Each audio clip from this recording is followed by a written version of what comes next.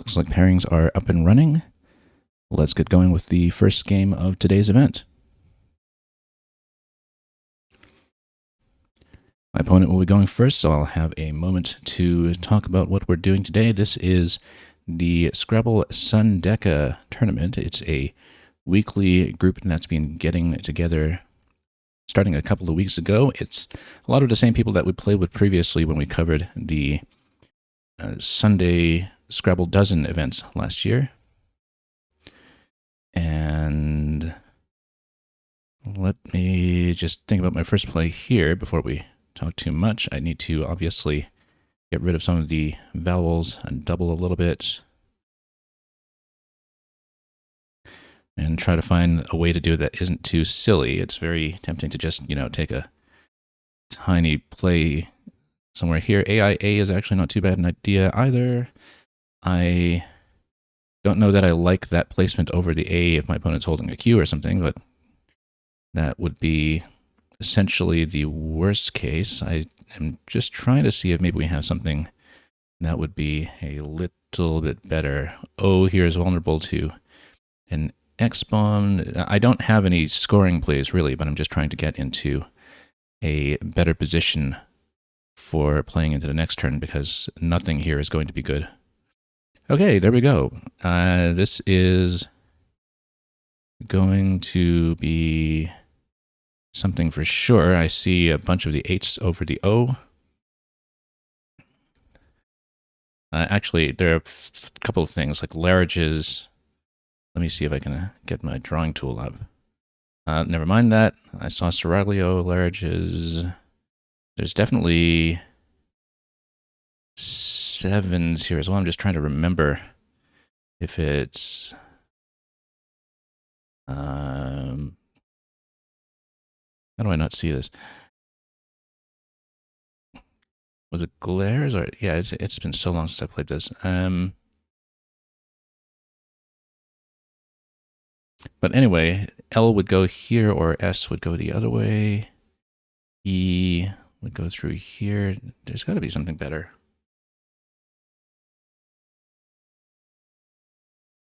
There's got to be something better.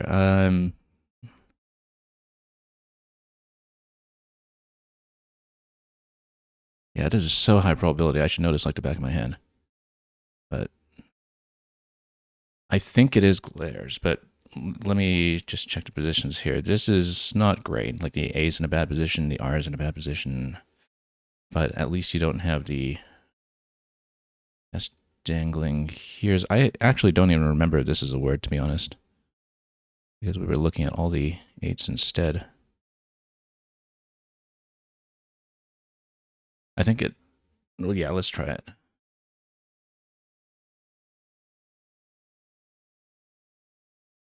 This is so high probability, there's just no way. Also, there's a Woogles software update or something. Just give me one moment and we'll hopefully not lose the game. Hang on. Give me one moment. I just want to get rid of the warning.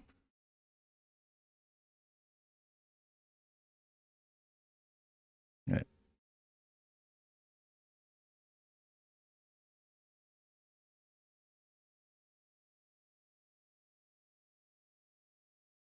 Oh, sorry. Without busting up what we have there. Anyway, my opponent will take it. Ham, really. Yeah, the platform had a software update. Let me see. ING ending onto G, obviously. But I don't think I have anything for it.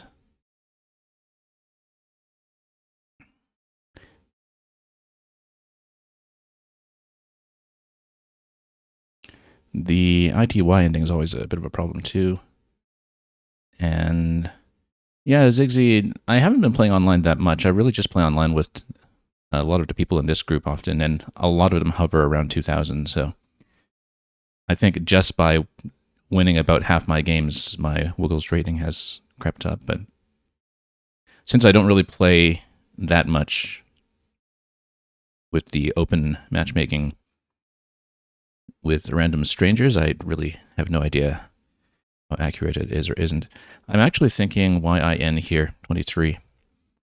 Pretty decent leave. You've still got a big vulnerability down below hem and over the R and glares, but this is going to be decent. I think this is one of those, or is it tranced?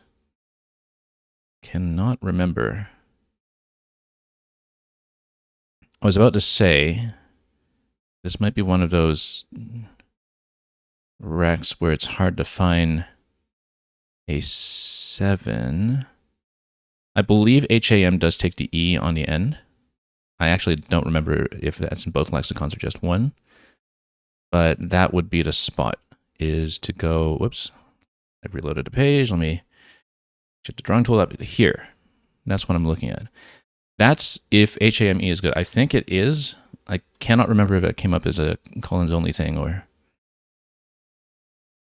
if it's good with both. The other place is event here. E goes before vent. So I have 2 spots. Did I draw too many tiles there? Yeah, or here, rather. So that's what I'm looking at. Exchange 3, we're going to try it.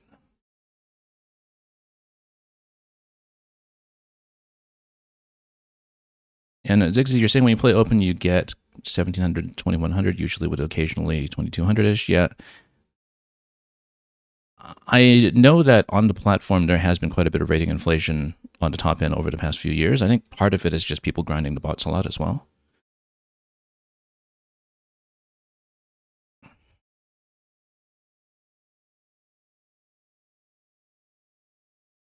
If I'm wrong about HAME, obviously this is the other spot. I know HAEM is also good. I just cannot remember really. I haven't looked at the fours rather in so long. I think it's probably a good play though, but we'll just see what my opponent's going to do here. Yeah, when I play with the bots, I usually just put it on unrated myself. Notarize is going to go there. Okay, that's fine. Easy to spot that one. Now, W and U are kind of a terrible combination.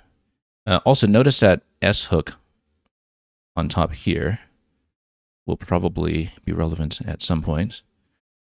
If we can find a way to get rid of W and U at the same time, I will try to take it, but I'm not sure that will actually be available. A little bit vowel heavy all over the place. I need to watch my time here too. I sometimes talk too much when I'm streaming and I don't watch my time.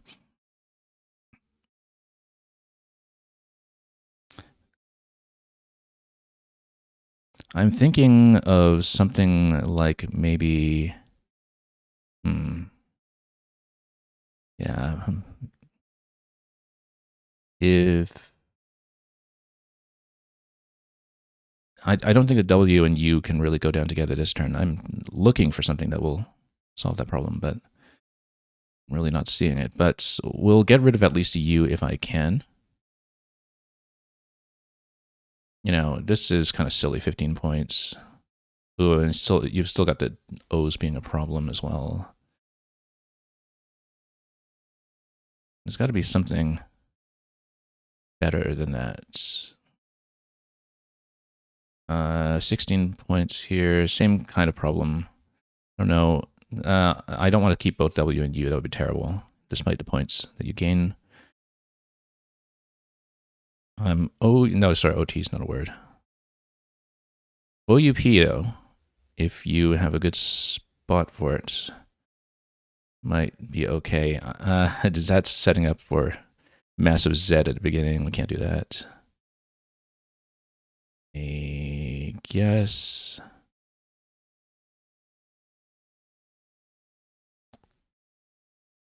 Let's see. I'm spending way too long on this turn. We need to just pick something.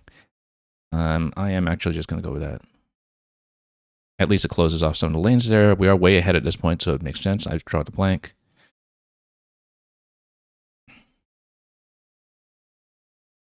Yeah, Zigzy, if you're doing that well, then you're going to be largely hitting pretty credible players, I think,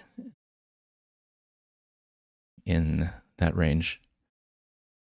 Definitely relative to a lot of real-world ratings. I can see it on Woogles. The numbers are inflated by a couple hundred, but it depends because, some people just only play online, and some people like me don't really play online unless it's with other people who are largely in clubs and tournaments.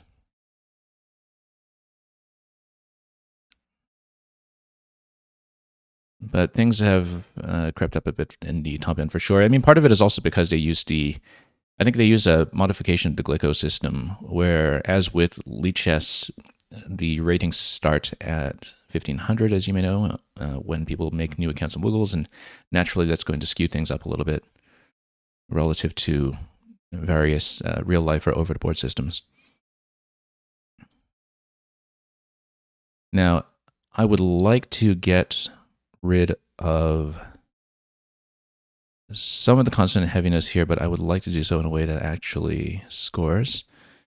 I'm not really seeing very many options at the moment, but that's okay. It's in our interest to keep things close, and eel closing off the triple in the bottom left actually works to my advantage with my opponents being there. I actually wonder if we should just burn the S, because then we take a lane away.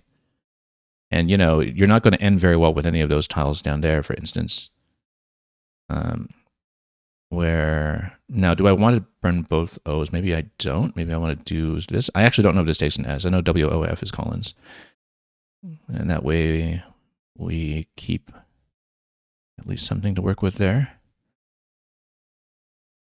This is not really an S-hook board at the moment. I think this is actually worth it. And then you close off my opponent, starting to blow the left side open. I feel like they were probably heavy on E's. I have not been drawing E's. EEL just went down a turn before. I think there's some likelihood that my opponent has vowel trouble at the moment. And yes, I am playing Collins.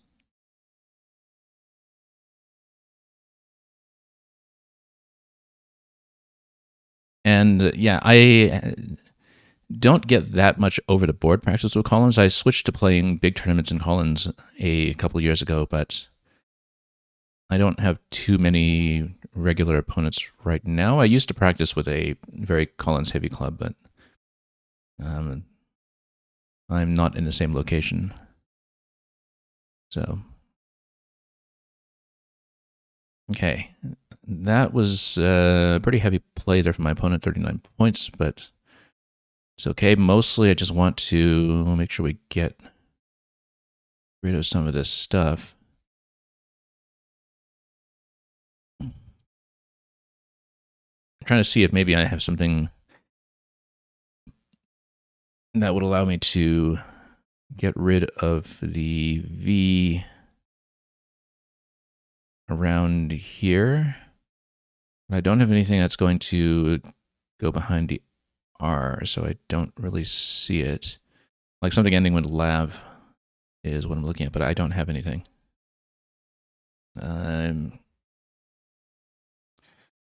Might just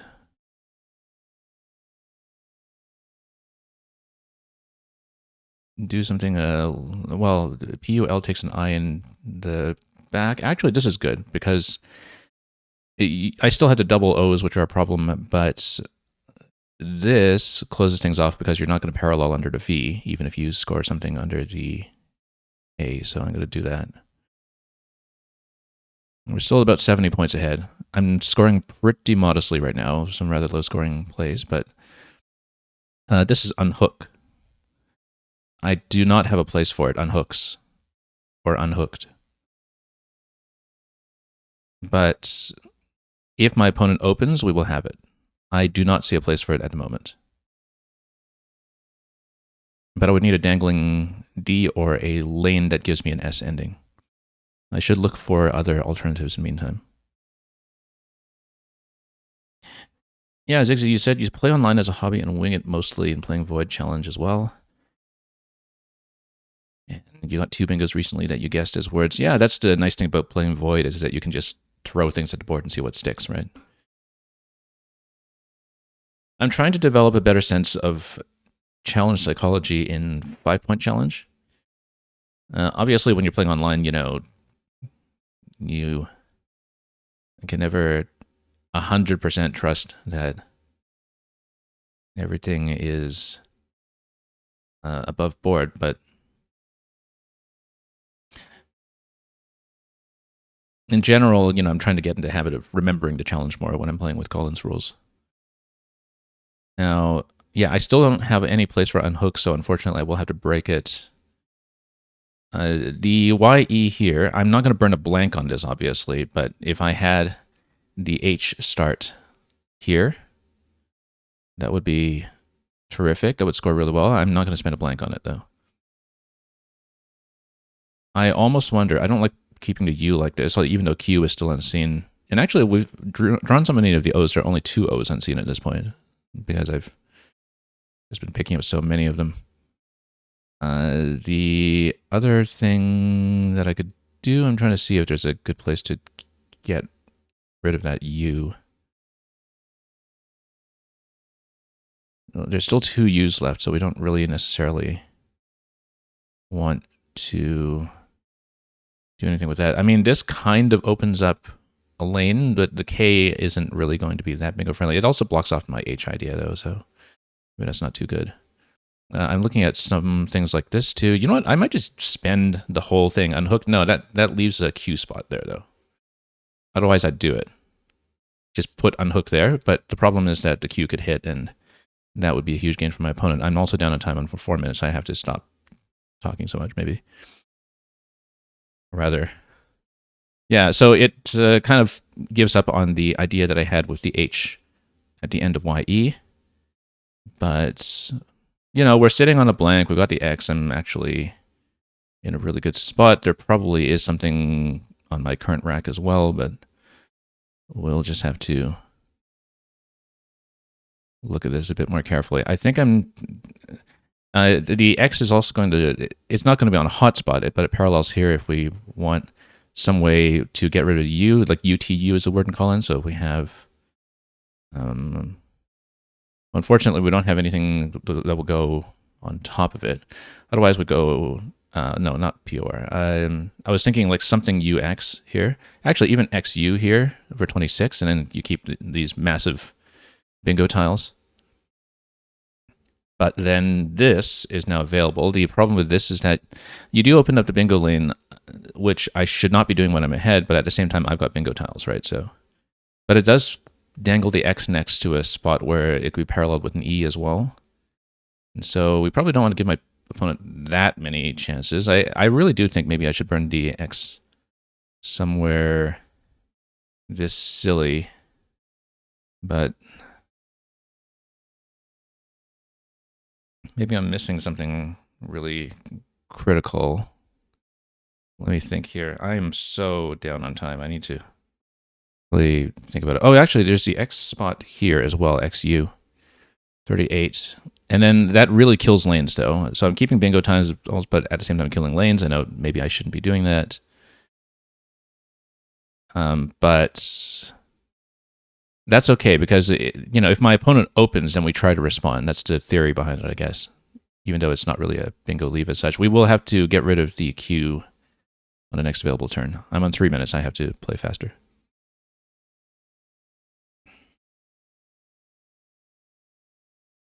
Oh, Zigzy, you actually saw that there was a bingo there with the I as a blank. Yeah, that would never have occurred to me either. I don't think I've ever learned that. That's way too low probability. Look at the AD here. That looks like a Z setup, actually, potentially. But if I can get rid of QI somewhere, that would be great. I don't know that I can, though. Not this turn. I almost wonder, like, too bad I can't just burn the blank as a U here and still hit, because if I draw towards it, actually, if I keep Q blank, maybe there's some potential here. I am very low on time. I really have to shape up here. I don't really have good plays otherwise.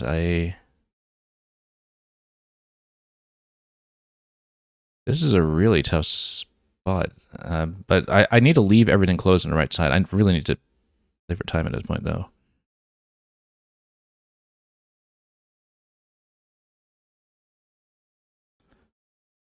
The time pressure is getting to me slightly in this game.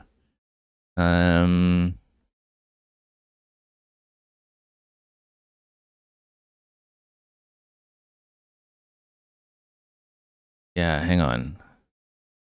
Don't like any of my options. But I'm down to a minute. I seriously need to play.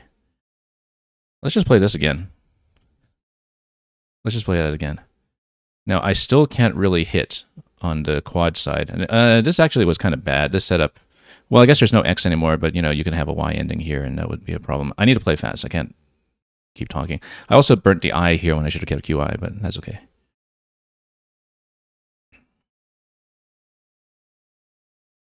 Yeah, I'm playing very poorly just due to time at the moment, so...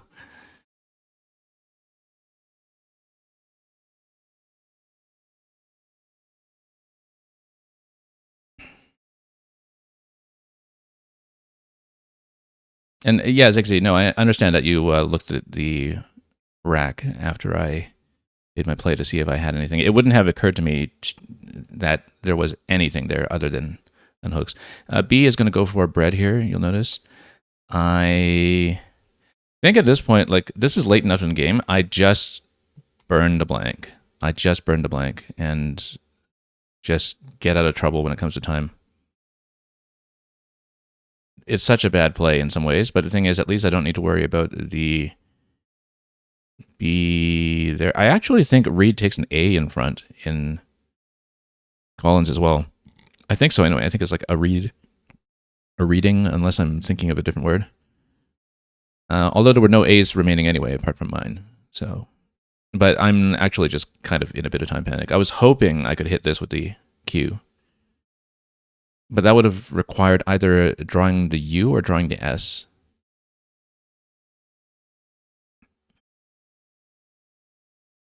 And yeah, at this point, maybe we can parallel next to the Q as well and get things done that way. I mean, I'm likely to win at this point. I just need to keep the board closed and block off opportunities and not let my opponent score. And as long as I don't run out of time, I should be okay. But we'll see. Always a little bit of an adjustment for me when playing online, just to get back into the proper pace of things. Chess Bunzo, welcome.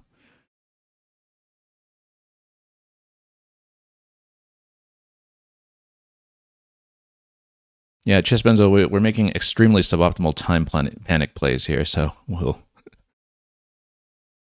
see how we do.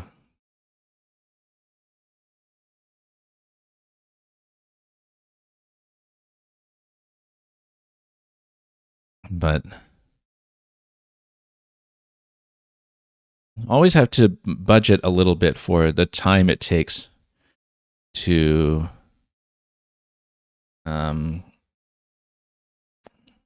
or do we have something that can go down further? I'm trying to see if we can hit the Y somehow. I need to not waste time. Let's just do this.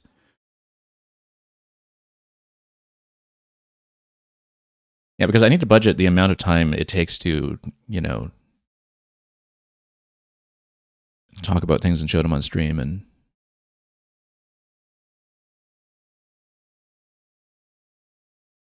in my experience, this group and this director that I have been playing with on the occasions that I've been streaming, they move pretty quickly. I emptied the bag. Yeah, something like that was going to happen. That's okay. I just need to finish on time, and I don't need to... Look at that. There was a whole Z setup here, too, with, like, ZE, ST could have just gone here. So my opponent missed a massive spot for the exact same tiles. And I need to not think about that too much because, like, we are down on time. Let's...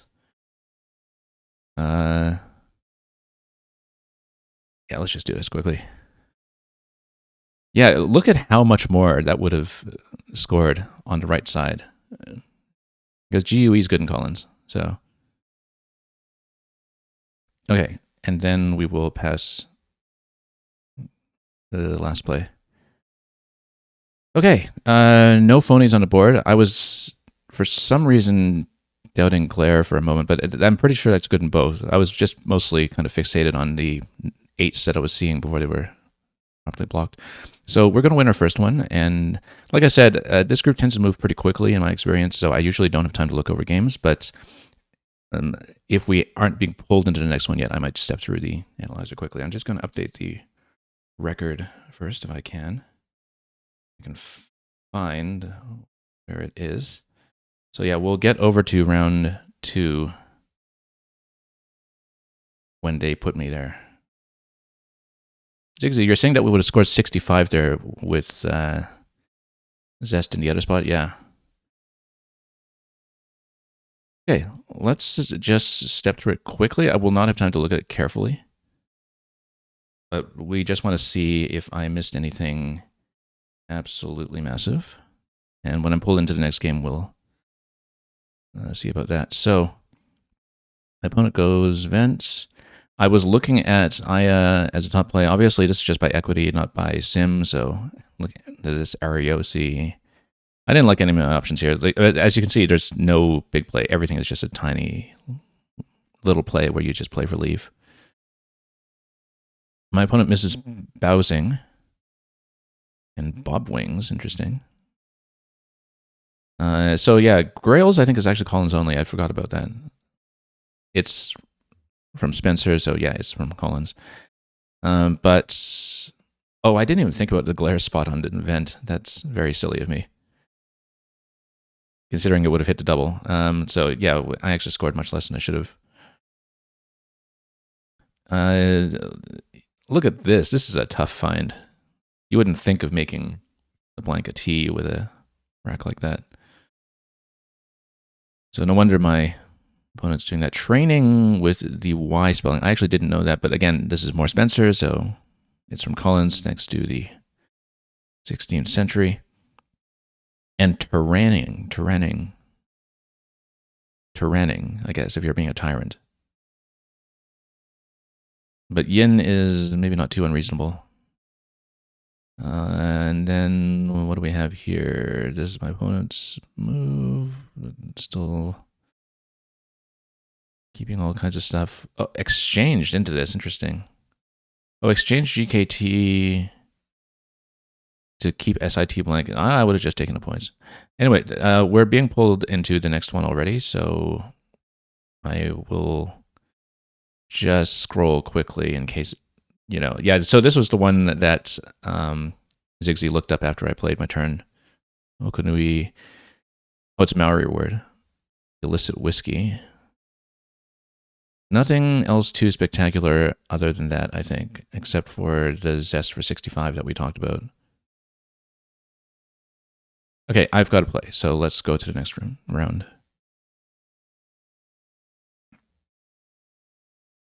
Maybe we'll have a chance to step through some things carefully, but usually I don't get a chance here, so.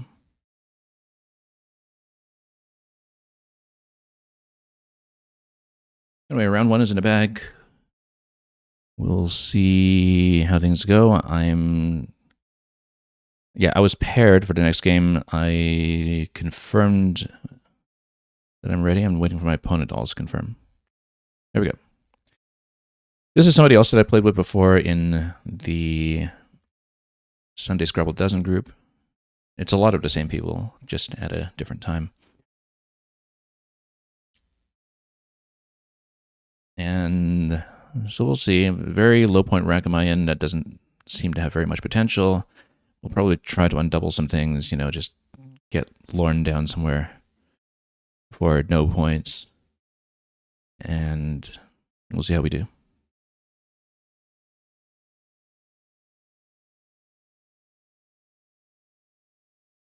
Mond. I guess if something is very Mondy. Is something like Lorne going to go down, or do I need to just go moron and play like a moron? Yeah, actually, I'll go down here. I think that's clearly fine. Foreign, I see foreign right away. There might be something else in there, but I don't see a good place for it right now, though. But if that does not go down, we'll think about whether there is something like an ing word somewhere else. I'm looking through the D right now, and I don't see it. I am looking at overlaps right now just in case, but I think it's... Oh, actually, no. It goes. Look at this. Look at this. If we can get it. But I feel like, with all that space there, something's going to get blocked. My opponent would have to make a small play here for me to have a chance at that. But if we can actually do this overlap, that would be fantastic. I think that's the only spot, actually, that I can see. I'm glad I'm looking, but... Yeah, because otherwise we'll just continue to build a rack and just play a fog somewhere, maybe. But once more tiles go down, yeah, unfortunately, that's going to be blocked. And it is no longer going to... Oh, no. It's so close now, you see. Unfortunately, the ART is being a problem. I don't think that's good. Like, I don't think that takes the... oh, actually, maybe it's a Collins thing. Let me think about it. Hang on.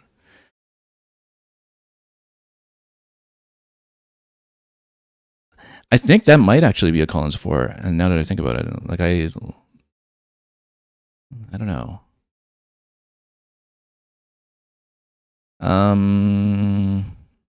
Do we try it? I think it is. I didn't remember having confusing it with something else. I looked at all the Collins 3 to 4 hooks a couple of months ago, but I don't remember them very well. I think everything else here is good too, so let's try it. And hopefully it doesn't get kicked. It's definitely not in WoW or NWL, as far as I can remember. This one here.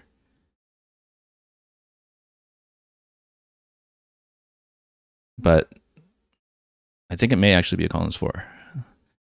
Anyway, we have Trolley. This is also a Collins 7. It's high probability. I don't know that we have a place for it. Yeah, Moo is a pretty common one for high vowel words. Obviously, there's the other spelling of meow, M-E-O-U, in there as well. So you got 2 of the words in there that are 3 vowels in a 4, which is very important to know.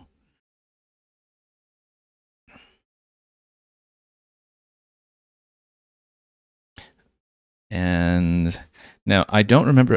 Actually, Trolley will go loitered here. Loitered. I think that's the only thing. I don't think there's retoiled, is there? I actually can't remember. There's some, like... Let me think about this. Loiters, estriol, and there's something else. But I don't think it's retoils. I don't think it's retoiled. But we have loitered anyway, if it stays up. If it's not going to stay up, then we'll see if whatever blocks there gives me a hook for trolley over there. I don't even know if I'm pronouncing that correctly. But it's Scrabble, so we don't care, unless you're streaming.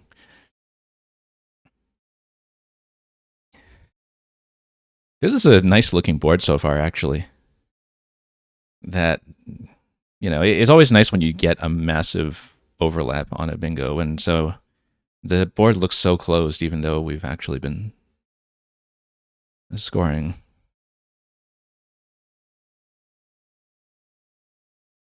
Okay, so we'll get loitered. That can just go down instantly. I don't think we want to waste time on it.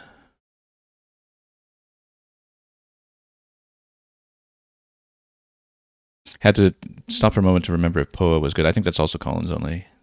It also goes with Apo and Opa, which are good in both. This is going to be jibed if we can get it. Arnos is going to go down. Let's just take a moment to make sure because jib here for 48 is looking better now, given that spot. Also, actually, no, jibed here for 46. That's a 2-point sacrifice, but, you're keeping 3 constants instead of 4. I think we kind of have to do it. I think that has to be best.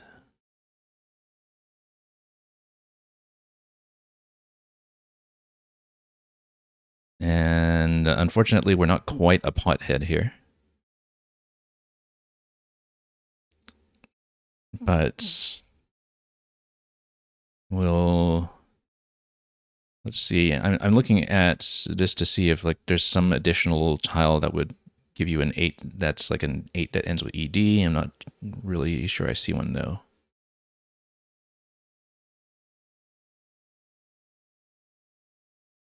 Yeah, so Artie actually is in there. You're saying an Indian ceremony in which candles dipped in ghee are lighted and offered to various deities. Okay.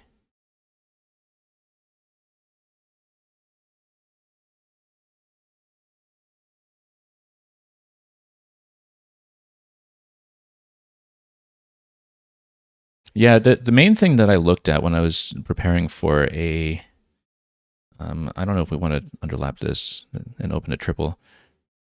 P is not far enough to really make that good. The main thing I looked at when I played a big Collins tournament a couple months ago was the 3 to 4 hooks. I knew that was a weakness, but I haven't looked at them systematically since, and so my memory might be a little bit off. I want to shed some consonants here. This is kind of tempting, but it's probably a bad idea given all the comebacks that could happen on the triple. I might want to go with something up here instead. That would require me to drop the E, though, like if I just do something like that. Or actually, no. Why would I do that? Why would I do that when I do Yep instead? Or 27 for that. Still doubles the T. I don't know. But it does close off the lanes up top somewhat when I am incentivized to close up. I'm trying to see if there is a play that would hit double-double here as well.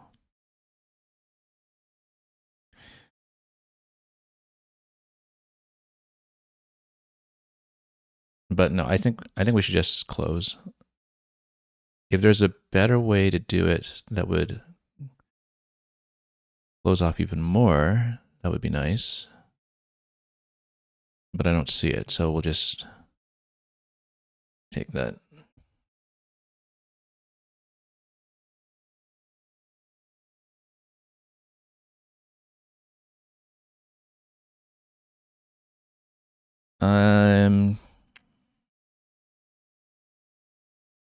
QAT there for 41. Yeah, well, that'll just happen. It's okay. I mean, lanes are essentially kind of taken care of for the most part, except something stretching from the L or O. It's not a very bingo-friendly board at the moment, and that works for me.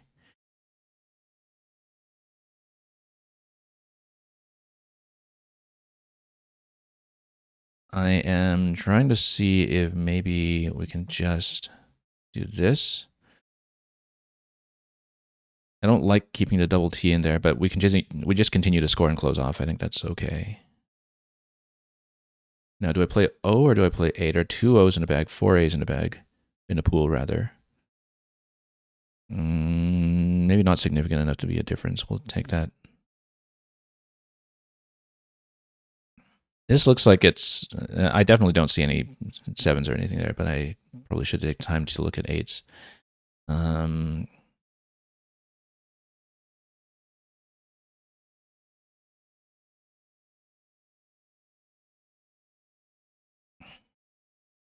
it's so close to something litigate, litigated if you play it as like a 9 through disconnected tiles. But no, if we had an I instead of a D, then you have litigate up here. But we're obviously not going to try to fish for an I or something, even though there are 5 in a bag. We should continue to close off if we can. So EX takes an O in Collins, so with 2 O's remaining, it's an unlikely spot. We want to keep an eye on it. Oh, also, if there's a floating I later, there's digitate. Digitate would go through an I. I will not be given one. Bernie is actually going to score pretty well, actually, 33 in that spot.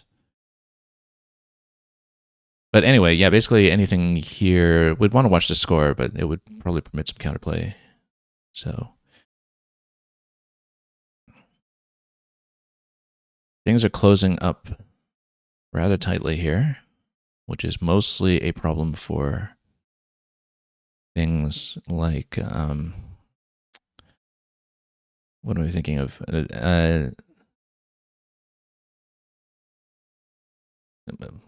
Mostly a problem for time, actually, although we're doing much better for time than we did in our first game. This scores almost nothing. It dangles the I in a way that permits an F, but it does pretty much kill any bingo lane down there. The L up top is probably still the biggest threat. Anything starting with E here as well, but I just want to manage to rack a little bit right now. I might have something better. But there are a lot of I's coming, so it might not be the worst idea.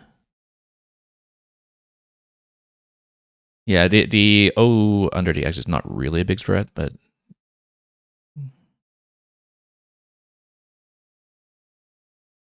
we might as well just, manage our rack a little bit. This is defeats. Oh, yeah. Oh, it fits. It fits. Look at this. Defeats like that. It actually fits. And the thing is, I think that spot is actually unlikely to be taken either. And if it is taken, it will probably be taken in a way that still opens up. Unless my opponent is just trying to, dump a V here or something. But even so, I think there's actually a decent probability we'll get it. Also, feasted, if that becomes relevant, we should look at that. So we're looking at defeats, which will go down currently. Feasted, if there's a lane that opens for it instead.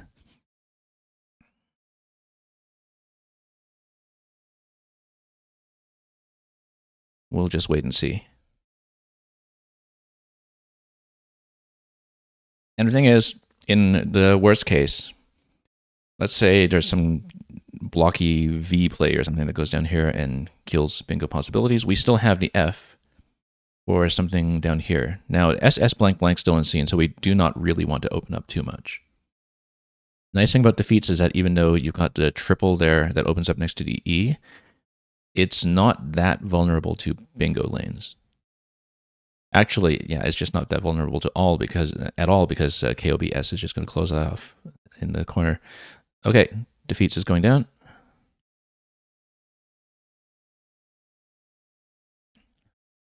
And then, oh, we're so close to bivalve. Look at this. Bivalve, except we needed an A instead of an I. Sometimes I've seen people play a variant where on every turn, you're allowed to flip one letter and pretend that it's a blank. And then, so the idea is that it's a massive scoring fest for everybody if you just, try to flip exactly the letter that you need for bingo every turn. But anyway, if we were playing the flip game, we would flip the I here and make bivalve somewhere. Not that it goes down, but having the V isn't even that bad at this point because it allows me to close the board probably. Even if you did something like this, for instance, that starts killing the board. I think that takes something in front in Collins. I think it takes an A, but I am not 100% on that. I think it might. But this is the perfect time to draw a V when I'm ahead by a lot and I'm trying to close. So we'll see what happens here. I'm ahead by enough at this stage in a game that even with double blank unseen, as long as I control the board, I should be okay. Like the worst case right now is bingo going here. If you look at a DEF placement, that's actually somewhat likely. If you have bingo tiles, that's the spot. And I almost think that despite the possibility of an A hook on top, I might even just do something like this. And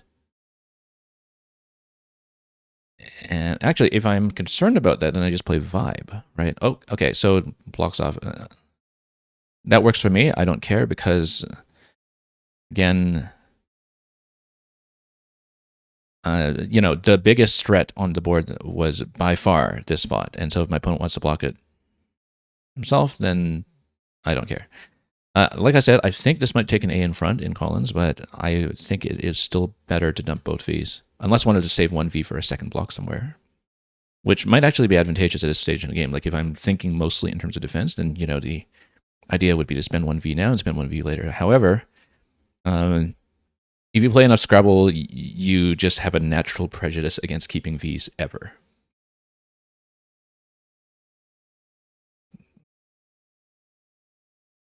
Because, you end up in situations where you're still holding the V by the end of the game and your opponent like sets up athleisure or something, right? And not that that's ever happened lately.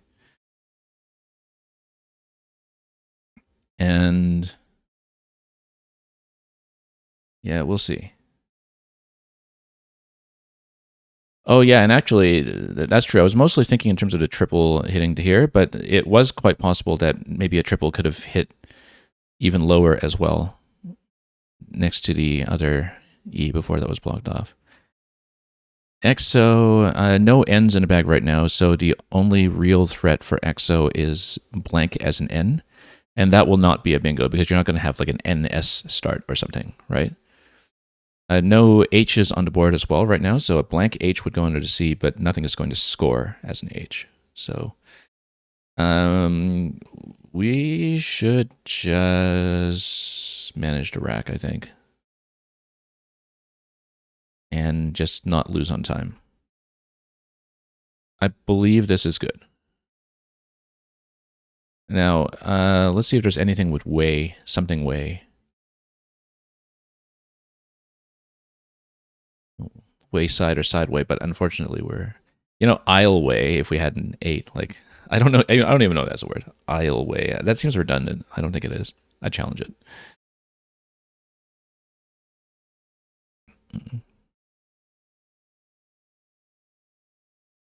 And of course, we could look at IER as well. I don't think there's anything like Yawlier or something. There might be Yowlier or Yawier. Also, ILY ending. I mean, this is not a bingo board at this point. It's more if my opponent dangles something in space, then warily is there. I mean, there's no chance on this board that it will go down. Like, there's nowhere that my opponent will even theoretically open. Actually, I should have been a little more careful because I did, technically speaking, open lanes with that play. So that actually was maybe a little bit thoughtless because there's a surprising amount of space there. And my opponent fishes one. Could be thinking about, S hook, H hook. We should actually see if there's anything off the B. Bile way, like bile water in Hollow Knight Silksong.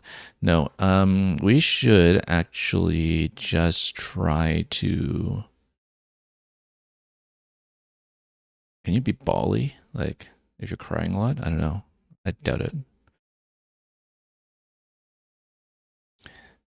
I should just obstruct over there, I think.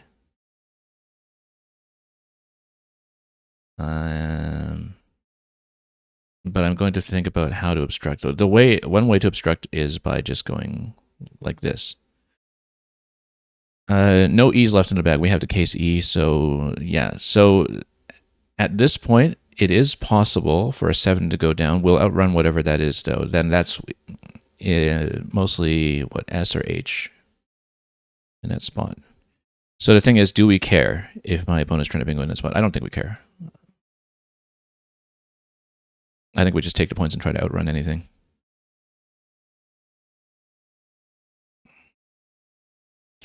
Yeah. Oh, yeah, Zigzy. I was saying something earlier about no CH. Yeah, there is an H in the bag. I totally wasn't looking carefully at the time. So actually, we should have thought about that.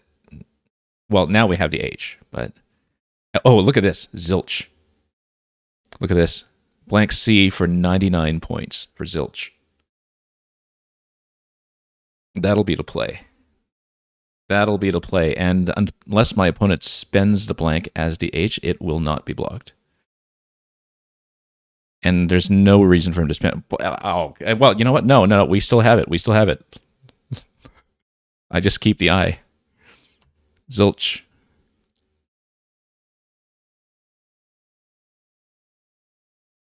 And it's still 99 points, even though I kept my own I. Because we just played through the other one instead.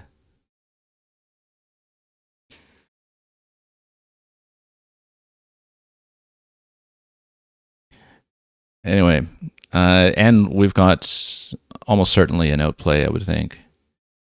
But let's take a look at this carefully. This is a very close board, so maybe I don't have an out. At the very least, we'll have something through here. You know, even if you just go wife or wife or something like that. For 14, we might be able to do better. But we'll take a moment to look. Yeah, likely I'll go out in that spot. Solars. Do you think Solar takes an S? I'm going to challenge just in case, since we're so far ahead anyway. It takes an S, yeah. But I need good Collins habits, so we'll just go wife because it goes with wed thematically. And I think that'll be the out. I'm just going to take a moment to look at this responsibly and see if we can do better. But I think that's the play, so let's do it.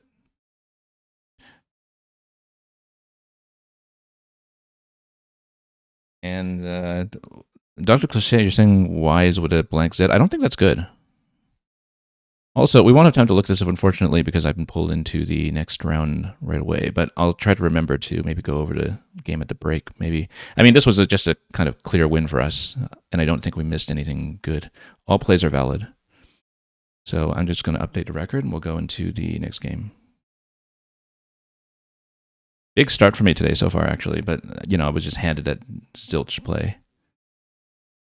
And I am first.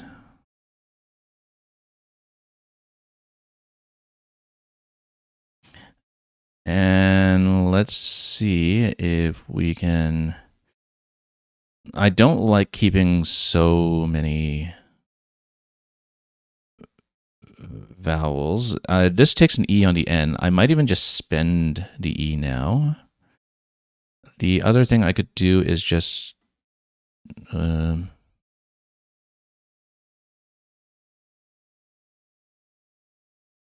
well, you can go aggressive. You can dangle vowels. My opponent would likely hit, but then the idea, no, that wouldn't work. Sometimes you can try to bait your opponent into giving you one of the triple spots, but not with that kind of placement.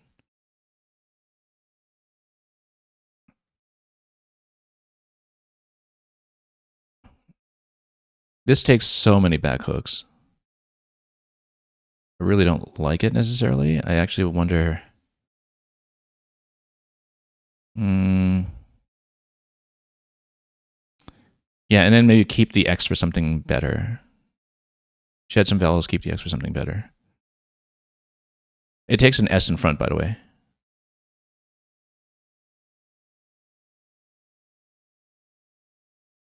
Maybe I missed something good there, but Anyway, we've got a lot of stuff now that can go down. Gootweed, very nice, very nice. I'm pretty sure that's good.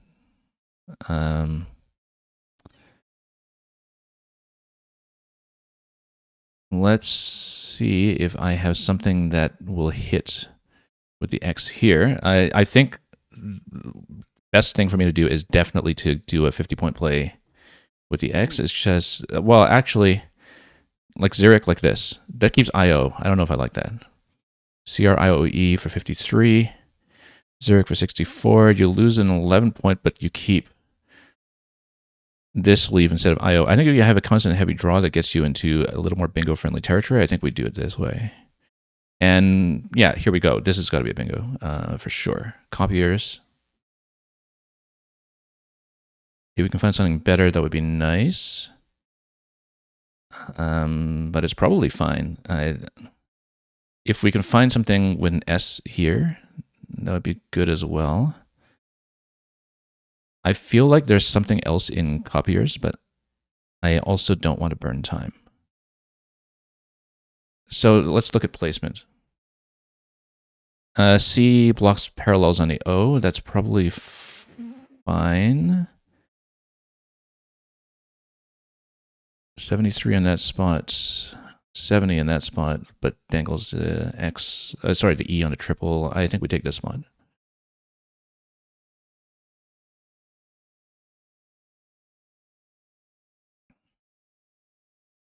Okay, a little bit of an awkward rack here. Maybe we can do something, you know, like Hound or something here, but we'll see. Wager, I think, actually still takes an S in front first. It's Wager, but if I haven't misremembered that. F, by the way, so the I spot is usually not too bad. Front I is mostly vulnerable to F, and we have the F. But we don't have anything that will parallel with it right now because we just don't have anything to go next to the P.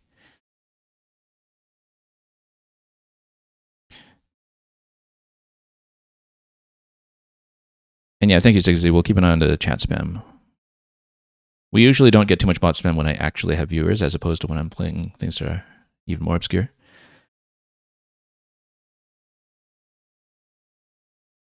But yeah, it doesn't maybe work too well with the X, but definitely with the Z, there are a couple of ways that when you open with a vowel that baits your opponent into taking the consonant with a double, you can give yourself a very high chance of playing back with a triple. It works surprisingly often when you kind of do the aggressive opening like that with the vowels that seem to invite a counterplay. But I just didn't see a good way to do that with the X, because my opponent just goes, you know, straight parallel on both doubles. Then that doesn't give me the X back at all, right? So, and that would be a very natural thing to do. Do we have something that will take advantage of the V or not? I'm thinking, yeah, we definitely should maybe drop some consonants. Found maybe better than Hound, although maybe we want to keep the F because of the I spot that we have available. V, I'm not too worried about for triple triple. I might come to regret saying that, but you know, V in that spot, I think that's one of the less risky things to go there.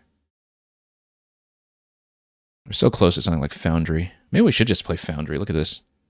Because then we turn over and we don't have, because if you do Hound or Found or something, you still have like this massive consonant leave, right? Foundry isn't vulnerable to the back hook. It does open up a few lanes, but we're kind of even on score right now, so we do just want to, you know, keep scoring and make sure we don't have too much counterplay in response. Kind of bad right now with the I situation, but we'll see what we can do with that.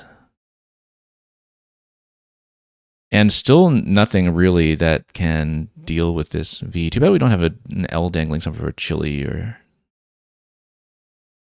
something like that. Oh, we do have it. What am I talking about? We do have a dangling L.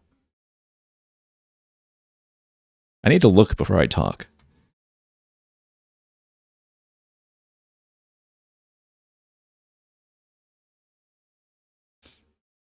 Anyway, still a little bit too much duplication here.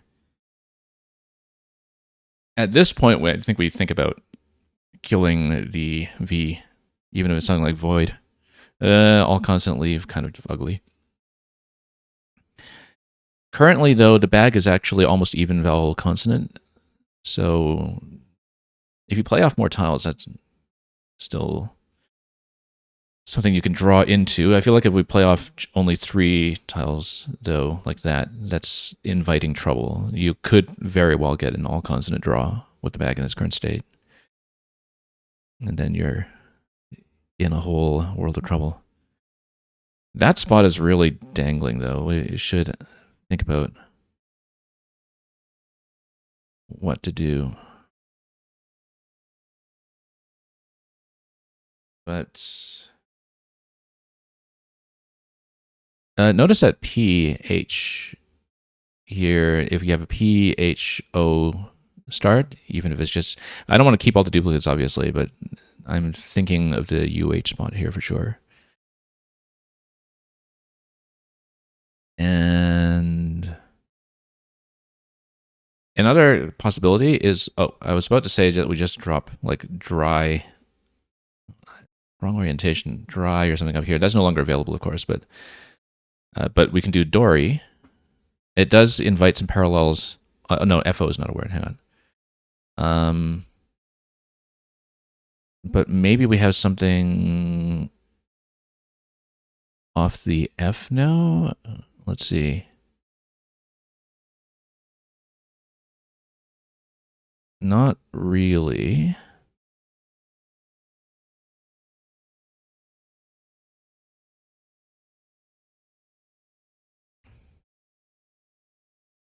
I don't know if Hind takes a back hook. Rind would take a back hook, so we don't want to dangle that, because you get stuff like ing endings back on top of it. That doesn't even score.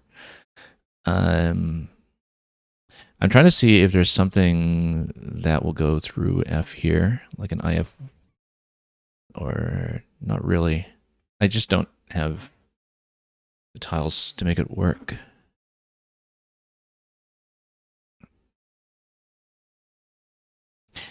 I don't think I can consider this. This, like, the triple's still open there, but it's just too ugly. I might actually try to close off like this, maybe 15 points. Still kind of a terrible leaf, but at least it has some flexibility.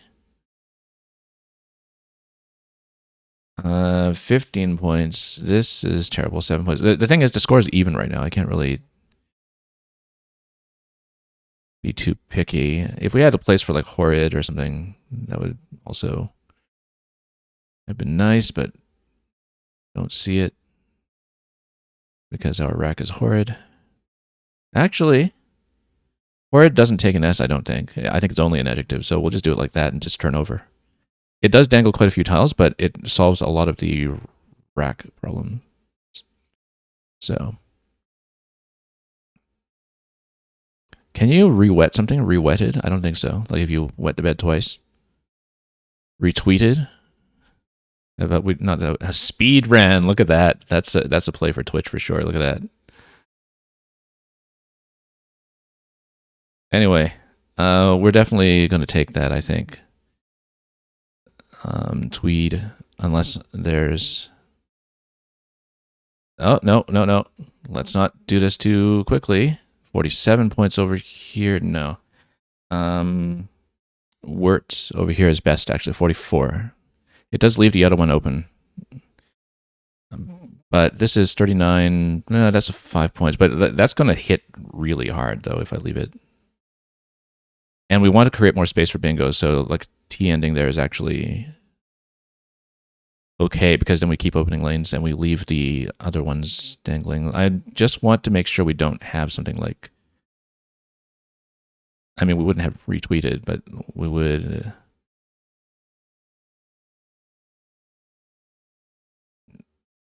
I do need to look at this for a moment. Yeah, this is so volatile. Like, this is available, parallels are available, this is available, but of all the spots, I think we take the one that scores points, leaves me a T for triple lanes on the right. Doesn't block too much, but no matter what I do, my opponent still has a spot. And luckily, he drew really low point tiles. This looks like it might be bingo. Hang on. Now, M hook here, but I don't see it. We also need to look through the R's.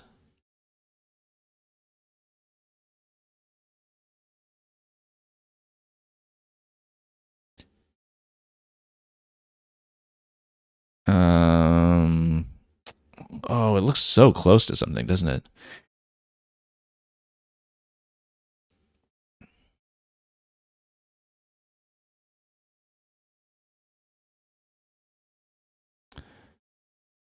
And if I don't get a bingo here, what do I play?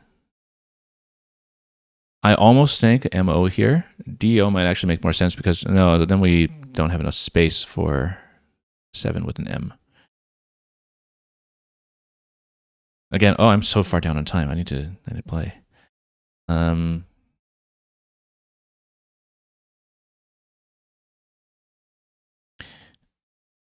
many consonants for something through the N. I think we just do this. Then we still have 7 spots here. We still have the N dangling. We still score.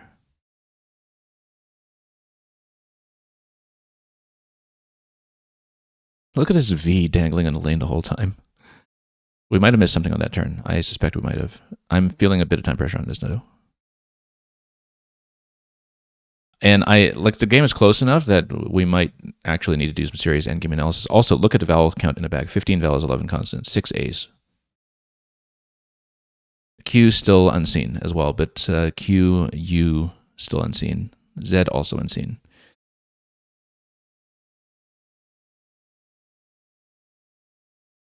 There is some possibility with a blank that you have Q endings here as well. Z endings are obviously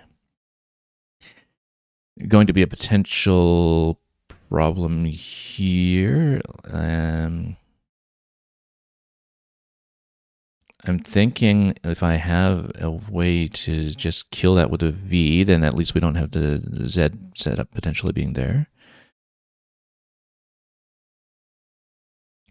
We have... Okay, I definitely have something here. Landman, is that good? Or is it just landsman? No, I don't think it's landman. It's landsman. There's something else in here, though.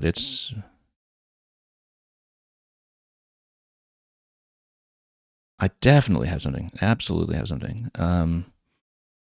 Mantled. I have no time. I have to take it. I don't like the A in that spot. QU kills this with a whole bunch of stuff. Can I seriously not find something better?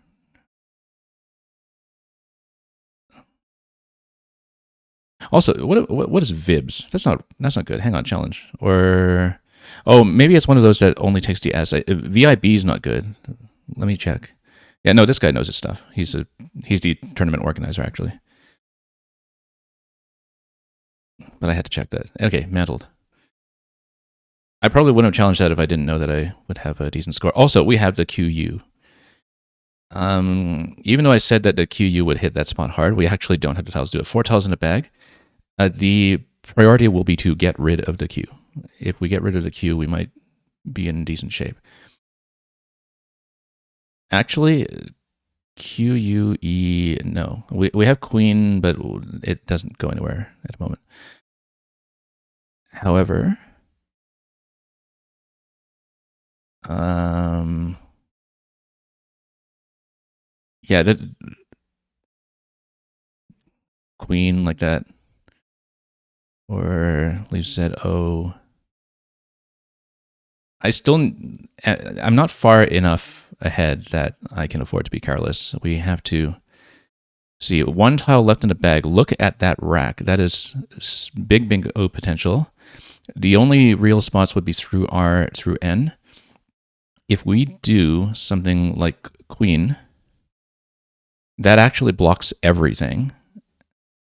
And then we keep ZO one tile, which is actually pretty decent potential for going out in two. I think this will block every bingo. I do not see space if this goes down. I think this is the right play. 2 minutes. We need a plan for the Z, but I don't know if we necessarily have an outplay for the Z, but if we draw an I, we get stuff like Zoic. If we draw S, we get Zos. And we draw E, we get some things. I think I just need to play this. Yeah, so we need to get rid of the Q. We need to block lanes. This does everything. I think it's obviously best. Unless there's a scoring play that I'm missing. I think we have to take it. Okay, ZOL. I don't know if it goes down as a 3 anywhere. I don't see it. But we need to think.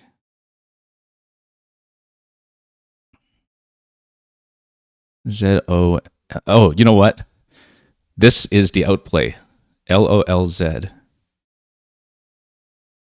Also, Zixi, you were talking about the M rack earlier, that there was just an 8 in there with modulate. Oh, the one that I was looking at with the M and D. I see.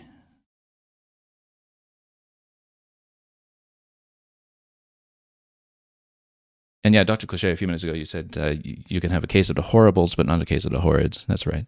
Anyway, this will be the outplay if it's not blocked, by the way. We'll play it for the lulz, because that's why we stream, apparently. Oh, also, yeah, I totally forgot to put on my notepad during this game. I was writing some stuff on the side to try to figure out the bingo racks, and I totally forgot to put it up, but that's okay. I have to manage a lot of things when you stream this game. Okay, if lulz gets blocked, what is the second choice? We need to think about that. I think Zo, it's not an outplay, but you get 26 off of that. We might be able to outrun anything.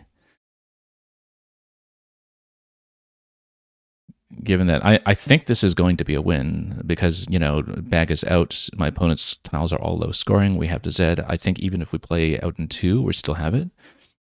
If we play out in 2, I think ZO here is the play. But I do want to look carefully just in case. But if we can just go out with lulz, we'll go out with lulz.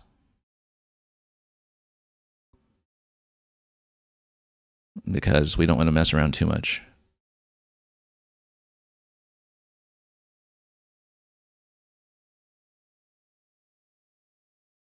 But then, okay, so those are the 2 plays. We'll look at ZO here.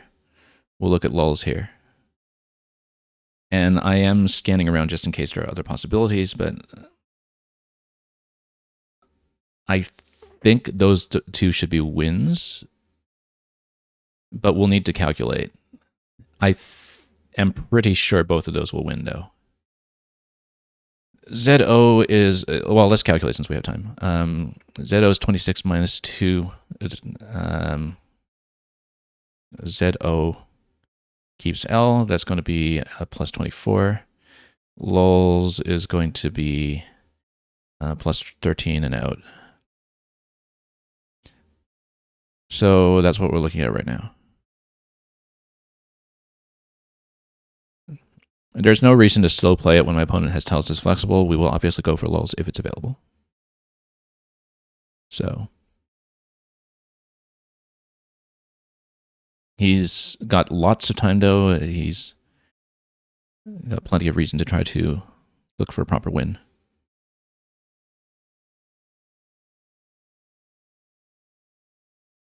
So we'll just sit here and take a look. Obviously, by the way, actually, no, one thing I should have considered is that my opponent can score a ton by having an ending here with... So, okay, this is a risk, actually. I didn't think about this. Let's say he plays an S here. This is maximum 1 point tiles. Maybe he does something that will go even further. So let's say worst case, either one would block lulls. You would have, say, 5, 15, 20, 40 point play here. That would be something that brings him up to 396 even. ZO should still win at that point. Because in the worst case, yeah, this is something I didn't think about when I played queen to block all the spots, is I played queen specifically just to kill both bingo lanes, but the S play actually hits really hard in response. I should have taken the time to consider that more carefully, but I think this is still going to be a win. Just given my opponent's tiles. I think he's probably trying to look for like a disconnected play that will hit even harder to see if that will get him ahead. But that's only an additional 6 points. And that would actually leave him a fewer tiles to play off for us for a follow-up play after that. So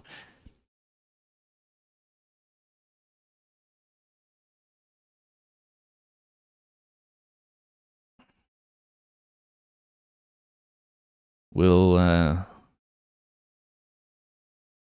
see what happens. But I am liking Zoe as a winning play if that happens, because I don't think there will be a comeback. We have a minute and a half to look at it once his play goes down. We do need to calculate it if he plays off the S here for what will probably be around 40 points. 40 points if he plays off 4 tiles. 38 points if he plays off 3. So one example, for instance, actually no, but he's got to G as well, so it might even be more points than that. He's probably looking in that spot.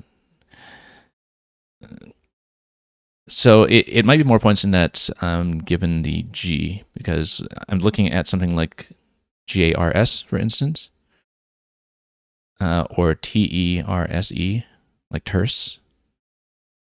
So either one of those would score 40. I'm trying to see if maybe there is something that would do even better than that. S must go here, though. There's no other tile there that will go. I don't think queen takes an E on the end, no. Queen E is good, like queen IE. I think. Yeah, no, it is. I've looked at all of the 7s that have 5 vowels, so queen E is definitely good. But not queen with only an E, I would have seen it.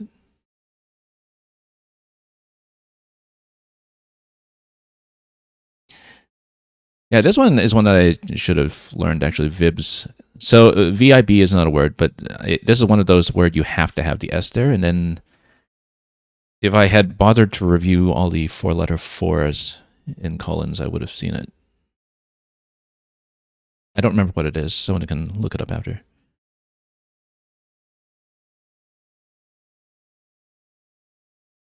And then we'll see what happens.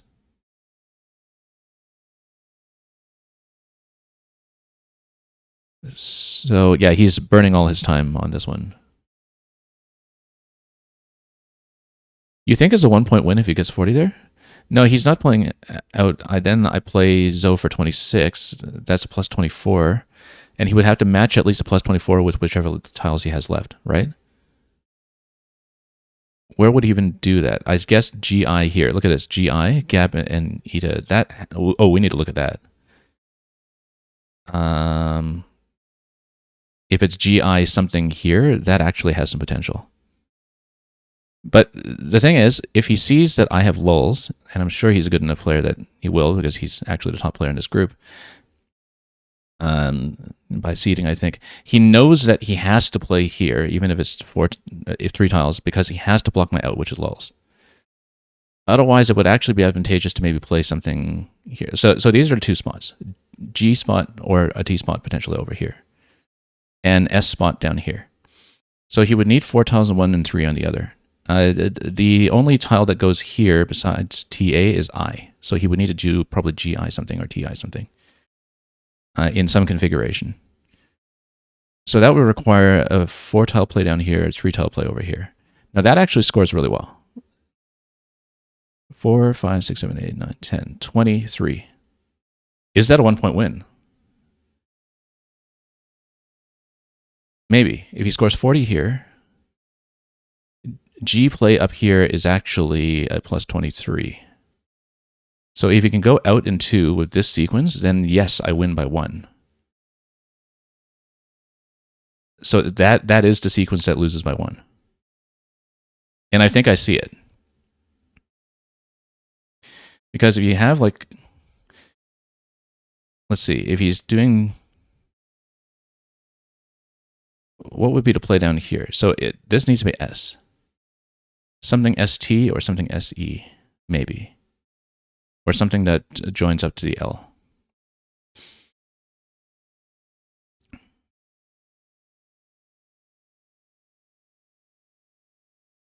I see terse, but that keeps the A, so that wouldn't give you the out in 2. If he's playing GIE as the second play, then you would have to have a play with S, something A, Erst. Oh yeah, that's good. That's good. That's good.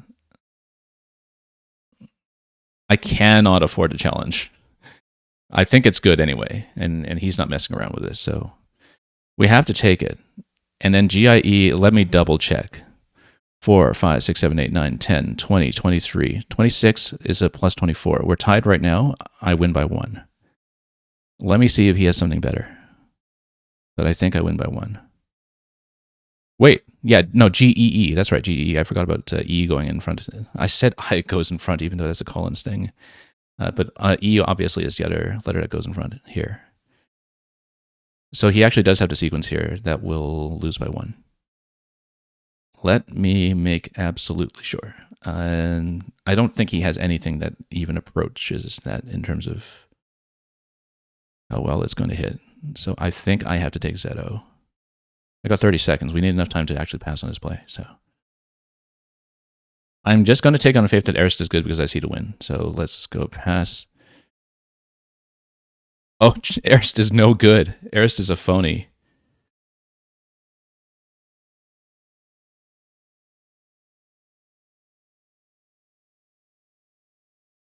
So yeah, I actually let him get away with that because he attempted to phony me to see if he could bait me or something. And I think he knew that in that situation, I absolutely could not challenge. So.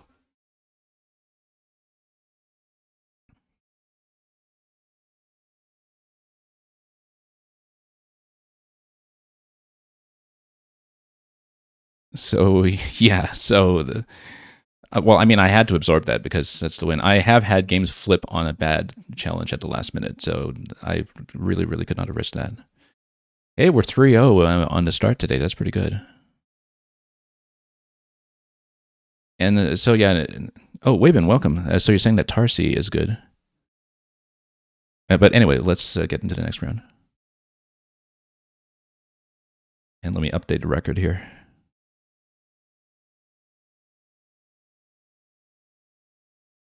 Tarsi is the plural of Tarsus. Okay, that's right. Am I first? Yes. Okay, we have something right off the bat. I don't think I have anything better than this. This leaves 2 vowels, but with this kind of play, we don't care.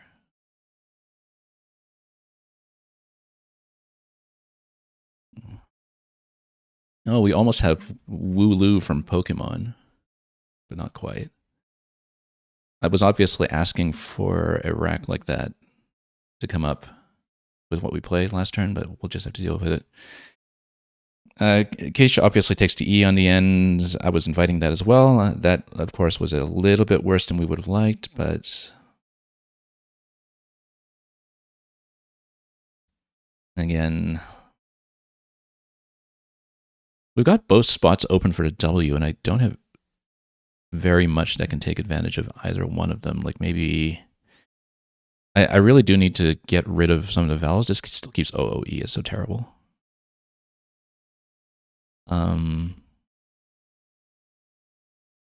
And the U cuts off a lot of stuff here. I might even just... both spots will still have some potential for W going into the next turn. I think maybe I just play this to dump vowels, and we try to set up for a better play with the W, because both spots are available and I can take either one. This feels like it's close to something. I'm trying to look for 8s here, like ing 8s. Over dire, I'm going to... Yeah, it's probably good, but we need to check that. It's good.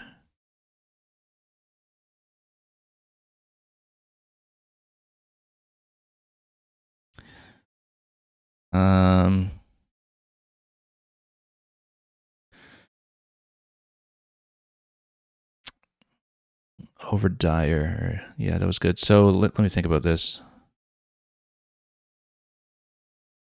In case we have something that will go down. I am also looking at the U here. Let me put on the grid for anything like OUT starts.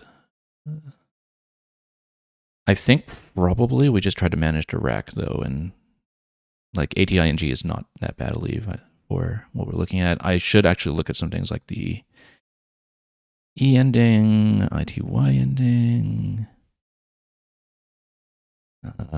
something wagon. I think we just play off to W.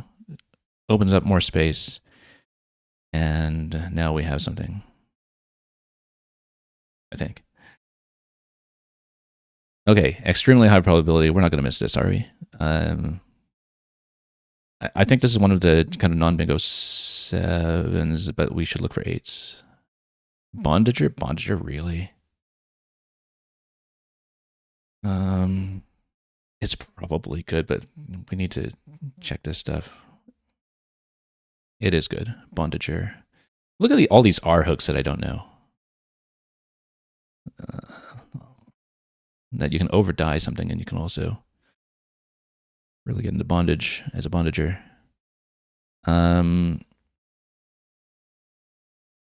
Looking at potential 8s right now. We've got lots of 8 lanes everywhere, and I feel so blind today. Let's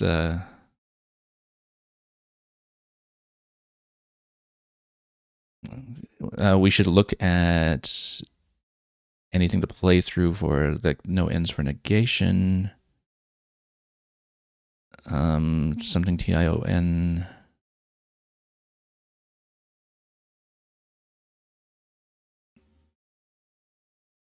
I feel like I'm definitely missing something. But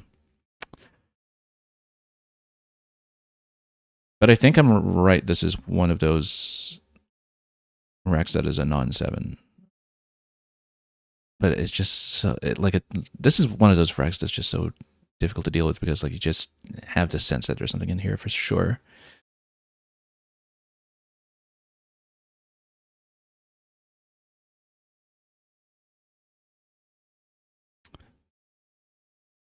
And the thing is, I don't even know what alternative I have. We should leave lanes open, obviously. But I don't even know what a good second choice play is. We just completely whiff on display.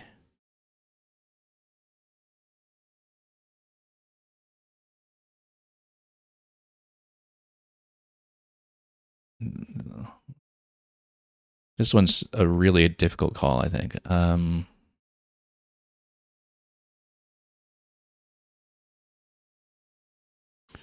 Maybe we just continue to open space, like, because B is kind of bad as a place to go. Actually, this is a bit valid heavy. Let's go a go, maybe. And just continue to open some space on the assumption that I'm not really going to find anything down to the T. Okay, so now we have something. This is lineated. We'll go. Entailed will also go. And we should have alienate, I think. Alienate. through A, so we'll hit something.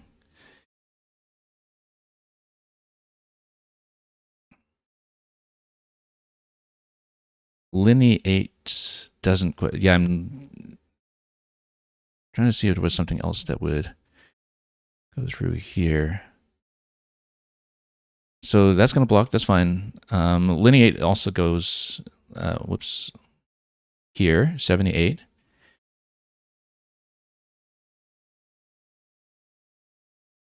I think that's clearly going to be best. Unless we can find a better spot. Yeah, it does dangle the E in a bit of a rough counterplay spot, but we actually want more openings, so let's just do it. Okay, this should be something. I see stuff like Feetlier. If we have L or A to play through, we probably have some other things in here as well.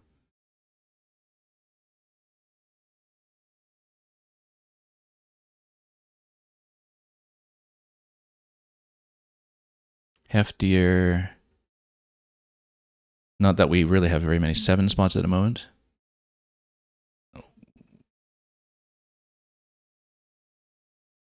Looking at this.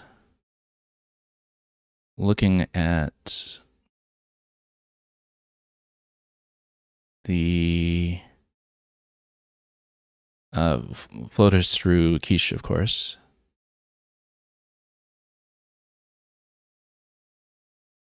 Looking at the E ending here. Something that ends with fire.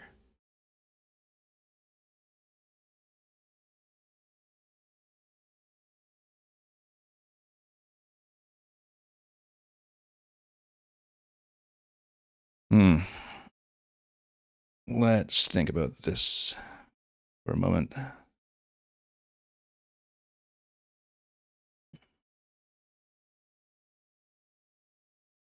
Maybe at a long shot something that ends with L, but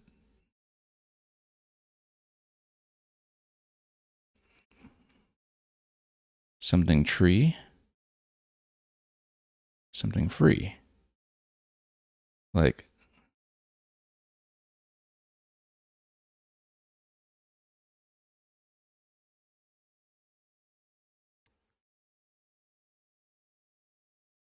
or even like refitted through something. I don't know. I'm burning too much time again, but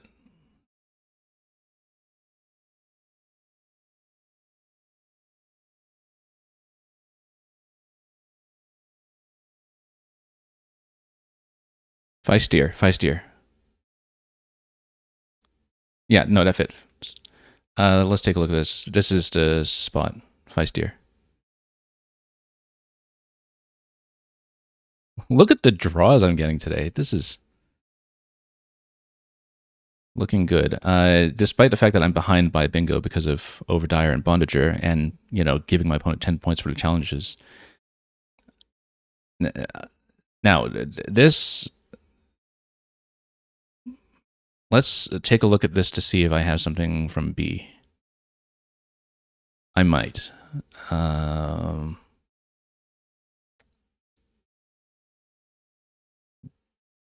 Glarious? I think I'm thinking of Glarious, though.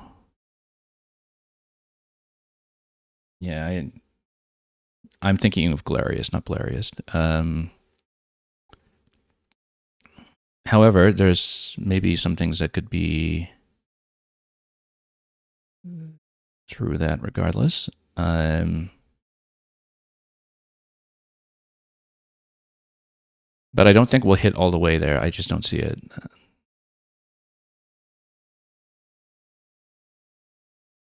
Because what is it normally with? Is there any? Tribal liberates. So tribal liberate. So with S, will be there. There's something else there too. Blastier. Yeah. I think Blastier. Yes. No. I always see Blarius first, and I know it's a I know it's wrong because Blastier is the one that's actually in there. I think. The draws have been good today. The draws have been good, but we still have to actually find the words. Yeah, Dr. Cliche, I'll catch up on a chat. You said Google Books has 0 references with Overdyer. Yeah, we'll have to see how old it is in terms of when it was sourced. Given that, Collins has absorbed a lot of what has been in the English corpus all the way back to Spencer, at least. So, you're talking 16th century at that point. But you're right that Overdye taking the R was one that, if you don't know it from Scrabble, I think you're kind of unlikely to see it in the wild. But you never know, because the more you play this game, the more the dictionary actually does not feel inclusive enough. Anyway, Katsu went down. I need to think about whether I have anything. There are no lanes at this point, really, unless it's... Yeah, there are no lanes, basically. Not enough room to play 7s through Feistier. So we shouldn't bother looking. We should... actually... I wonder if I should just dump the S for SMA. No, we can just take the Q, actually. Just take the Q out of contention here. It does kind of open up a lane next to it, in which case Cades is actually better in terms of placement. I like it. We are also way down in time again. I'm under 5 minutes. I need to play. Actually, no, we actually should have kept it open. I forgot how far behind I am. Because, this guy's actually hitting me with quite a few plays here. Katsi for 39, Taj for 52. I'm down by much further than I thought it would be, and I actually should have kept it open.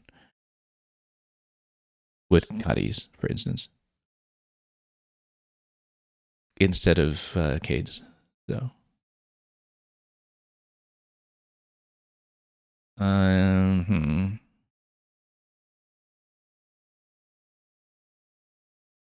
Yeah, so we should have switched the I into D just to keep things bingo friendly.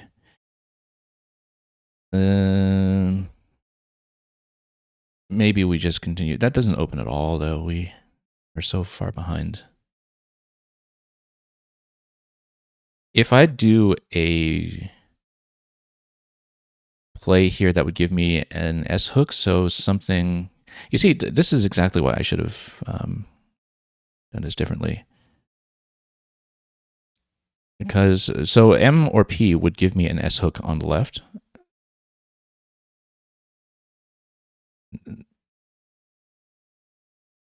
Keep 2 E's, keep 1 E, 3 vowels in the bag though. Just very few. This would set up for the... Oh, this doesn't score very well at all though.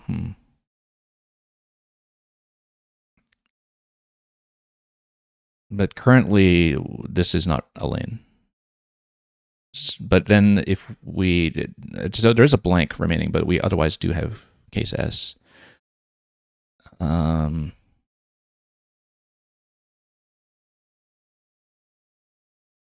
Unduplicate E? I don't know, because I feel like we're not going to draw vowels. If we do this, MO or PO?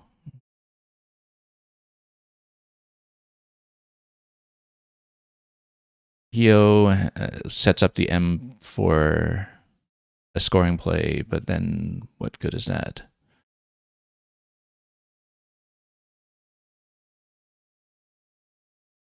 Actually, MO also sets up the P for a scoring play, so it's actually kind of identical. M takes A in front, there are no A's. Let's just go with that. Yeah, no, that's not going to work. Drawing the W and a U into that.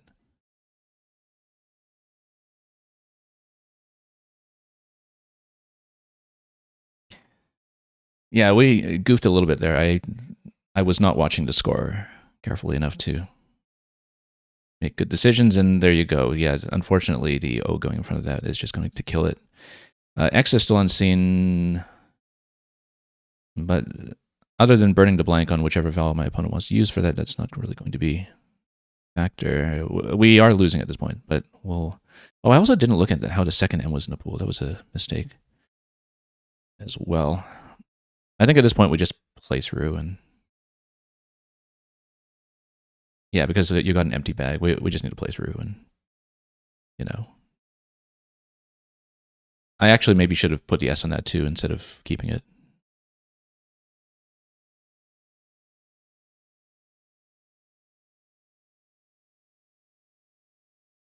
Because it's not like we have a good place for it.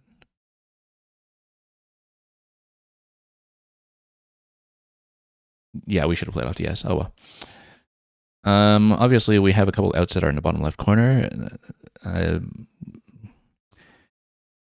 My opponent mostly wants to get rid of his X, I'm sure. He's got lots of possibilities for that, even if you're just playing parallel here, like Nix or something. Oh yeah, actually, I mean, or he could score with it.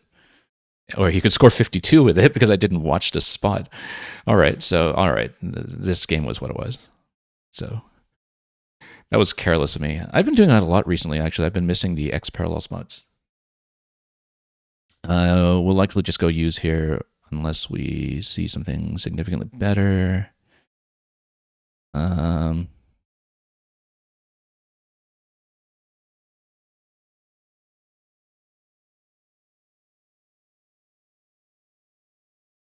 I think we just have to take it. I don't see anything better at the moment. I'm trying to see if there's anything around decay, but I don't see it. Used. 19. Oh, that's better. Assuming vom takes DS. I think it does. It's like vomit or something.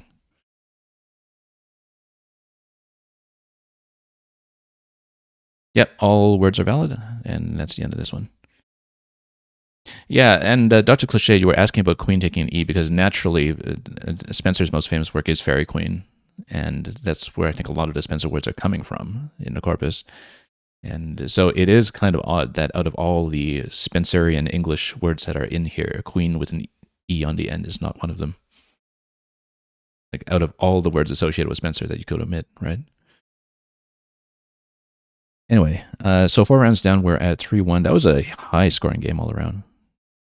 But my opponent just got like one 50-point play after another at the end. And of course, we just didn't defend against any of that stuff. And just let him get away with every single one of them. I actually don't know when this group is going on break. I may have to look up in the chat to see if there's anything... Yeah, I think they were being held up by a missing player or something in the group, but we'll see. I'm just going to look at this one in the analyzer quickly, even though, you know, like I said, huge plays all around. And I gave my opponent the extra 10 with the challenges as well, so we'll just look at this until we're pulled into the next game. So, I actually didn't know this with the A, because we haven't looked at all the Q6s. This is a Gaelic. I'm pretty sure this must be in Collins only. Well, I'm not sure. But yeah, that, of course, improves on the vowel leaf slightly. So that would have been nice. Aranus is going to go down here. Oh, I actually didn't think about a low with the E because that's Scots, and I don't think I knew the hook. So, yeah, so how far down was our play here, Olio? Again, the thinking behind Olio was that I still have 2 spots open for the W, and we just wanted to rebalance. But as you can see, by equity, this was not completely unreasonable. Over Dyer's going to go down. That's clearly best. Although, look at that. He's just got quiche over here. He's got so many options. Yeah, no plays for me. OW or WO were actually going to be best by equity either way. So I did not miss anything that turn. Bondager is good. And it goes down, and I challenge it. And yeah, no 7s or 8s on my rack. I've got nothing, so I spent a lot of time and Didn't end up with anything. I actually wonder about this turn. I guess in terms of leave, this was reasonable. It did give me very high bingo probability going into the next turn. And we had it. Lineate, we had the highest scoring spot. And yeah, my opponent finds everything here. So, Betterita. I did not know. Fairyist is Scott's. Fair right, I should have been able to see, but when we saw Feistier, it was clearly the best position with the F being where it was, so. I was actually trying to look for something with tree, but I was looking for something with tree here. Like an 8 with tree, and there was nothing, so. I actually did find probably my best choice of bingo. It scores the same as Federita anyway, and the thing about Feistier is that I actually know the word. I'm surprised it drew a challenge from my opponent, actually. But you never know. Look at this bright with a Z. And then I found Blastier, that's good. By far best, I think. And my opponent has so many options that are high scoring. That K parallel on the right side. Fish off D, this says, but I don't think so, given that the equity does not tell a whole story here, obviously, because you have no lanes to play with bingo tiles afterwards.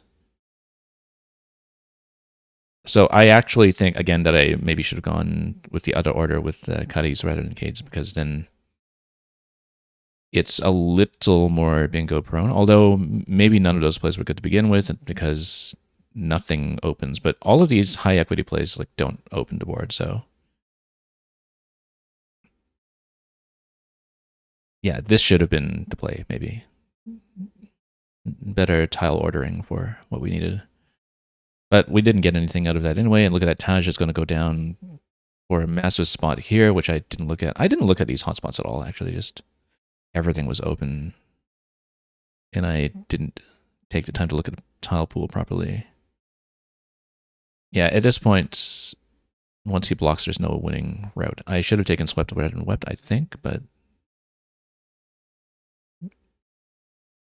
oh yeah, because I don't really have something that takes care of the W spot on top anyway, unless I use W with my A. But again, I don't have the vowels to go under L or S at that point, because the E and the U don't go there either way. And so there was nothing that really could be done in that position.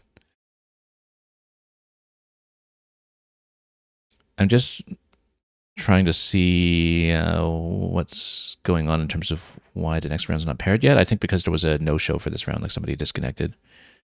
I don't think that affects my pairing, but it affected somebody else. So that's apparently what's happening right now. But anyway, let's get back into our current game. Oh yes, and I've been called into the next game, so let's just step through the rest here. Used was second best. Sue here. Look at this. Sue fitting between Moist scores 5 points better, but we found a second best out, so that's all right. Big game. Loss, but a very high scoring loss where we actually drew reasonably well given the circumstances. Let's get into the next one. Okay, round 5.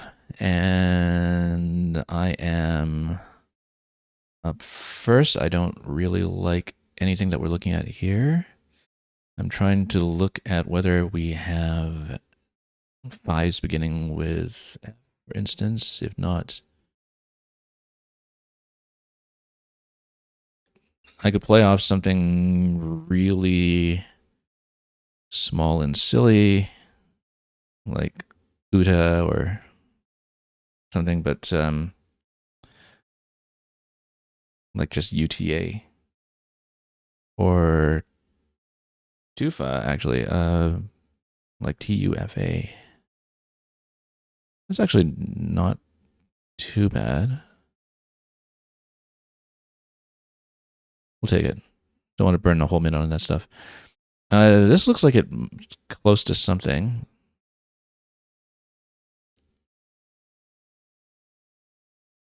Yeah, it was Ofe, that rack. Absolutely true. Anyway, looking at the GH combo, looking at CH combo, the G is kind of ugly here. This obviously doesn't score anything, but you know, it's we'll parallel next to the Z for sure. If I can get rid of the G while doing that, that would be great, but we could also just go like this 27. I think we'll keep the T. We're not going to use it. I'm just trying to see if maybe we have something similar like that that will spend the G. I think I'm trying to remember. GHAT would be good actually. Keeps to a few too many vowels, but 29 for that or 27 for this, and which denies most parallels. Okay, let's go with that for balance.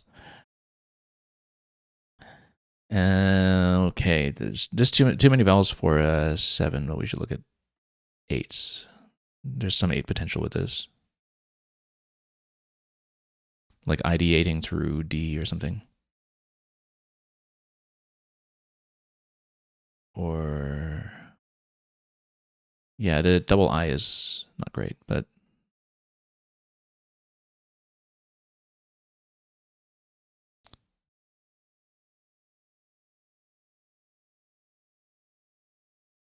we will see what happens.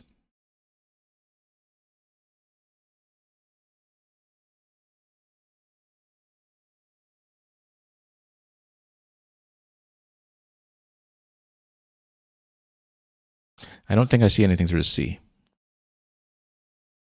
We're very close to something like agenetic or something, but not quite. We should take a look at the anti prefix as well. Nothing though.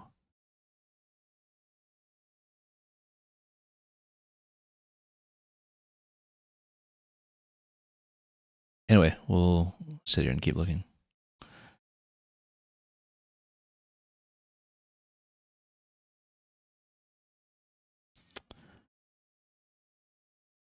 And yeah, nothing I can see from F, although sometimes there's something worth looking at there.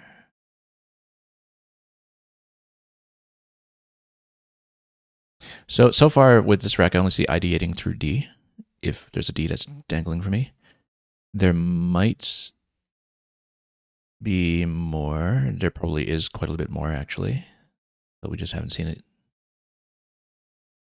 IATE ending we should look at in case there's something that would happen. Likely what will happen is I was about to say, you know, do something to dump the G next to Zag, but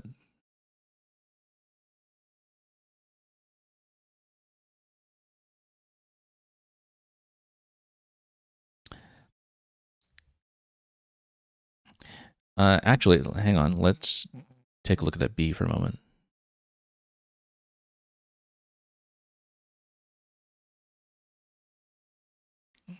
Too many I's. I just don't see it. Any potential with a C with something over U? The only things that would go would be N and G, and neither of them will really fit in a spot like that. I almost think we should just make a tiny play like this for 12. Because it's still keeping too many vowels, but it does solve some things in the short term. And the score is about even right now, so that's not too much of an issue. The only other stuff would be very similar, like, you know, going something very silly like fig or That looks like such a bad play. Or just trying to find some other way to dump out some vowels, like maybe fish off two vowels. But there isn't really a good spot for that. Or we try to go for a bigger play to just turn over.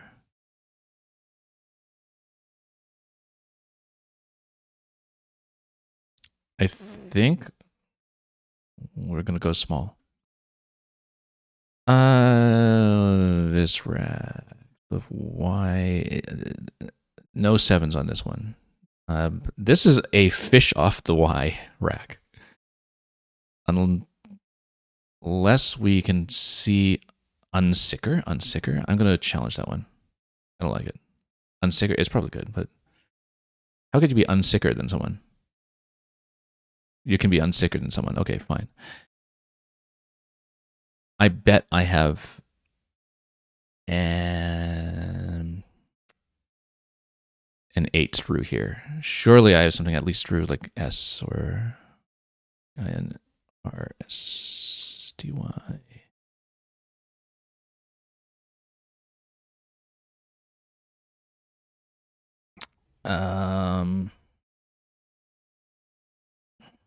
I need to put this in all caps. Hang on.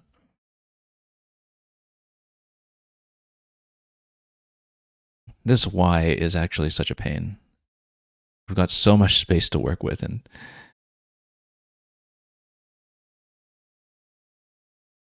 hang on.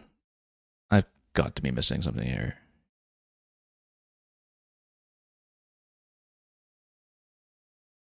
ITY.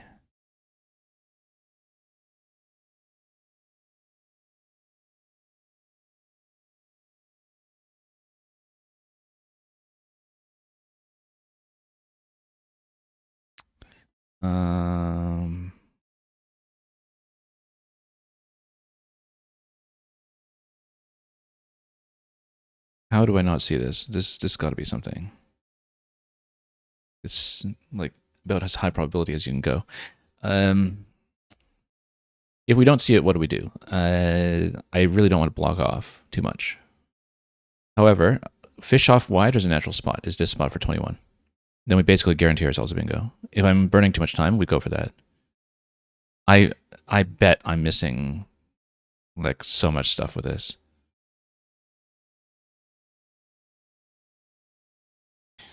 There's a saying that I've heard from some players, which is that if you have a Y on your rack, two things are true. You have a bingo, and you're not going to find it. This is super high probability. We fish off one. Okay, now we have stuff. We have craniate, we have carinate, we have what's the stuff that ratanies through the S? So okay, so we have all kinds of stuff. We should think about the R in the bottom as well in case we can hit a triple. All that stuff. Carinate, craniate.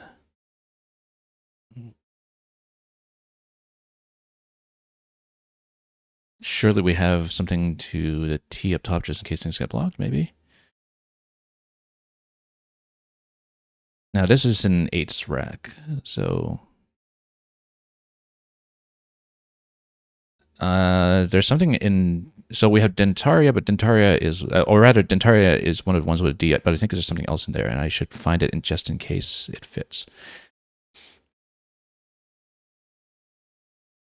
Rain date fits. Yeah, rain date, like that. 61. Not good, but the position is safer than other stuff that I was considering, like through the S. If we can find something better, that would be good. If we can find something to the R, that would be even better, but let me think about this. AEIR.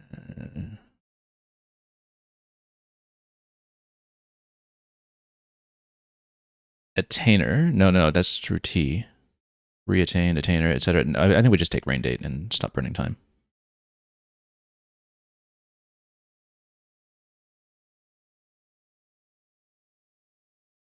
This is close to something. We should look through the E.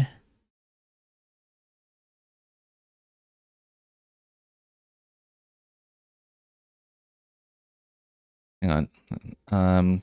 In case there's an ABLE something. Or an IBLE.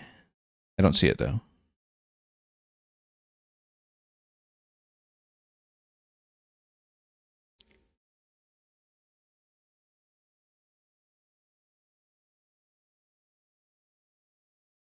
And we'll just wait for something to happen. I think like this rack is getting me to look for 8s, but I don't see them.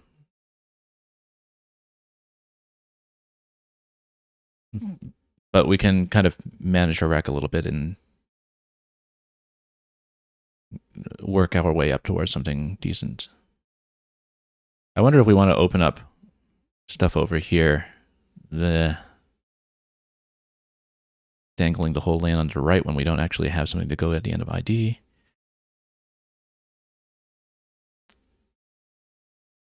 AB prefix is sometimes something.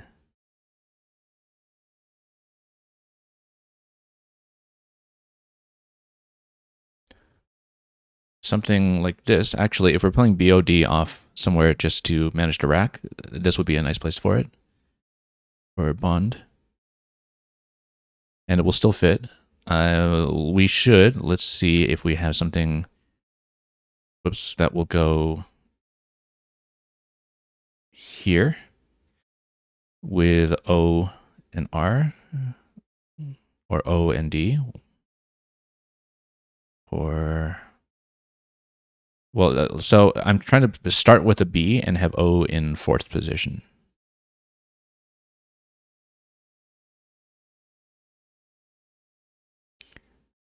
I don't know if we'll get it. If not, then we just go bod for 24. That opens up the triple like crazy, though. I think if we do this, then it continues to close up. But the thing is, we might not want to close up that much because we're actually behind right now. This doesn't, or rather, we're about even once we play.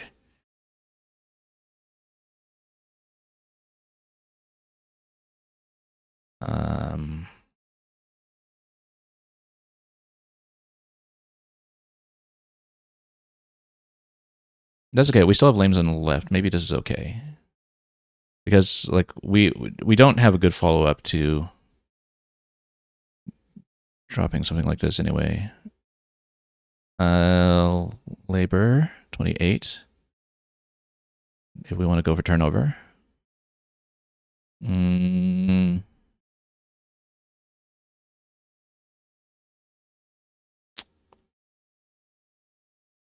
Still kind of opens up the right. Let's do it. Okay. I think middens is good. It will not fit on the right. Outraise is obviously good.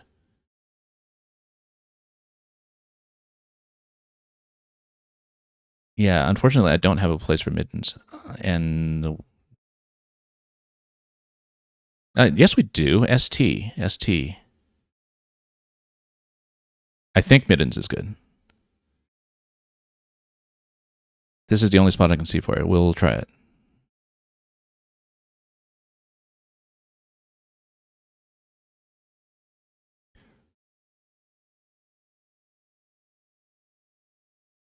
Oh, you said that I had labroid in that rack, but you didn't see a place for it.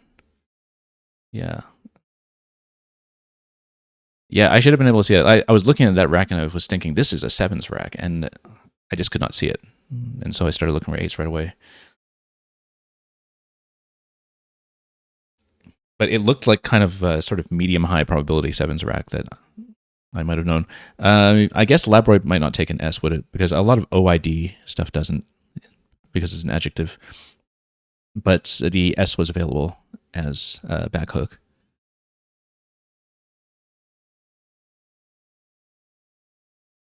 Now, we've got a couple of possibilities here. If we can hit this or hit this with like a WH Start. No, it doesn't quite do anything with only the E available.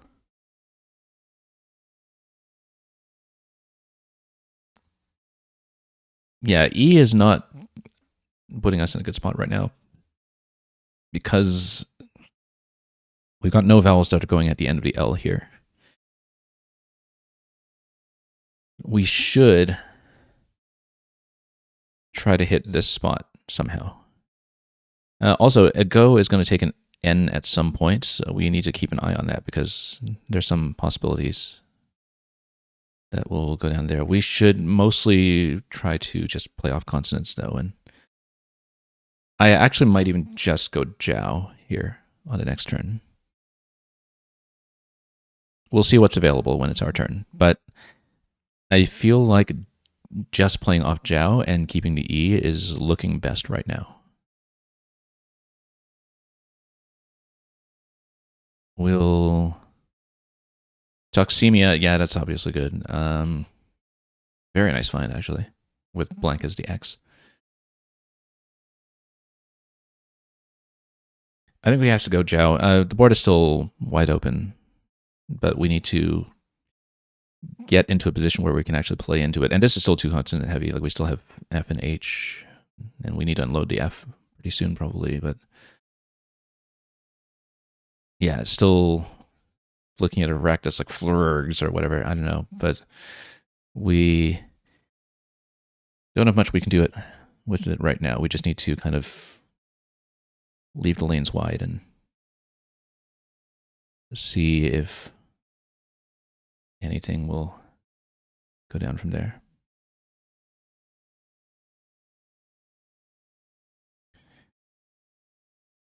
And yeah, Dr. Cliche, you were saying about labroid, you don't know how many of those taxonomic adjectives can be assumed to noun. Yeah, it's something you pretty much just have to know by memory, like with a lot of the OID endings, that some of them do, some of them don't, and until you see it, you just don't know.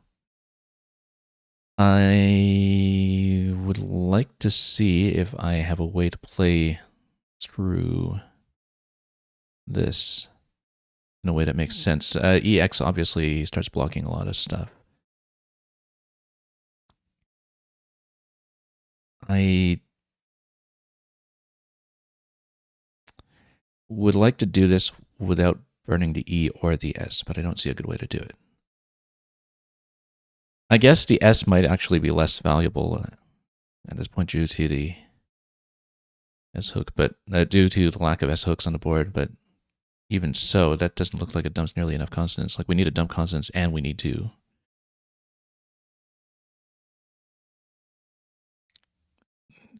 do something about.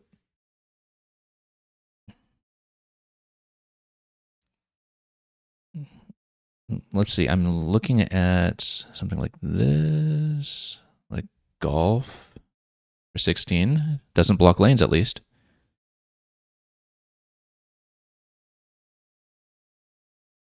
Heaters got to be good. But I mean, obviously, it's not going to go down as is. There's no S hook. But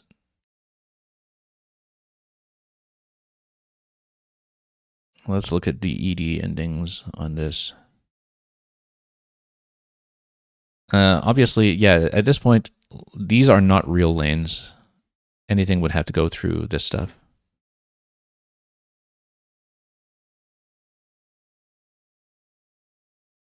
Kemp.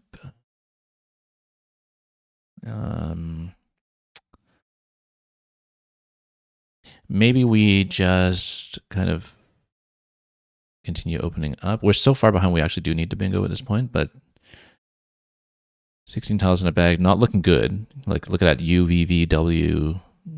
Q unseen as well, although the U is there. This will obstruct slightly if we play into here with something like here, which doesn't score anything. And then, of course, my opponent just naturally blocks after that, and we're done, right? So we should try to find some way to open up more space. How about Dexy? Like that. Then you dangle a D. I think Dexy is good. It's a good leave. You're not really killing any lanes that you haven't already killed. Or am I thinking of Doxy and Dixie? Dexy, let's try Dexy. So now we have in here's and reshine. But of course, again, we still don't have 7 spots, so we need to look for 8s. And, you know, with the vowel count that we have, we almost certainly need to look through D. Of course, I'm not looking at disconnected 9s. Maybe I should be. I should actually be looking to see if there's something off the V. And, oh, I didn't even look at the KE, actually. I didn't even look at the KE. I was just trying to get rid of stuff. And no, KE is definitely not good. I can't believe my opponent let that go, actually. But I think online, everybody finds that they struggle with basic stuff like 2's vision. I did not even stop to look at that before I dropped that there. We really need to find some way to open this. I don't have time to look for disconnected 9s, unfortunately. Airheens through R. No, we don't have R.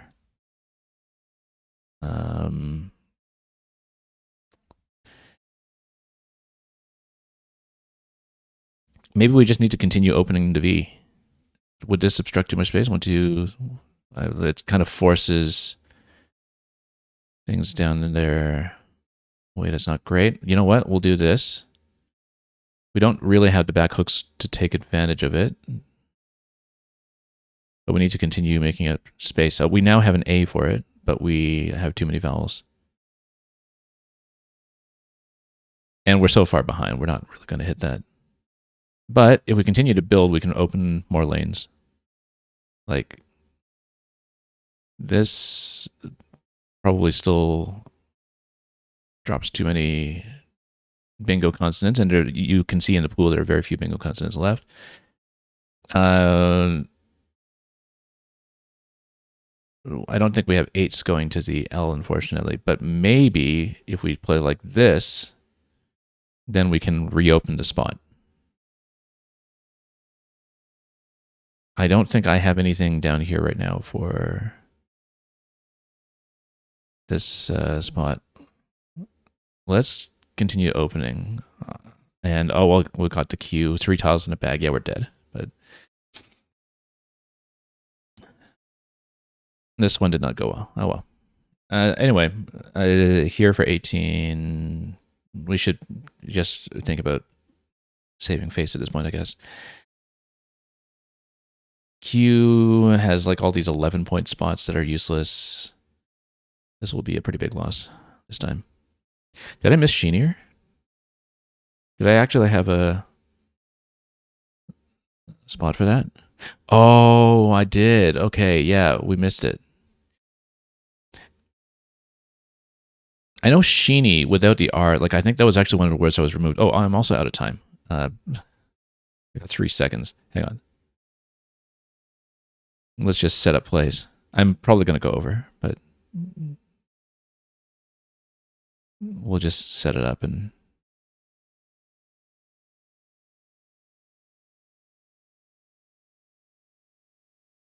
Actually, there's a better spot for this stuff. Oh, except the X is a blank X, so it scores nothing.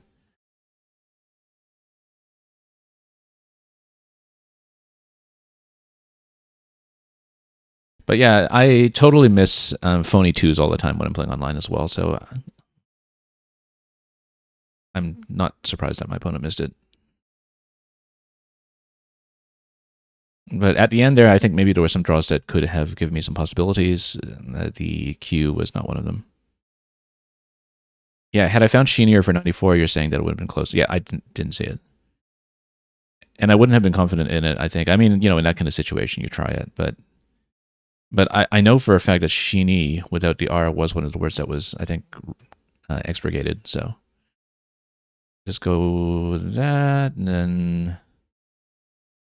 I don't even know what we'll do after that. Probably Just set up a play somewhere and play out.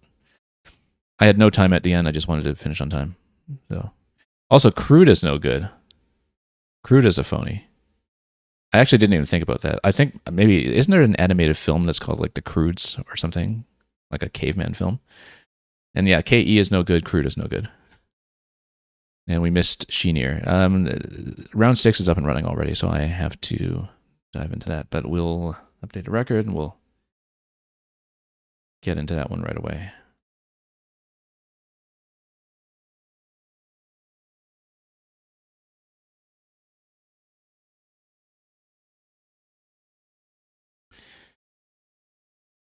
Okay, so that was unfortunate. Well, we'll get a blank right off the bat. We'll get a CK synergy right off the bat, but we'll need to play off some stuff. Like probably maybe play off the WEM or something. We'll see what goes on the board since I'm going second. Dinner. Time for dinner. I think we stick to plan unless there's anything. What do I think? Muckweed is a word. Not that we have a place for it. I don't even know if that's true, but we'll. Yeah, let's just play off. Oh, there's the cue.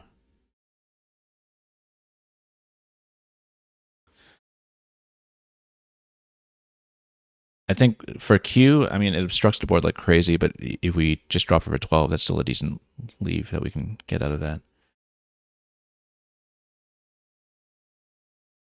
Yeah, Dr. Cliche, you're saying you don't know how Sheeny gets expurgated if it has an inoffensive form. I don't know if it's even related to Sheeny or like maybe Sheeny. I'm talking about Sheeny with an IE, not Sheeny with a Y, which I think means something different. So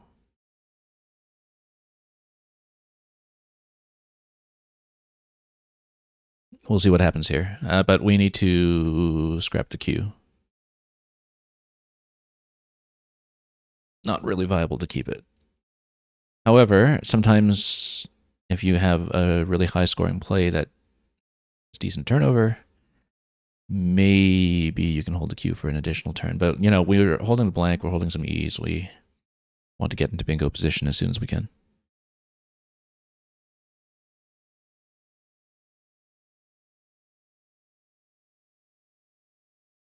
So let's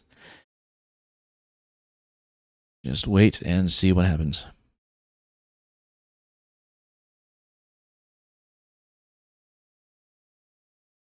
Okay, Milor. I think that's just kind of like the same thing as Milord, right? Takes the D on the end. Anyway, the Q, the O is a big spot. I don't know if that's an X setup or something, but obviously, if we're able to take it, we can theoretically take it with a K. I don't know if we want to do that though and still have the Q hanging around, because the thing I'll be looking at is something like Ket for 35, as opposed to dumping off the Q for this. Now the thing is, it could be an O setup for something, and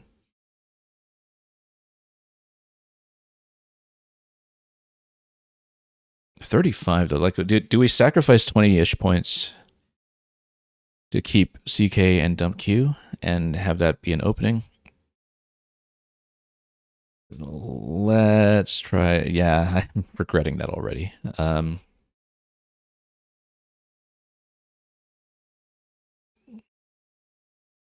Seriously thinking just like exchange FQ or something. Too bad we didn't draw an I for Fakir. Or something like Fakir's fruity A. Let's get the drawing tool on. Maybe that was a bad call. I was thinking, okay, a difference of about 20 points. How bad is it really to be sitting on Q blank this early when you're turning over? But it turns out pretty bad. And yeah, maybe we were overvaluing taking the K in that spot, given the CK synergy is still there for the taking, right? So,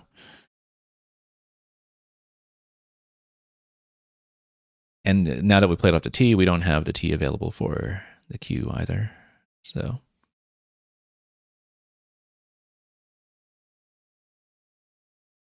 seriously thinking this might be a change too, like change to FQ, depending on what actually goes on the board.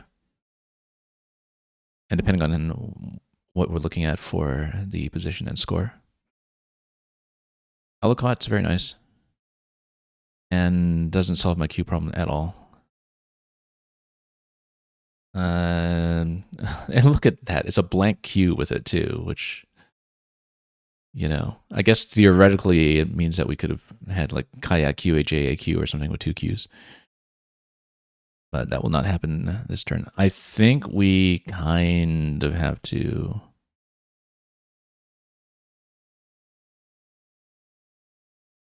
exchange into this. I'm 50 behind, but like there's no other play. There's no way to deal with the Q otherwise.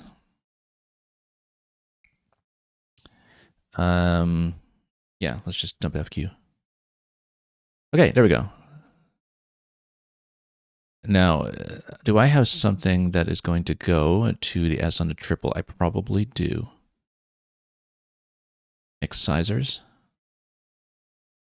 Or, actually, is that even a word? Excisors? Maybe not. Well, he's going to block anyway.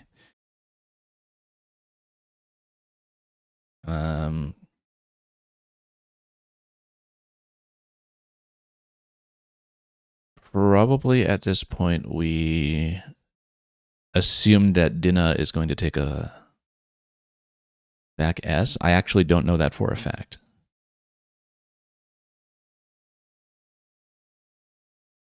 And then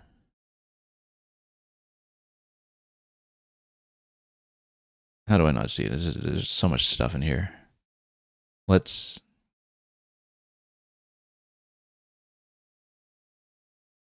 think about this for a moment.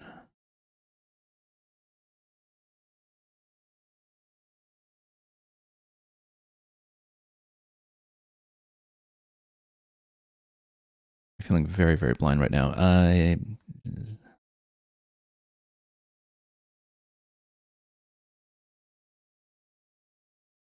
Sealers. Like someone who makes ceilings. Let's go with it. And hope that Dinah takes an S. I actually don't know, like I said.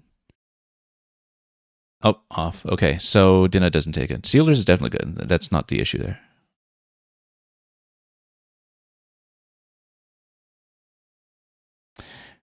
And of course, he's not going to give me anything back because he knows what I have.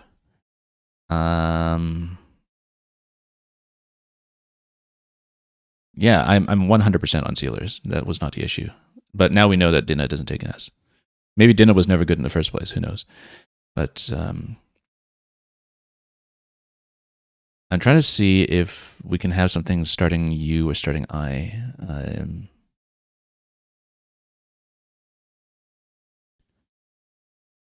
Oh, and we could have had rejoicers had I bothered to take a look at it, the 9. Okay. Well, serves us right for not looking at 9. However, I should actually continue to look at 9s through ET. That's something that actually still has some possibilities. But we're pretty heavy on E's at the moment.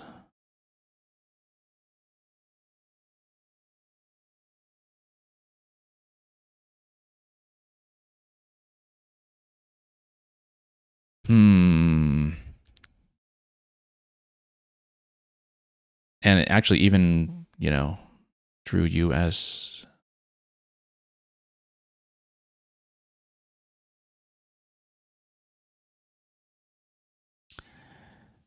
Tricky, tricky, tricky. And we're burning too much time on this, but like,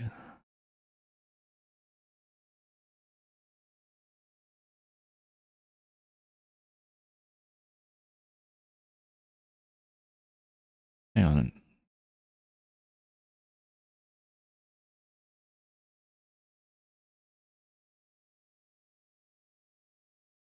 Yeah, I'm looking at RET beginnings mostly.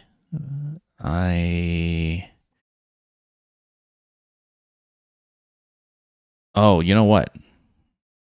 Let's look through the L. Like either with an L start or something through L. That actually looks like it might have. No, hang on.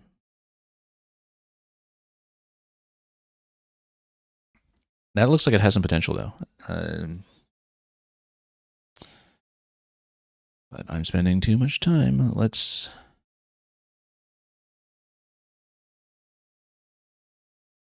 Look at this carefully.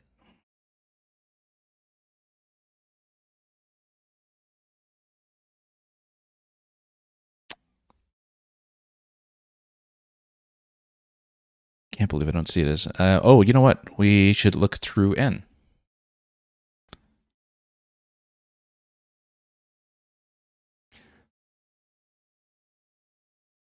I can't believe it took so long to start looking through N. We should have done that ages ago.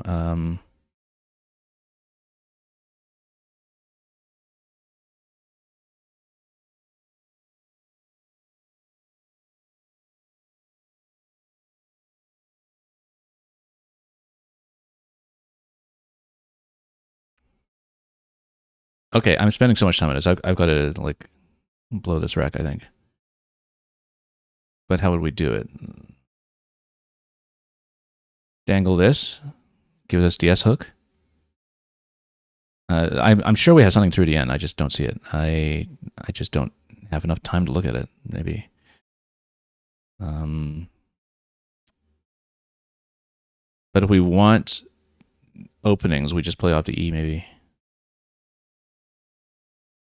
We don't want to go RE because R closes off too much. Maybe. Well, it would give you the E back hook, but I think it's better to keep them. I think it's better to fish one.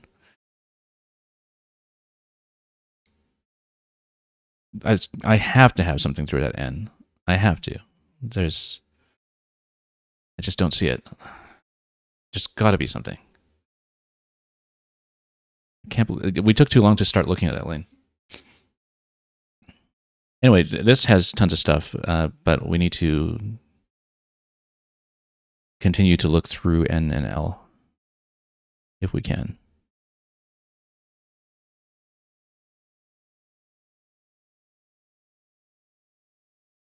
I was a little bit on tilt that turn, I think, after that challenge. I burnt so many minutes like trying to look for a replacement play, and that happens sometimes when you're losing the challenge. We actually will have a double-double here. Karios. Let's see if there's something better. It goes with Scoria Orices. I think we just take the double-double.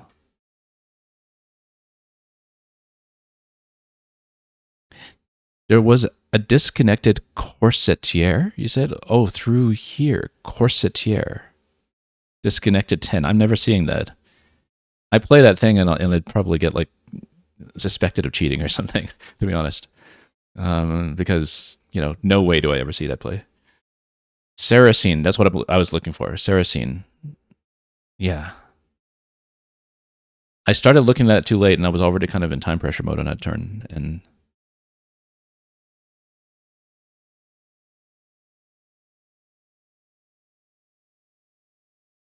anyway, we're able to recover with a rack like this. We might even just go something like defeat here for 42, actually. I like that best right now. Assuming that I don't see something that ends with like tree or free or something. Livers. Hang on. Let's take a moment to look at the S. There are some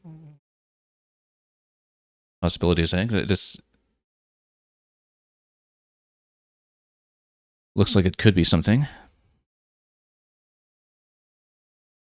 Yeah. Oh, and okay. Now you can tell me that there actually is an E hook on Dinah that I didn't know. All right. Since it has been blocked. I did not know that. So I think we just go for defeat here. unless I see something through either R or S. Tree free. We need to not waste time. We need to just play it. Okay, this is something.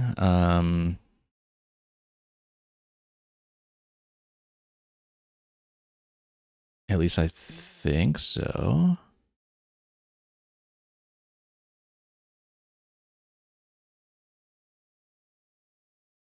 Okay, let's see.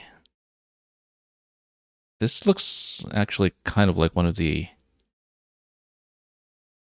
memorable non-7 Rex, but I don't want to say that too quickly here before we've looked at it. Anyway, most lanes are obstructed at this point.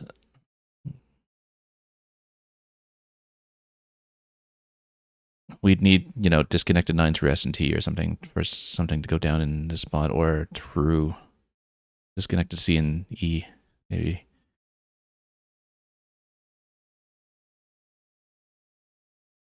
Actually, that's not even impossible. Like if we look at something here, but yeah, we want to open up a little bit and get some space up again because lanes are closing like crazy.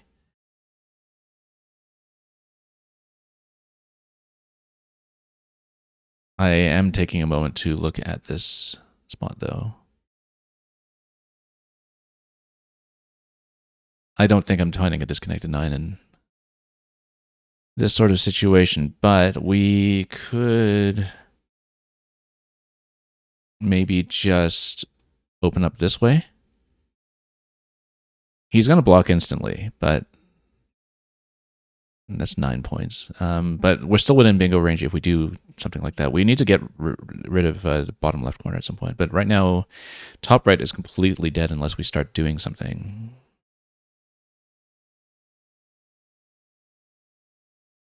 Okay, anti-hero is the one with the H, so nothing to the H, I don't think. Otarine Notaire, and is there anything else? I don't think so. So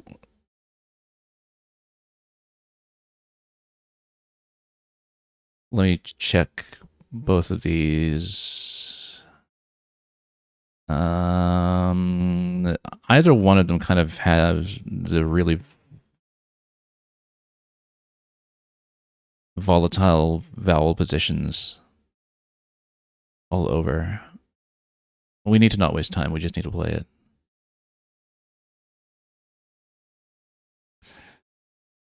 Oddly enough, I mean, not that we have a way to use it, but this actually gave us a Q spot over the I. But we won't really be able to use it productively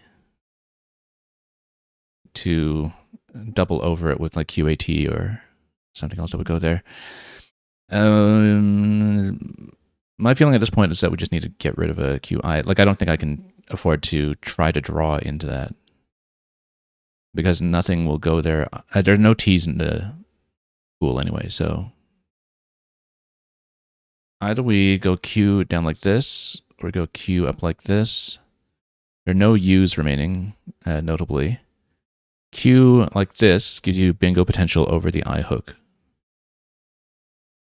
I'm just looking to make sure there's nothing better at the moment. Not that we have a rack that has any bingo potential, but, we need the lanes to be available while we fix things up. And maybe we can parallel under this. Maybe we can even just go 14 over there. That's not very good. Yeah, that closes everything. Closes it quite well, actually. Both lanes. Notice that loci is available if you want to play something with the I coming down. I don't really have a good way to open at this point, though. I think we're close enough that maybe we just try to play for points and, keeping AFII. 10 tiles in the bag. There's some distant bingo potential, but he's ahead of me by tempo in terms of blocking everything. Notice that there's a Z spot available still over here. I am just trying to find a way that we can just get rid of more eyes, but I think we just try to score and draw. Yeah, well, there's the Z. If I had drawn the Z, I think there was some potential to catch, but I didn't get it, so that's how it goes. Let's just go weight here. We keep A for a weight up top. I think I'm just losing at this point, but we'll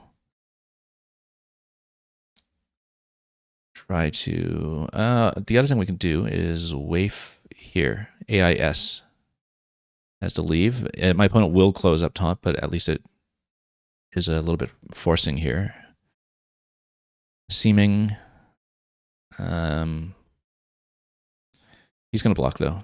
It's not going to go. I bet there's still some disconnected potential through some of this stuff here, but 100% it's going to get blocked. Unless my opponent also has a bingo like Beak Roan or something. If you look at the pool, there is actually quite a bit of potential.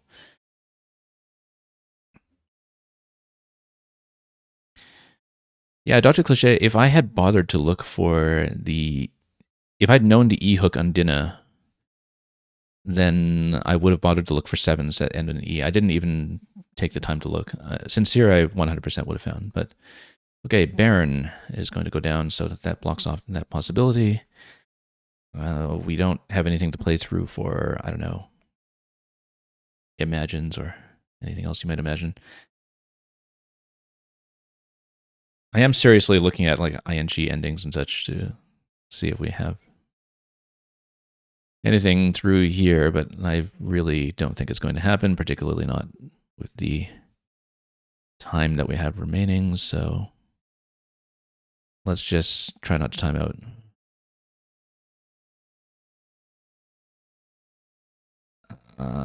Which is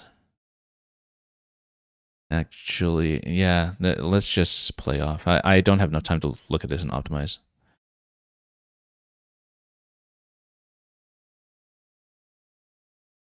I just want to dump tiles at this point.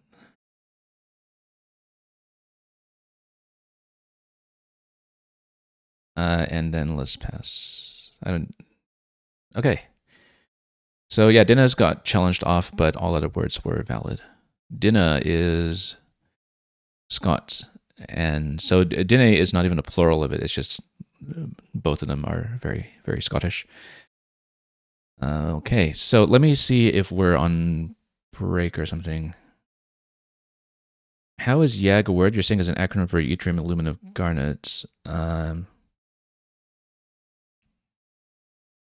guess if enough people, actually pronounce it as a word and as an acronym, yeah, because you're right. That is what it means. A type of synthetic garnet containing yttrium and aluminium. Maybe people do, in fact, call it YAG, and that it has been sufficiently turned into a word from an acronym. There are some things that have been taken out in the past. I remember for a long time that EMF, for electromagnetic force, actually was valid, and then I realized that nobody ever actually said EMF, and that it was in there erroneously because it was usually notated in lowercase, and so it was mistaken for something that was not only an abbreviation because the source dictionaries had it in lowercase. I think that was what happened. But EMF was taken out, I think, a decade or two ago. One of the few instances of a word that I know was deleted for non-offensive reasons. Anyway, like I said, I'm going to update the record first. And so we're on 3-3 now. Had a roaring start today, but didn't manage to keep it up. We may actually be on break for a bit, so let me just check how much time we have. We have actually got potentially a lot of time because I think they want to start at 5 past the hour.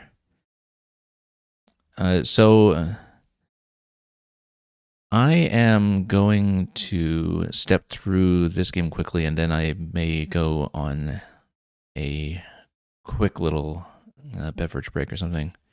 And we'll see how much time we have after that before the games restart. I will stream through the break. Like, I'll come back and look over some of the games we've seen so far. But let's take a look at this one first.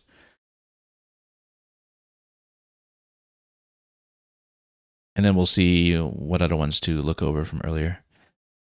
Yeah, Dinah is here. And I found this. Most of these plays are thematically very similar in terms of just playing off 3. Look at this, Mr. Regalos. A hang glider wing.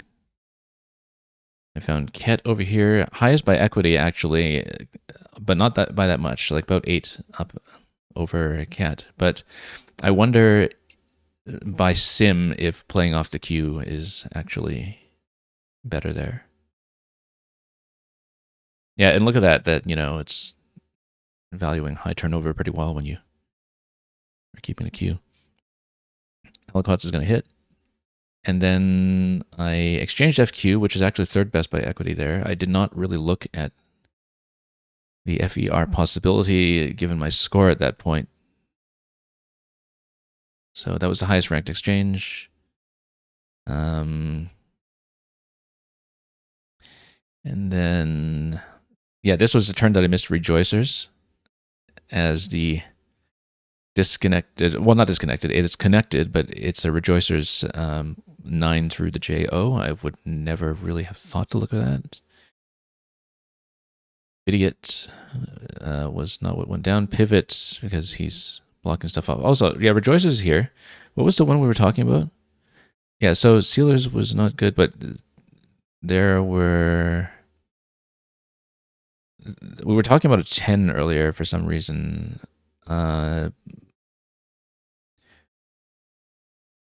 Anyway, Pivot went down.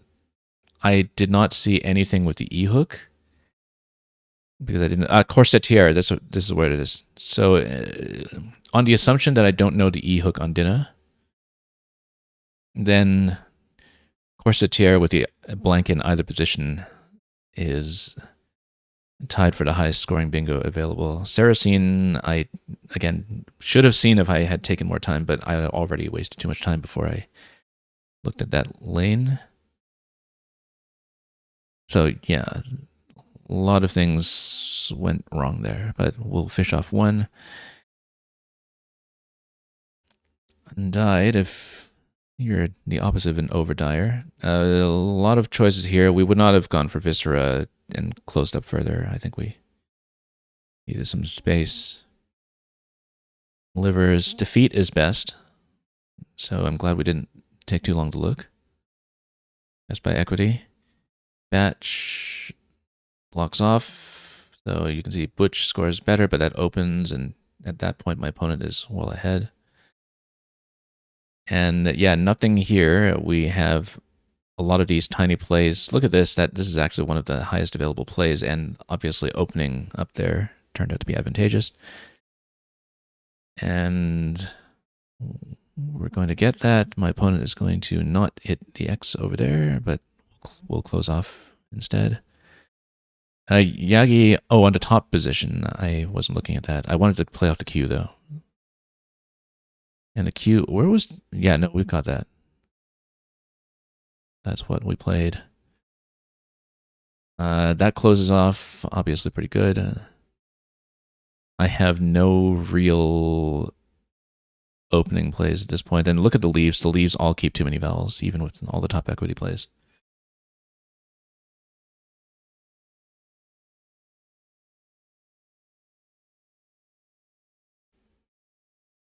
And... yeah, Dr. Cliche, you said LAN is invalid, and you're sure that gets set approximately 25 million times more often. Yeah, almost certainly.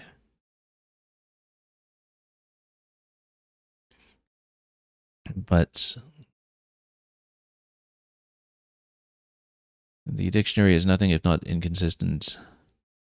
But again, it's never actually the Scrabble dictionary's fault, as it were, because they have pretty established systematic principles for how to draw from the source dictionaries in terms of what is going to be valid. Waif is best by equity. It's obviously getting blocked in this position. It's funny because with just slightly different draws there, my opponent could have had something like Big Roan or other possibilities. But, he's looking at my rack. Something like Seeming is obviously going to be a possibility. Look at his dopamines here if you just extend the DOP. At this point, though, yeah, I mean, harming is not good, but we just needed to play off under time pressure. I missed the S hook on Joey for my final play because, no, I had to pass anyway. My opponent was out, so that was not even an issue.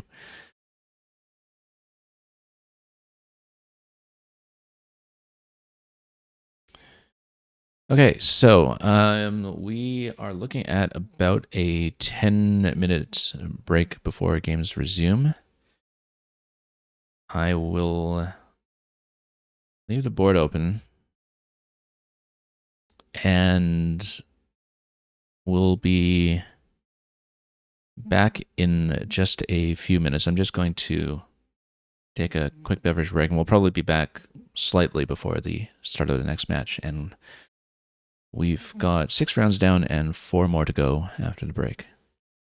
So thank you for joining me so far, and we'll be back very soon. I don't know if we'll have time to step through any of the games that we didn't get to see earlier, but we'll try to be quick.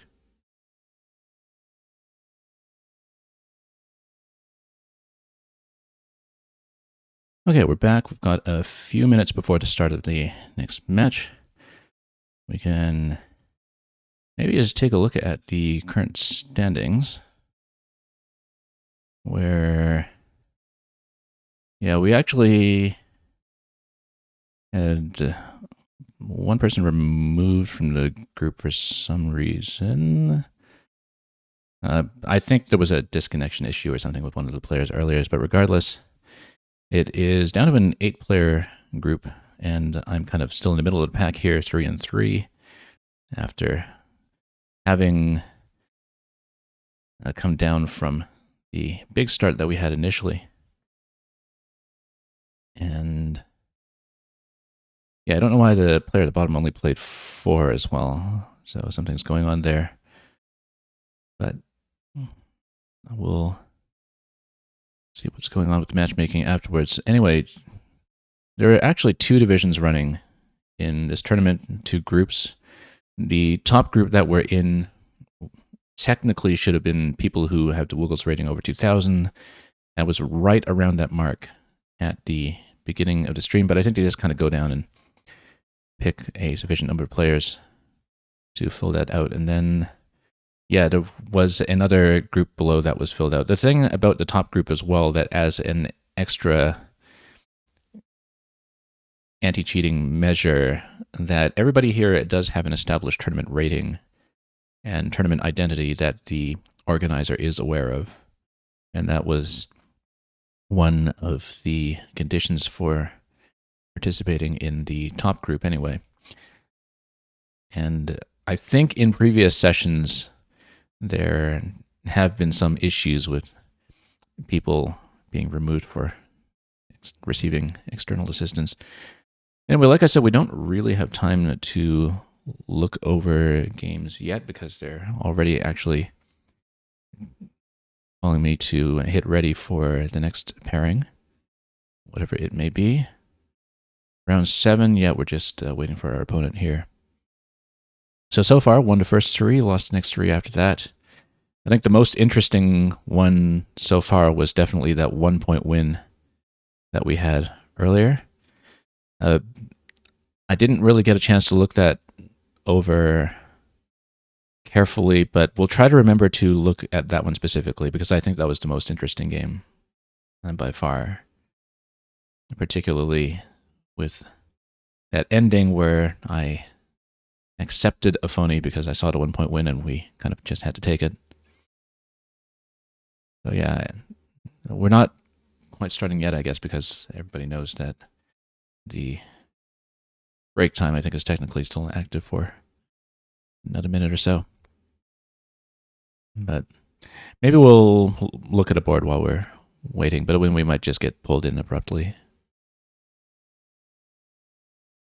Yeah, because round 2 was one where we scored the 571. I don't think there was much to look at with that one. Yeah, so we might get abruptly pulled into the next game at any point, so we'll maybe just take a look at the round 2 board.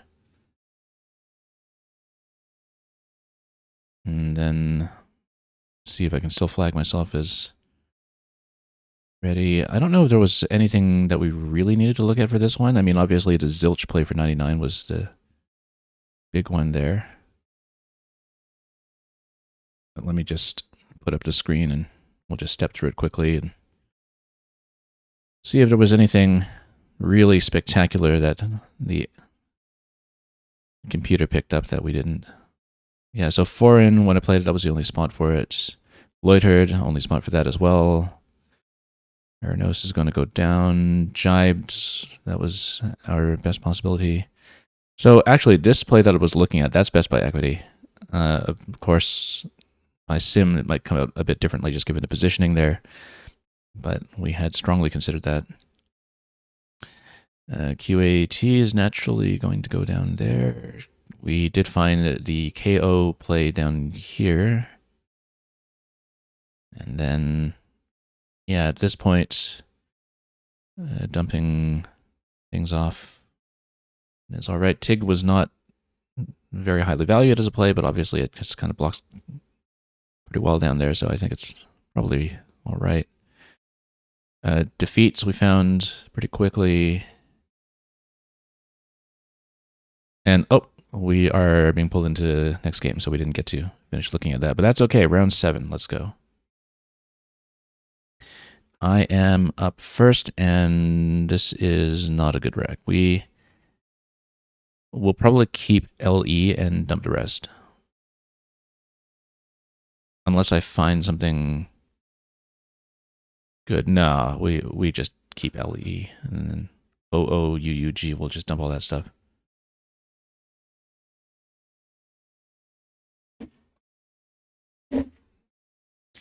We're consonant vowel balance, maybe keeping the G with that is slightly better, but no, I mean, who wants to keep the G, right? So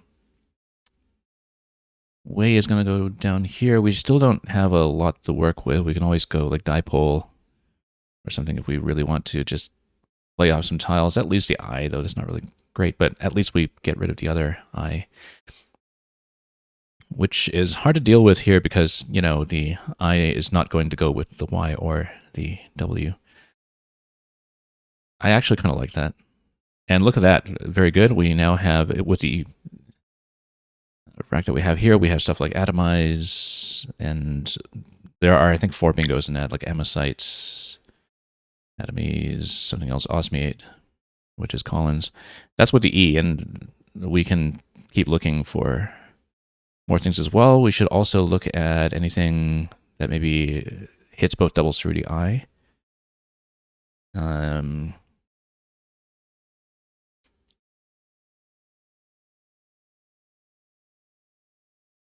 Like anything that would maybe have an ISM ending, or even a C ending, like IC ending. Okay, so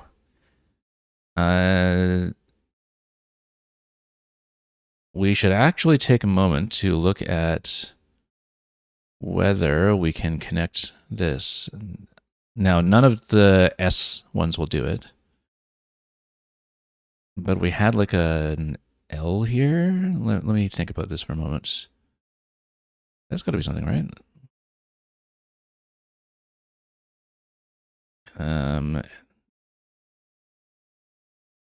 Yeah, I'm still kind of looking at the I on the left side as well. But failing that, we'll just play something that goes. We don't want to spend too much time on it. Osmiate would go down here.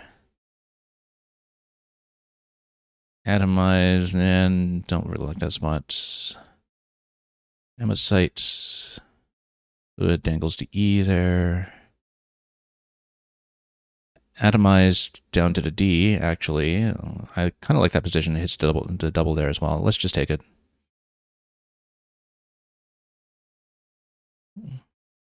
Looks a bit more defensive. Maybe we missed a double there, but again, we've been having clock trouble, so let's not be too picky at this point. If it's not something really obvious.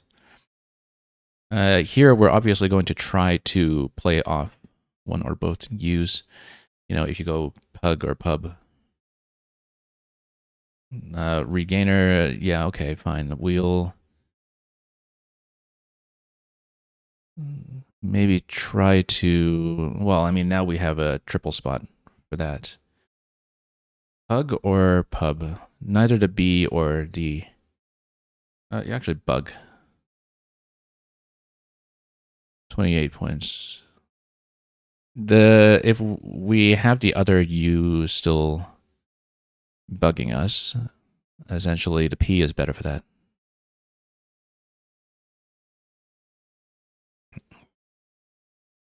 We have things like julep over here, 34. I am looking to see if we can hit the J here as well, but I don't think we have anything for it. IO over here. Yeah, I think we probably almost go. Yeah, we actually now have julep in this spot for 40. Let me just take a moment here to see if we have something even better, like J U P maybe. Let's think about that for a moment. I don't think. No, that won't go here. It won't go here either. I think we just go julep. I was hoping to keep the E somehow, but we didn't have a good way to do it. Julep for 43, saving the E. Where's an E to play through?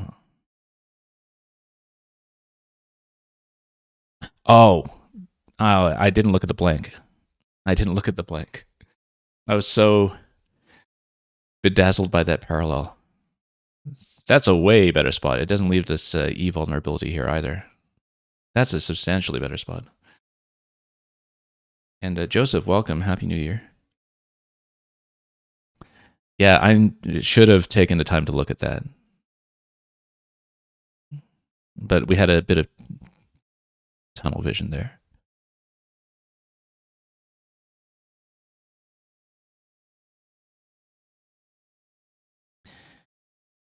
Anyway. Yeah, and we'd feel a lot better about this rack.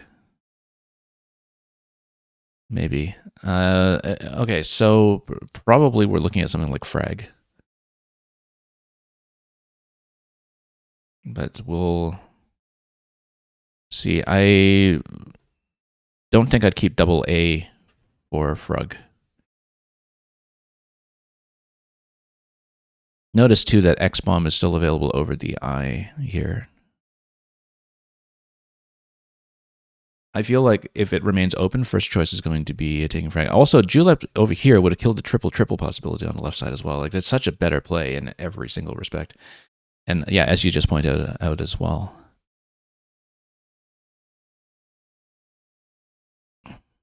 Yeah, I think I just saw the parallel and I thought, oh, 40 points, that looks so great. And then didn't consider the other spot. Eatery, yeah, that's good. It will take the S on the end, of course, but I don't think I have a good way to use it right now. So I think we just go frag and then, we'll still have the S available for something at the end of Eatery if we want to take it. EE does not take an S at the end, incidentally, so that's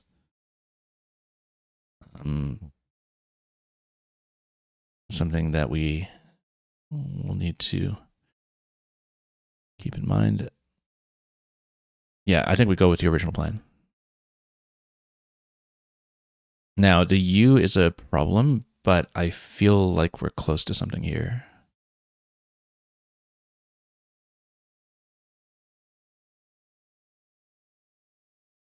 I'm, of course, looking at the O here to see if there's an OUT start, but I don't see a good one. You can't outcake somebody, unfortunately, no matter how good a baker you are.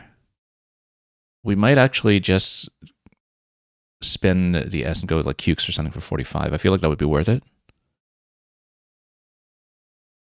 X had a lot of possibilities. Oh, he didn't take the much better S spot. Maybe X spot. Maybe he's just trying to block up. But EE doesn't take anything except N at the end anyway, so it's not even a vulnerable spot. So we kind of got away with that one then, I guess, because yeah, now Cukes here is 45 as well. Let's take a moment to actually look at this though, because should I be looking through the R? Should I be looking through the M?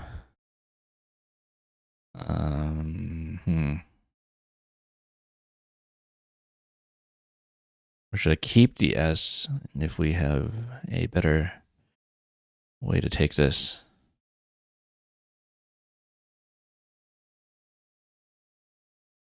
This kills lanes, but it does even up the score, so it's not like we have a big problem with that. So either we take Cukes over there, or this actually still opens up more lanes for more S's. I think we keep it closed. Aquatic. It's not going to go down.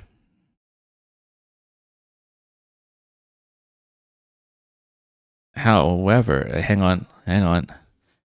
Let's look at this properly.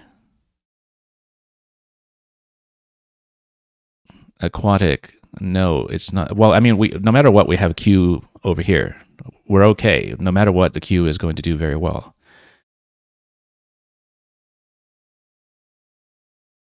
But I want to look at this properly, because could there be something through R? Could be there's something from M. Nothing on the G side. Nothing from here. I think we don't waste time. We just do either qua or even drop the I there for vowel balance reasons. However, there's only one I left in the pool with quite a few tiles to go, and the pool is also low in vowels right now. I think we actually do this and we save the I as the hook that we have. Look at this R position down here too. It's so volatile. Like it's... I think we don't waste time. I think we take this. And then we're still in a good potential bingo position.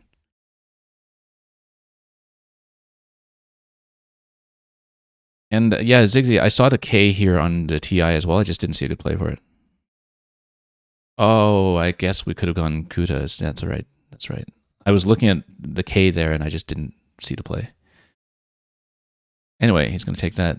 I feel like this is showing consonant heaviness, and that's just what it is.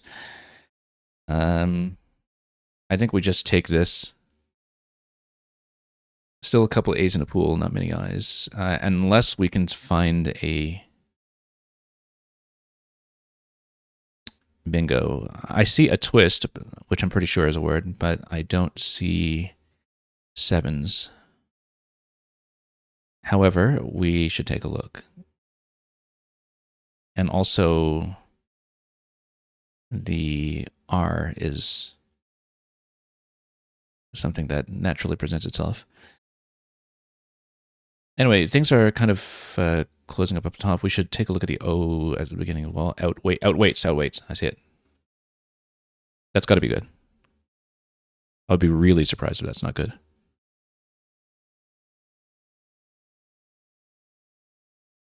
Yeah, outweights is good. Morn goes down. And well, at this point, we're ahead, 12 in the bag. Let's assess the risk. There's an S available. There's basically no lane here anymore because the only thing that's going to go is O. You need an O start. I might even just leave it because, it could happen, but it's not the risk right now. Z risk is here, this spot. I think we just jump on that with like HO or something.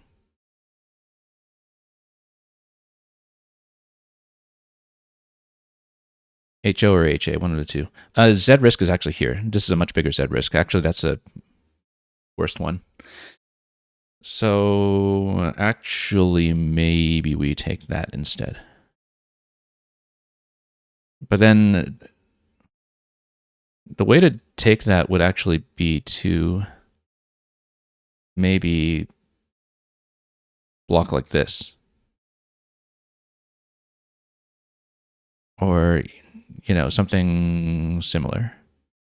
I don't like keeping the double R like that, but there are no more R's in the pool. Or we block... we don't have an S, so I can't just block both ways. Well, obviously, that's the bigger Z risk down here. So we should deal with it. Maybe even rote like that. Then we keep the H for scoring, and we can score with the H on the top spot if it's still not taken. Because number one thing we can lose to at this point is the Z. I like it. Yeah, so now we can take the top spot with the Y or the H or something like that. So we just try to close off the various spots for the Z at this point. The O bingo lane on the left side is still a possibility, but a pretty remote one. I don't see any other lanes that exist. Zigzag, we missed Swatier. Okay.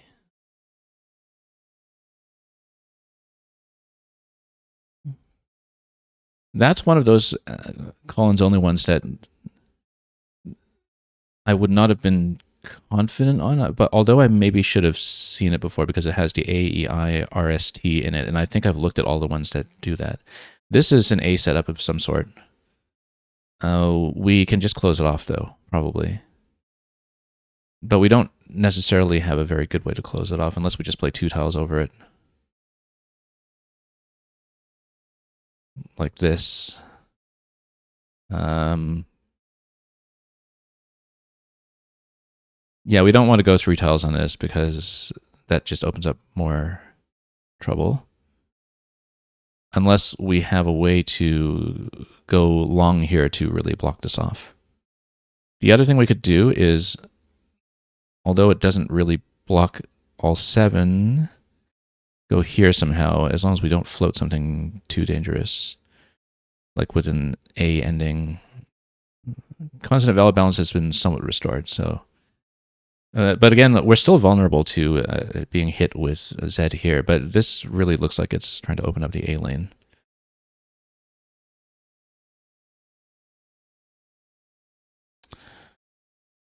$17 points for me though there. That might be worth it. Just to kill it. The other thing we can do is if we can find a good way to deal with this in a way that does not have too much bingo potential, although... Or at least scores well enough for it to not matter. I think I'd rather just close. Rather than introduce more risk. 5 in the bag. I think the Z bomb on the E is a pretty high possibility at this point. I'm actually surprised it has not happened yet. But look at this. If my opponent does not hold the Z, it's a very bingo-friendly pool. You saw YRNEH. Where would that even go? Gel. Gel is going to take the S and the O. And the O there has possibilities for the Z to play through for like zonates or something. Obviously, if we had kept Y, that would have been pretty good for us. So we must block. We must block. There's 2 in the bag. if my opponent doesn't have Z, he still has something like acetone or something that will go through here. If he does have it, we just need the budget for the Z play going down. Like it is going to go down. I really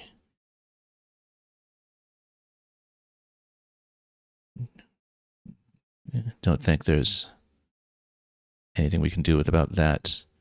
And actually, there are even two Z spots at this point, like here and here, although, again, the risk is something like, you have zonate or zoned.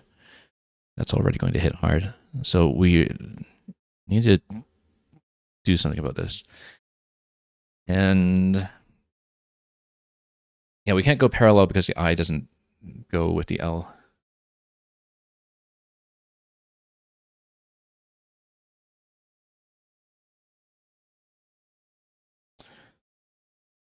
But I don't really see very many possibilities, actually. We have to kill the spot, but, we need to kind of try to kill it both ways if we can. Or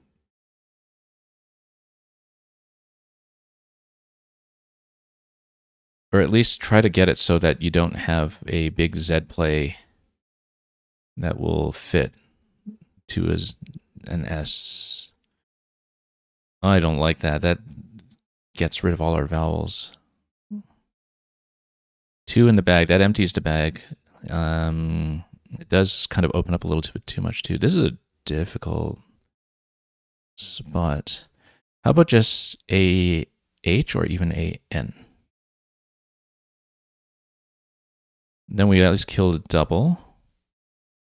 And there's still some... that empties the bag, but at least it's not a bingo spot as such. Although you could still have O's next to the N. The H. Can we do something here that will allow me a follow-up using the H as a decent play? I have 50 seconds. I need to choose. I have 5 points.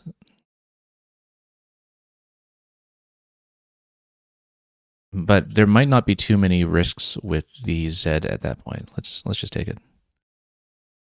And look at that. We actually even have a pretty good potential bingo rack if there is an open lane, but I think at this point it's not actually going to go down, but this is the 7 that's in there.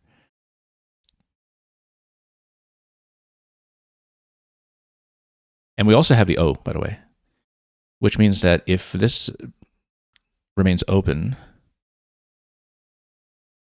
so for example, if the Z goes down on the right side, maybe we have a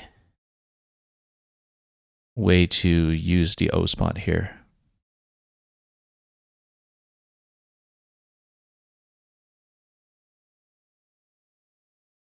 But I don't know if I'll find this fast enough.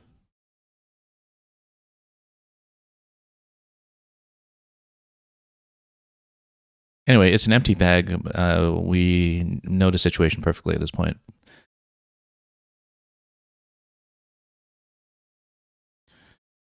I'm just trying to see if there's a way we can use the O here. If not, that's okay. We still have lots of plays that will just score with the H.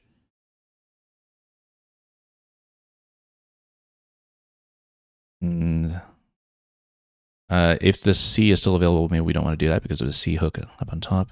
But again, we just need a score. Like, we need to assume this is going to be a 40-point play. And we just need to find a route. Like an out and 2. Kaz's, I think is good. My opponent's not going to go in close enough, though. I feel like I actually have something here from either the A or the C, but I have no time to look at it. Oh, no, hang on. Yeah, no, I can't. I feel like it was possible. I just had no time to look at it.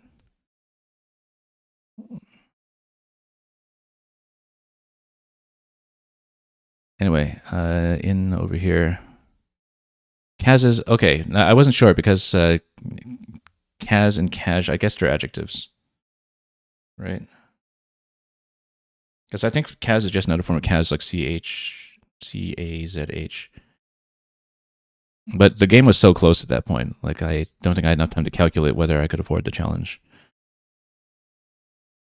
I think if I had thought about that a bit longer, I would remember that I actually have seen all of the Collins 5s with Z. And I should have remembered that's not in there. But we have 12 seconds. 10 we will pass before I time out, and then I'll win it. Yeah, Kaz is the only phony on the board. I feel like I absolutely had something with the H at the end, but unfortunately we'll have to look at it later if I remember, because round 8 is calling. Zigzy, you said I had no bingos with the H? Okay. Anyway, this is round 8. We're at a 4-3 record at the moment. Well, then I'm glad I didn't spend too long looking at it. This opponent I played earlier, this is the person who played Dinah on me and challenged off the S hook on Dinah, so I guess we should be intimidated by my opponent's knowledge of Scots at this point. If I were going first, I'd probably strongly consider something like Folio, even if it keeps the TT. And a gauche, yeah, that's definitely good. I'm trying to see if there's anything that would go to the N.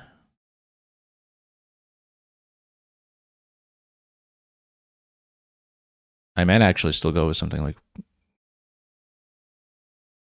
Folio or Foot somewhere. That's not good. The O is in a terrible place.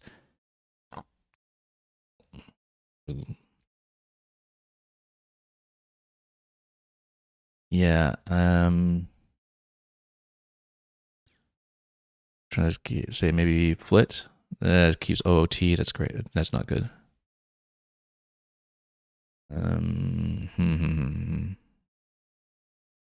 I'm trying to see, like, maybe there's something that ends with Foot.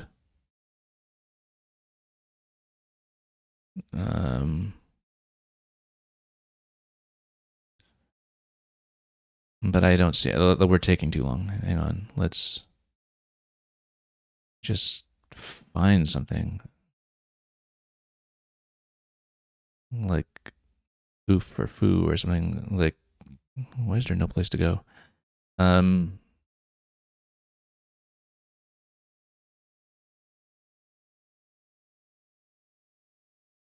Okay, I'm freezing up here. I'm taking too long. Maybe if there's like a place for, yeah, I don't know. I have no idea what I'm doing. Let's just take it. Ablation is there. It has 2 A's to play through unless there's a parallel over it.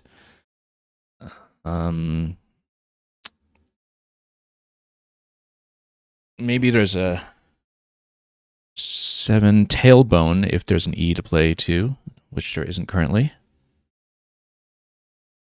Libation if there's an I. And look at that, both spots blocked.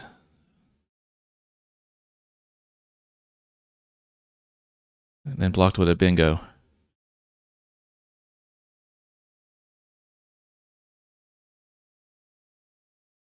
Yeah, this gives me nothing back either. It's just worst case scenario in that turn.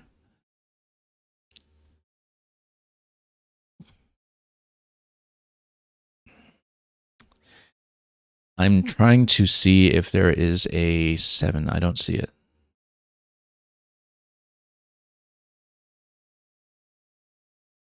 Maybe we go parallel under to J with something.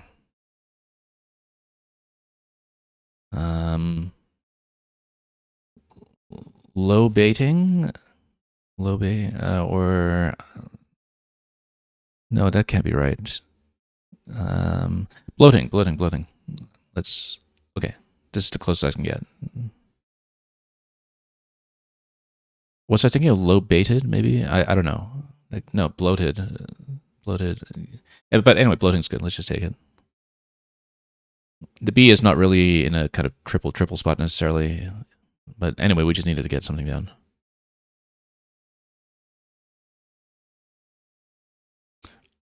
I don't know if there was anything better. But yeah, I was looking at ablation through either one of the A's and both got blocked. Bitonal, I hadn't thought about that.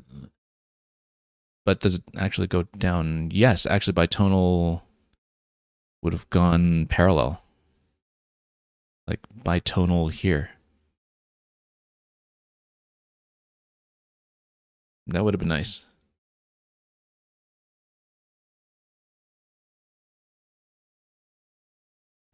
Anyway, this is terrible. If we go 0-0 here, though, we can actually set up for X. It still scored decently. I guess if that's open, we'll actually take it. I think otherwise, well, I mean 0-0 over here for 20. I think we just take the bottom spot and just get rid of this J spot here and hopefully draw some constants. But even if we don't, we have a spot to play off the X after.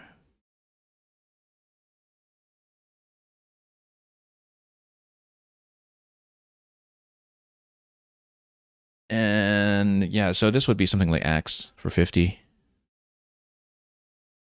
Takes the S in front as well. Not that that will do very much for us.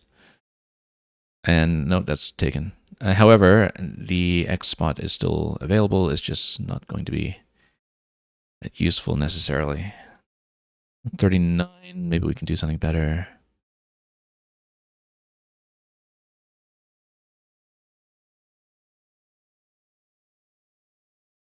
I'm trying to see if, yeah, NOH I'm pretty sure does not take an S. At least it doesn't in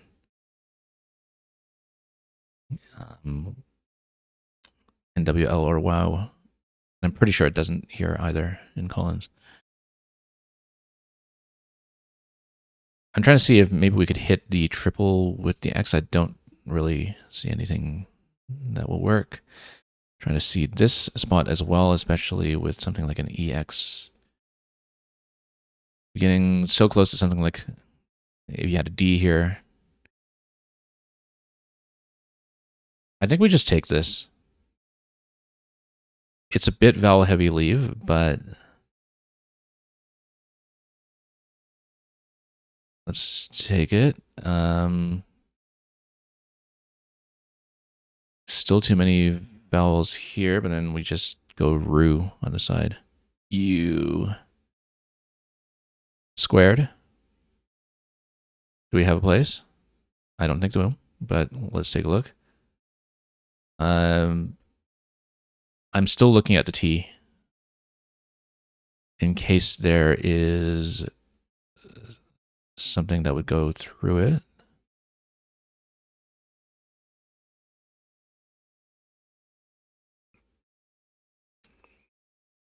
Pretty sure U does not take an S.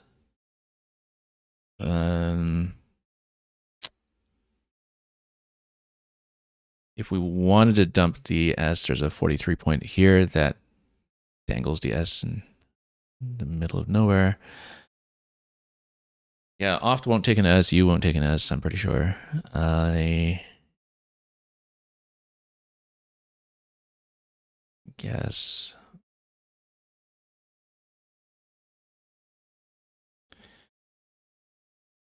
Did I miss the massive spot for X again? I've had really bad vision for that recently. Really, really bad vision for that. Oh, yeah. Actually, we did totally miss it. Like here. I had terrible vision for that with my with one of my opponents earlier too. But anyway.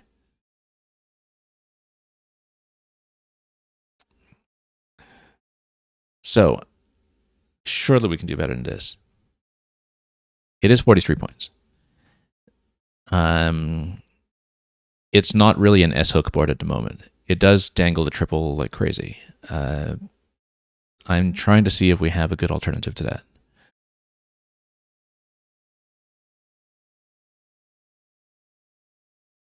Possibility is Aqua. Yeah, Q is in a bad spot. Again, we don't have S hook spots right now, so maybe it is better to just play this off. This is so dangerous. But we're so far behind, we need to live dangerously, maybe.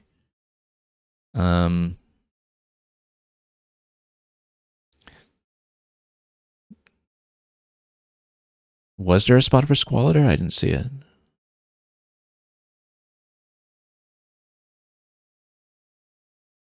Oh, that's a... Oh, here. Looking for the 9. Yeah.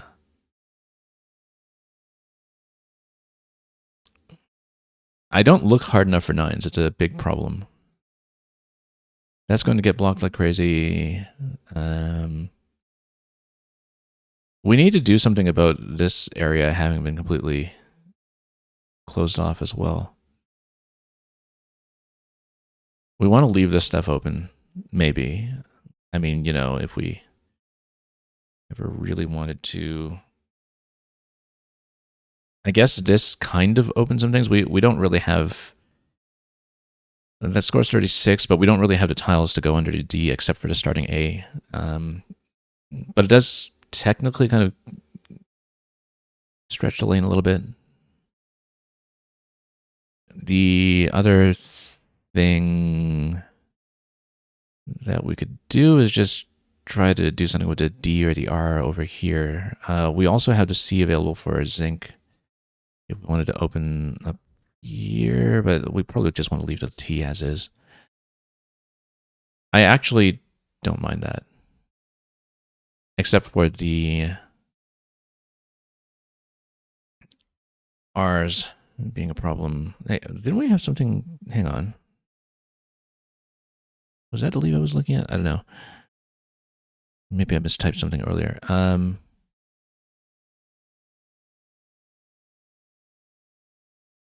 Yeah, double R there. Oh, I must have mistyped like the R there earlier or something.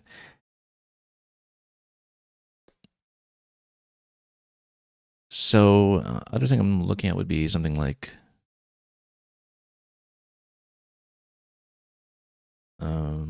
yeah, something just to stretch this out a little bit because we have no lanes here right now, basically.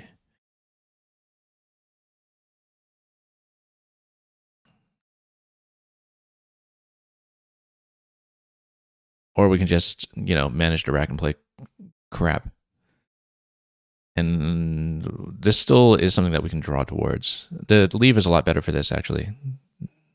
But it does continue to close up over there, so...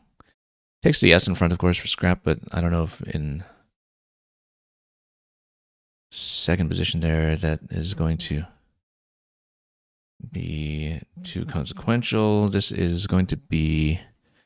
I saw the goddess Demeter first, but it would actually be metered. Not that either of them go down. We continue to look at the T here. Crepey? Crepey?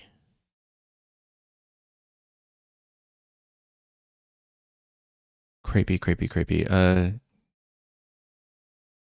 I don't think... Crepey. My opponent probably knows this stuff, but let's check anyway. Yeah, it's good.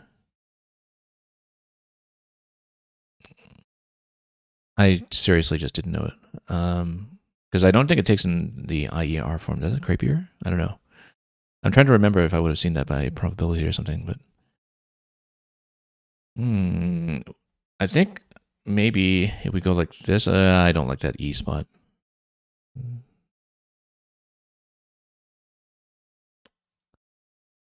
What can we even do? However, if we go like this, that spends so many E's though, but there are still 7 E's left in the pool, so maybe we still have a decent possibility of drawing some, but it doesn't really open, right? Like this actually still, that just kills the lane, it doesn't open up.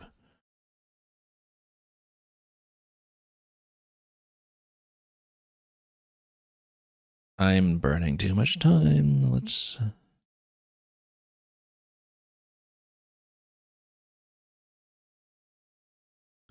think about this. We just have very few possibilities on this board.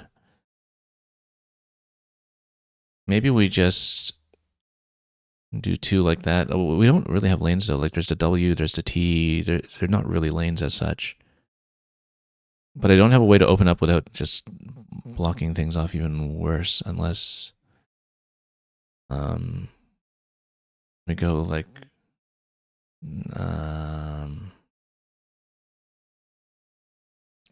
some kind of play here that dangles a hook that we can use. Deter,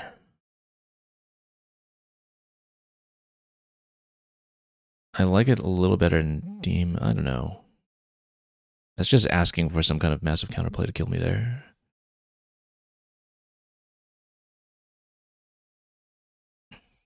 Let's just go with that.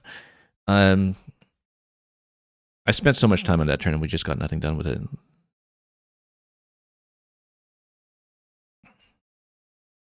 I might seriously go like wedgie or something here. It does spend all the vowels, but the bag still has a reasonable number of vowels. And this finally opens up in that spot to give me something. I still want this open, that's the thing. Because the N will take every vowel in front, so the N is not obstructing anything right now.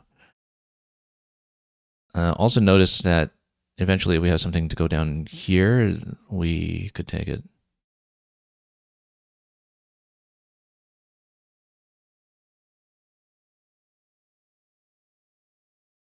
Yeah, as you were saying for one of the other plays earlier, I could have tacked an E on.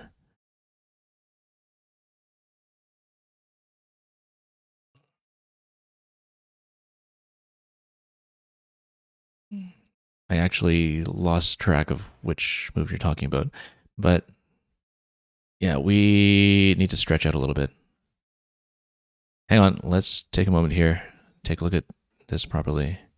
I don't think we have anything through the W. Nor do we have anything from the T just yet. We just need to stretch.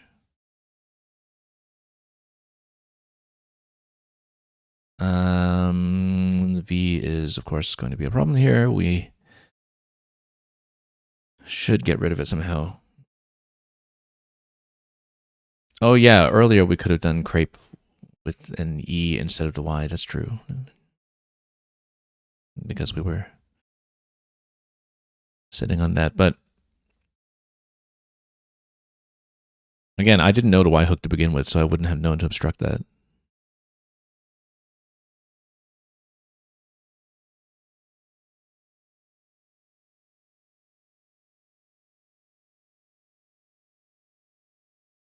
Depending on consonant vowel balance, emetics,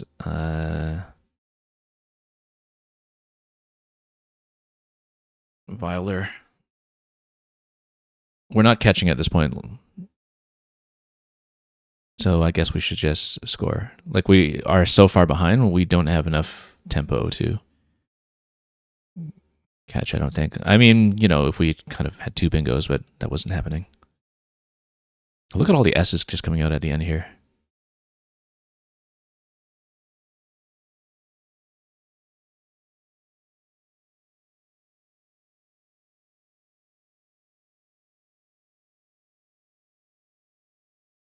I think violer does take the E in front for eviler with one L. I'm pretty sure it does. We will see what to do with that. Bail.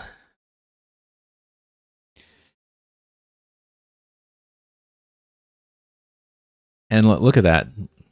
My opponent. I'm trying to see if my opponent has anything from the O with over. I don't think so.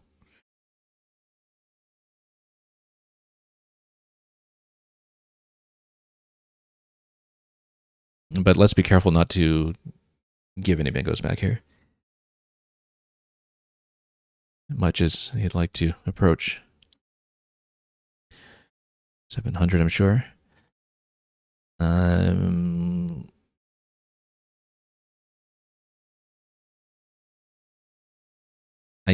don't think this is a retina stem. I just need to make sure I know what I'm looking at with the V there. in case there's anything that we need to look at. Thank you so much for the follow. And yeah, do follow the category, the Scrabble category, if you're interested. There are a few people who stream. The streaming of live events is mostly moved to YouTube, though. On YouTube, there's a channel called Let's Play Scrabble that has been covering a lot of tournaments. I'm trying to see if I can do something that has an ES ending here so we can hit that. But I don't really see it. I think we just, yeah, I mean, we're losing at this point, so let's just take it and deal the ESS some other way. I think I'm right in that I did not see anything on the open lanes.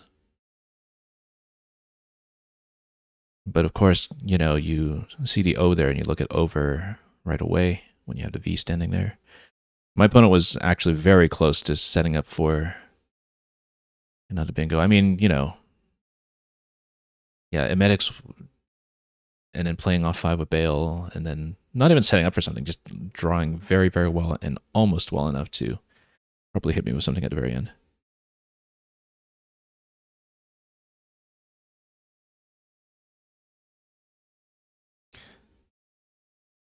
So yeah, there are a couple of people, including some top tournament players, who do stream on Twitch when they play online games. But if you want to watch live tournaments, that is mostly covered on YouTube now. I think we just probably go for OSES here for 26, and then that's just going to be the out. I don't see a better out than that. I mean, well, 26 there, 21 there. We won't be able to dump the S on Azine, I don't think. I think we just take it. Like, I don't think we're going to do better than the S in this position. Okay, so we're going to lose by about 200 points, but my opponent just totally ran away with that one. And all words are valid, so. Yeah, we took 2 pretty big losses against this person here. So we're through 8 rounds with a 4-4 record. We'll be up on round 9 pretty soon after that. So yeah, we missed a couple of things. We're not called into the next round yet, so I'll just step through the board quickly to see if there was anything critical to look at. TiVo, we have really struggled with the first turn, actually. I didn't maybe make a very good choice there, but because oft not taking any hooks actually obstructed the rest of the game. Floating was the only bingo other than the bitonal that we discussed earlier, so at least we got one of them.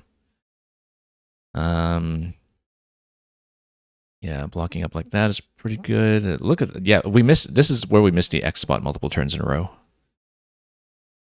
That was unfortunate. We had serious tunnel vision on that turn, I think. And yeah, missed it again. For another 13 points down. Although, of course, the hook on Axe is dangling the whole game after that, and nobody takes it. Sora rate, I missed it. The marriage of a man with his dead wife's sister.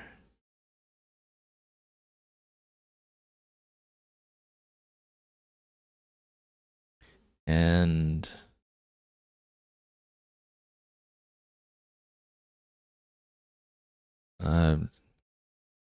yeah, I guess if you're really committed to your eugenics project, then that's the way to go. Zin over here, Squalid Earth as a 9, this is where we missed it. By equity, Sug here was the second best. It was, of course, going to invite some kind of counterplay to block that off. So yeah, in terms of equity, it's kind of interesting that Crepe finishes ahead just because it scores so much better, even if it is reducing us to the DR leave. And that's going to be best over here. We have nothing here when we're holding metered. I did consider plays down there at various points, but we're really kind of getting stuck at that point. D-rig, where is that? Oh, D-rig doesn't really get me very far though. Okay, we are being called into the next game, so let me just step through quickly. A virile. Oh, okay. I actually could have optimized that slightly if we bothered to look, but I was pretty low in time at that point. And then, yeah, that's the ending. Okay, let's get into round 9. Because it's been posted.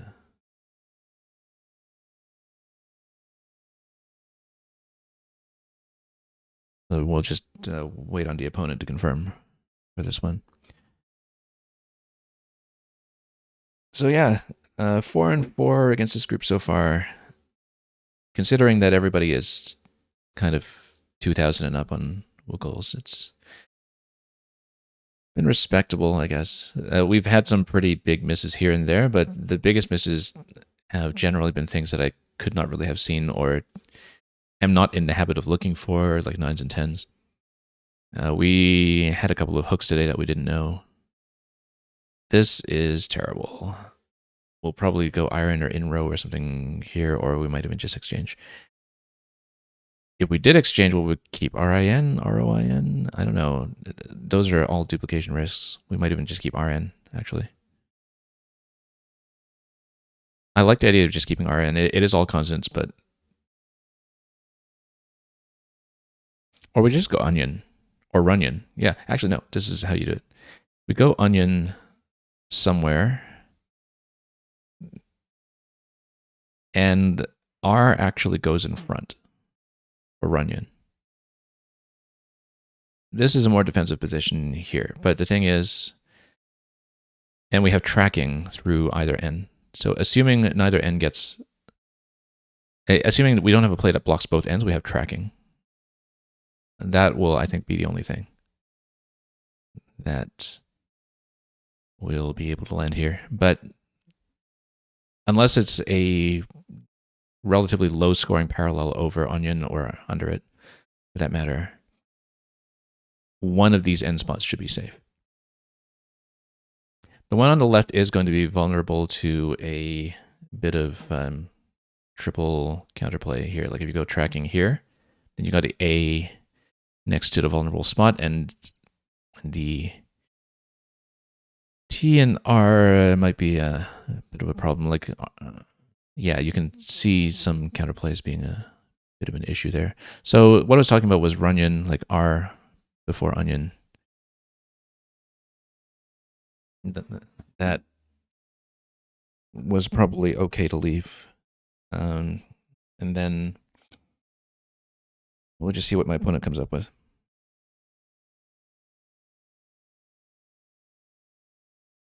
Okay, Eupnoia. I actually don't know if... I don't think my opponent spelled it correctly. He's probably thinking of Eupnea. I actually do not think this is good because I've looked at all of the 5-vowel ones. I'm going to challenge it. It's off. Now, let's write down my opponent's rack because we now know it. And let's alphagram it. Because he's got Petunia and such. Petunia will fit there if he finds it. So here's the thing. It affects my play now.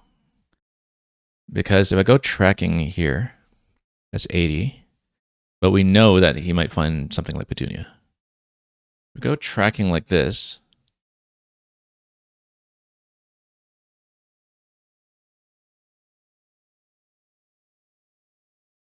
Then at least we know, unless it's like NEAP, well, that would hit the triple spot though. But the thing is, like, what am I more worried about? That he'll find Petunia or another bingo through what I have here? Like, do we sacrifice 11 points for that? I don't know. But I'm trying to look at this to see what bingos will go down if I play here. Like Penurial or something. I guess it depends on what my opponent will actually find, because like you can just do Petunia through my T now, right? If I put it in that spot, so that would, assuming he can find the word, that's not going to block it either. So I think we just take the points and assume my opponent will bingo. You see, that burns so much of my time now too.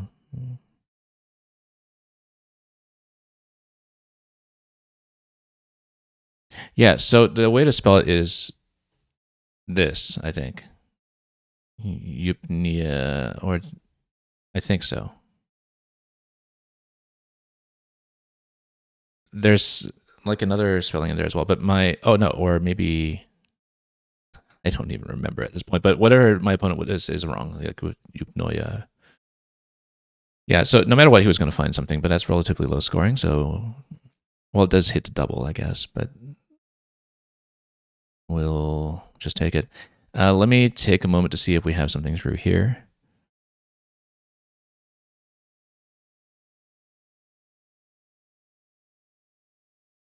Too bad we don't have a Z for like Matzo.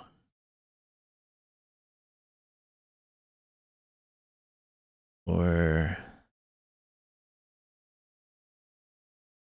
yeah, I'm trying to see if we have something. If not, we can still just, if we do something like this, we actually still have the S hook to go over the H if we want to risk that.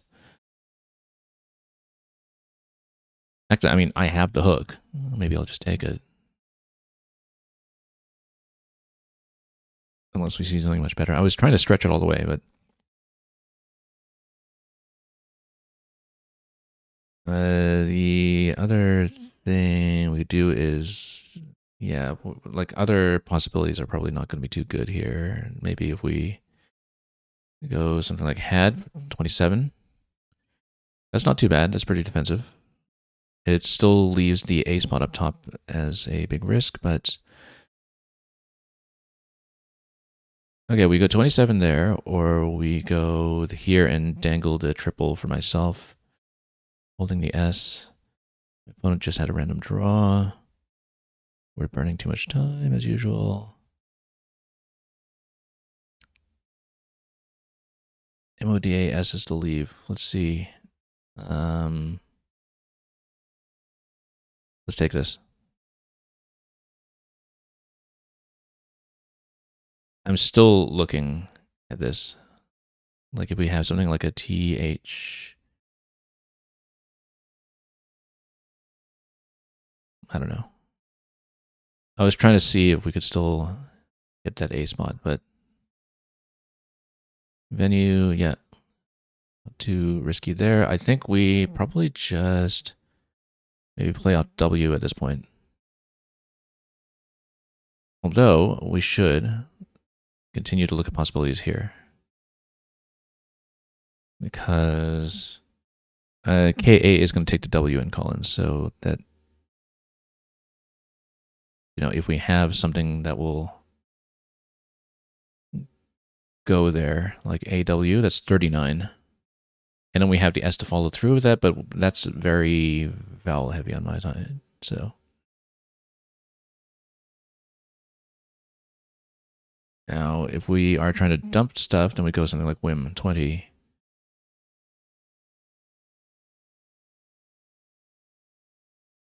I'm trying to see if we can do something that will stretch from the D. I think we just take it.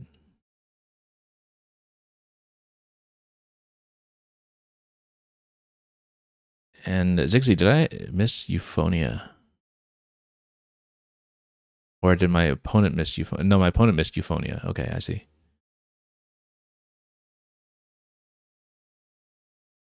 Yeah, no, on the rack where they tried Eupnoia. Yeah, it's Eupnia, but again, I've seen all the 5 vowel 7s, so that was a really easy one to deny.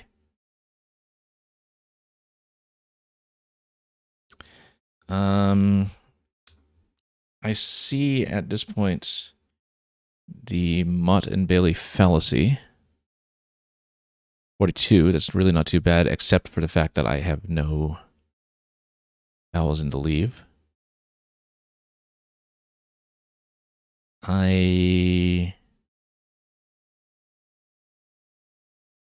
Yeah, but SHT, that's not the worst.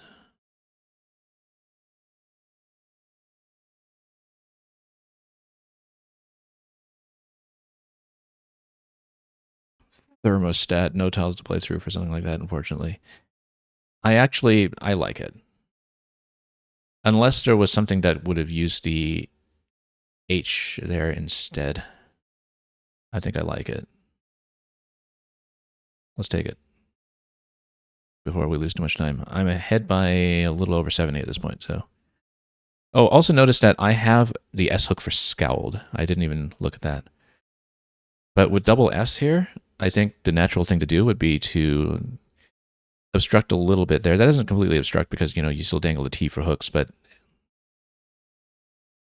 this might potentially be a bit of an extra risk.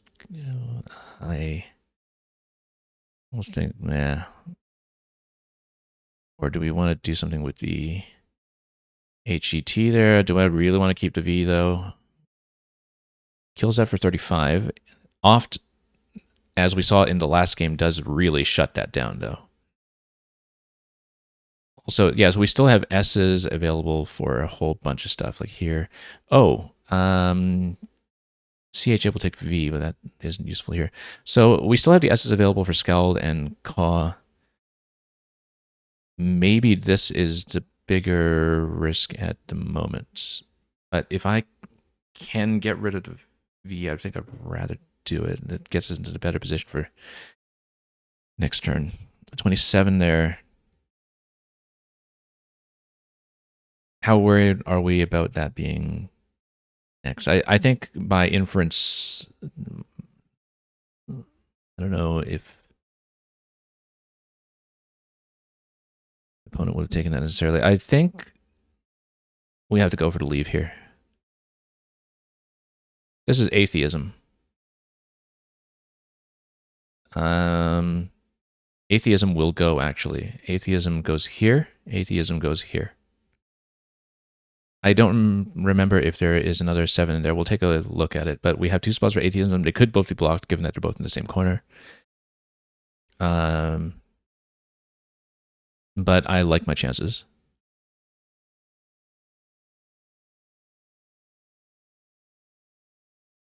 Given triple risk, I think we take the left side if atheism is available, although it's pretty tempting to take the points on the underlap on Beefy. Mang, welcome. Yeah, Mang, I hope you got a chance to catch up on our playthrough of your level for 10 MMC. We enjoyed that very much when we did that yesterday, despite repeatedly failing to get over a goal at the end. So yeah, look at this, small play PI. Let's take a look at the possibilities. Now, atheism like this does still have bingo risk over here. 70 points. Atheism like this, 78 points, but you've got triple risk over here. Now, my opponent played off 2. He's setting up for something. I think we go atheism here. If my opponent takes one of the other spots, then we still have counterplay possibilities on the left side. I mean, everything is going to be volatile here. We still just need to take it. I say we sacrifice 8 and do it. I don't know if there were other 7s. I could see some 8s, like Hemitins to N and some other things, but... Oh, I know the A hook here, too. I didn't take a look at it. Yeah, no, I know it. I know it 100%. I didn't stop to take a look at it. That was a big goof there. Huge mistake. Yeah, no, I absolutely know it too. And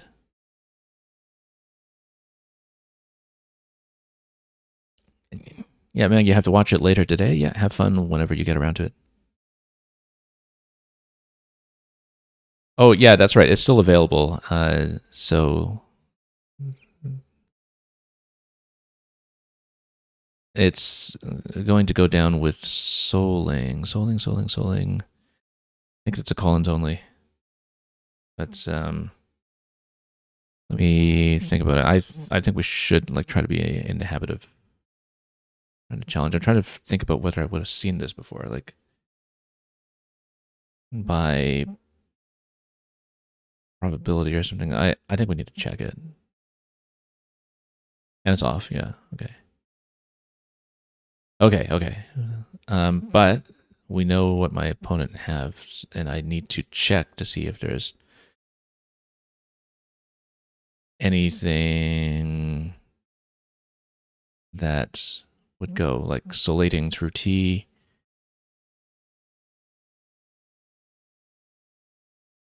I'm trying to see if there's anything from the M. Anyway, we need to take advantage of this opportunity that was just handed to us and see if we can do something. We're so close to something like deifier. Let me think about this. Fried. Yeah. No, it doesn't fit. But fried, well, it doesn't hit with the F on the big spot, but it still hits a parallel here, and that still hits for 50. Unless we have something even better, like... no, let's just take it. Get it. Okay, look at this. We have a few things here. Like jointer. Jointer is definitely good.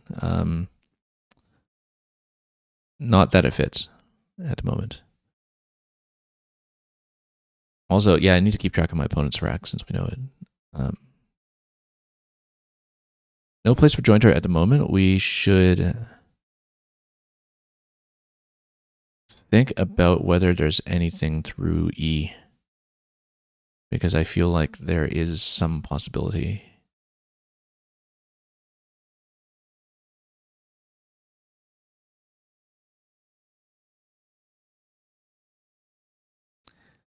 But if we're given a spot for jointer, we'll take it.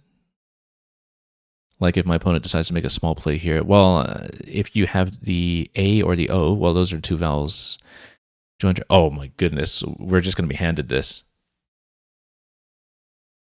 It's going to fit. Now, my opponent does have the S to score massively off the J, but my opponent is trying to fish for a bingo right now, and so he will not use the S there if he has a bingo. And that's going to be about a plus 20, but, you know, obviously, I don't think that's a good reason not to make this play. I think we have to do it.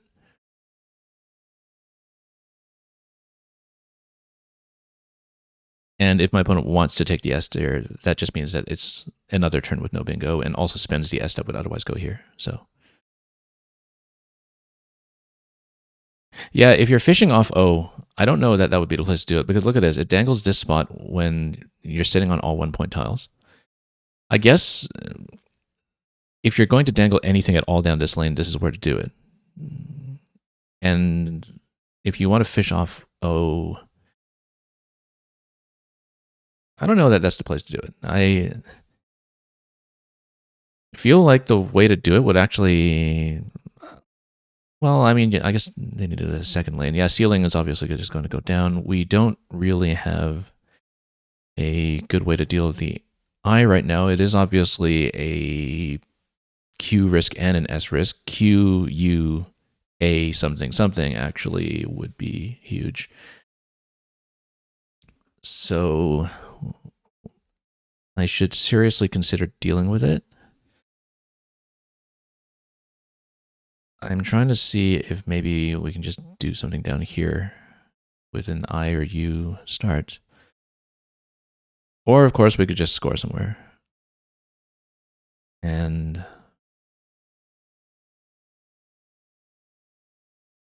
do I have actually anything here? Like, basically, not very many tiles in the pool. 11 in the pool, and Q and X are still out. I think I have to deal with the right side spot. Like, I think we're asking for trouble by keeping it. GU by itself is probably okay. Yeah, we have to do it that way because it's just too likely that a 60-point play will drop there, or even a 100-point play.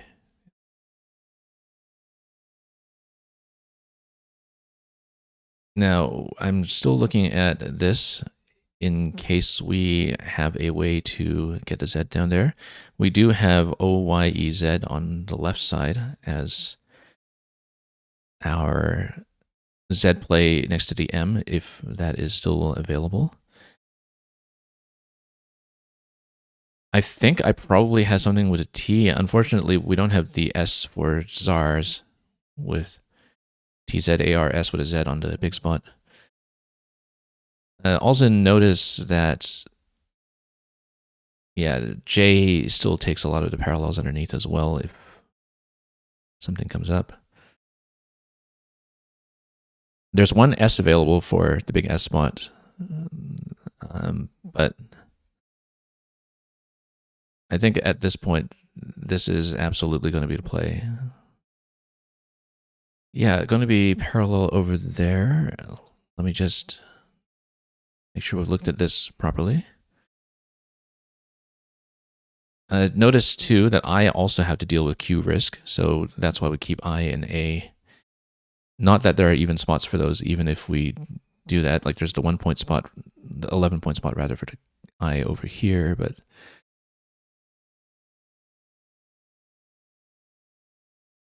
we're far enough ahead by this point that if we score with a Z on the left, I don't think we're worried about Q stick. Like I don't think we can be slow played to death for 150 points, but you know, it's very easy to do. Underestimate that kind of thing. No N available for Trank, either TR, A, and Q. We have a minute remaining. Let's just play. We got the X. 2 tiles in the bag. My opponent, unless they play off 1, is going to pick up the Q. It's so close to something like quotable, too. We need to make sure we don't dangle an A for quotable, because that is actually available. But not anymore. Taxis. I mean, at this point, we just take the points. I think we're so far ahead. Oh, except we can take the spot I was talking about with jointer. That's a lot better than this 30-something here. 1 tile in the bag. Let's think about what we can do. Now, this does take an E on the end. It is possible that my opponent will bingo from that point. I mean, we'll also hold the S, so like we're in control in terms of whether we want to do something. I don't know that we want to go big with something like Salix because it does give the X back. We have 43 seconds. Let's just play. You remaining, and then I don't know if my opponent has anything good. We don't really have time to look for ourselves. Do I have an outplay? I don't see it really. But we'll just try to find something decent. I don't see any 5s in here, but maybe I'm missing something.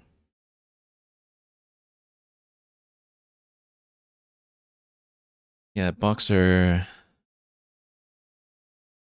closes off the T on that left side.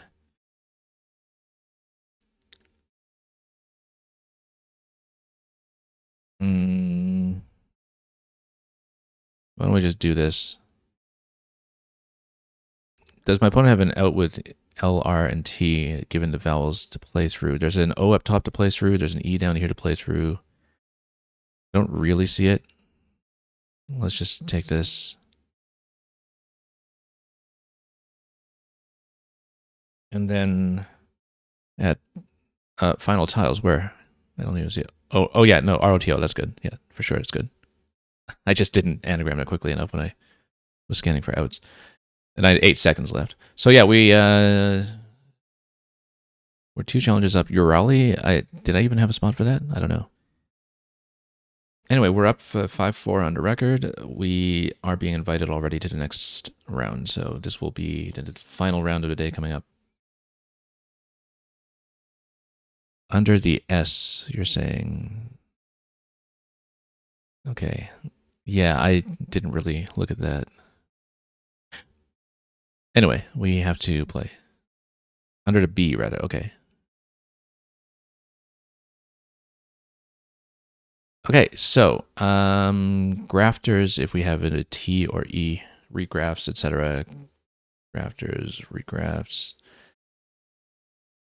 Farragos, maybe? Farragos.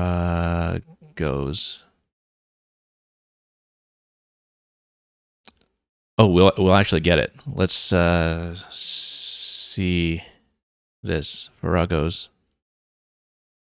We'll get it right away. And we'll see if we can get anything of this. Cogent, koi somewhere, maybe. Coagent doesn't quite hit double. Fistulate, very nice. The Y really gets in the way.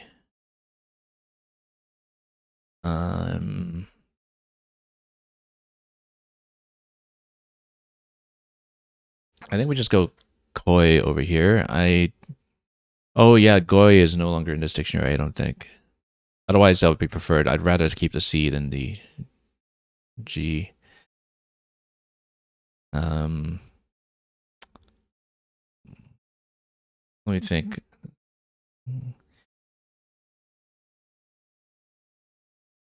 Y goes under F as well.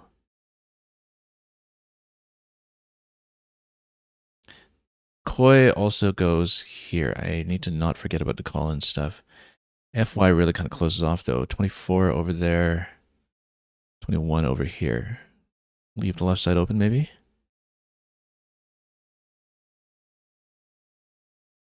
Let's just take the points. Profaner. Oh, it should have taken the left side. Look at that. Should have taken the left.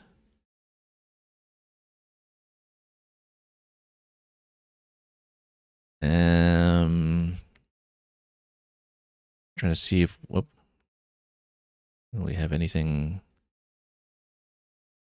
through here. Well, that's okay. Sometimes you just guess wrong, right? And I wasn't really in a blocking mode either in general. We just gotta go went. Do we really want to dangle that?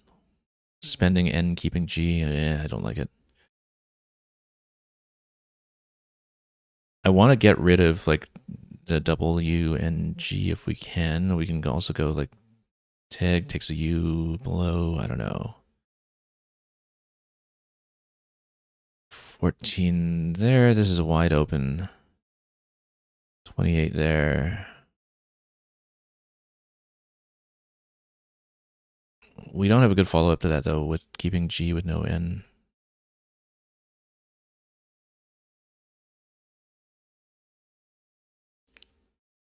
Wet over here, I guess. Yeah, that kind of forks the left side a little bit. We need the openings. Wet will take the A and a bottom as well. If we pick up an A, we will take a whole bunch of vowels in front. This might be the best we can do. This is something, right?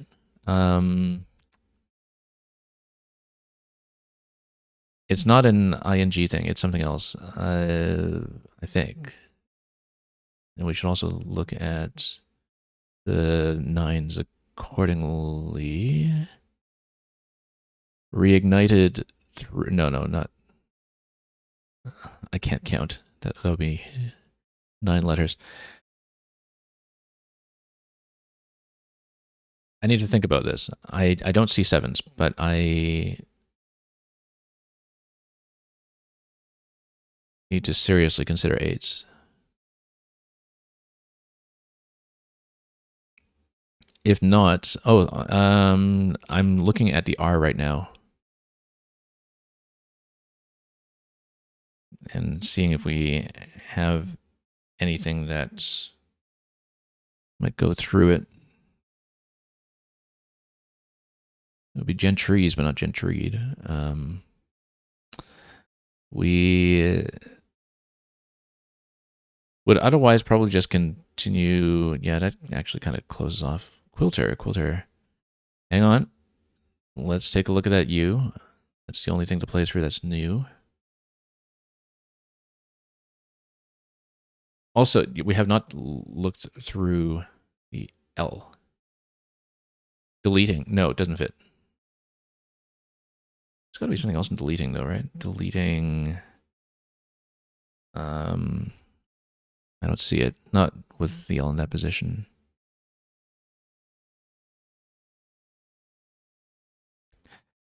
Now, this actually kind of makes the hooks I was trying to set up. Actually, it just destroys the whole idea of opening here in the first place. We shouldn't do that.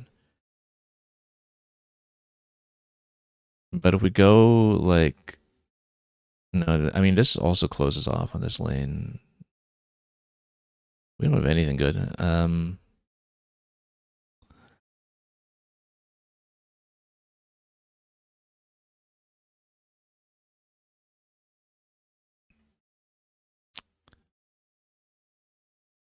We need to do something fishy, but it's not clear what. This mostly affects the L lane for 20.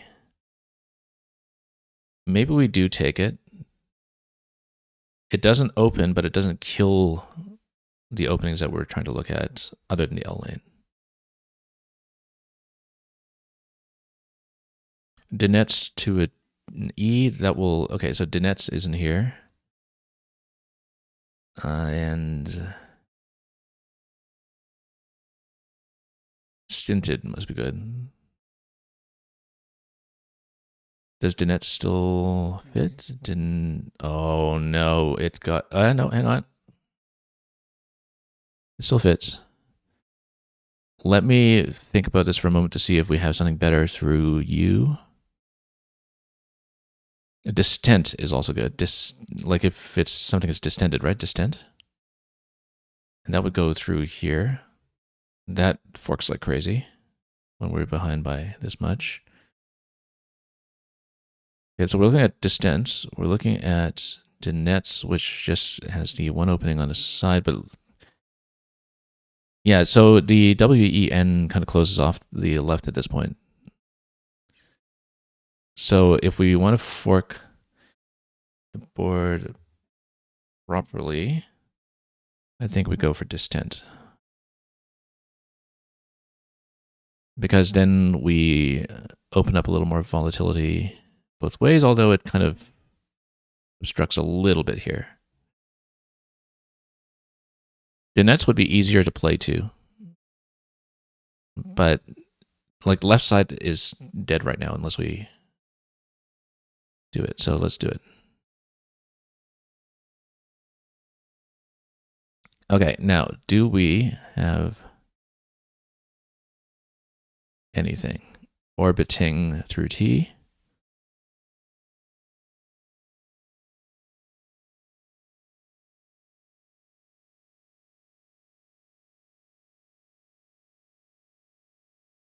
Belaced.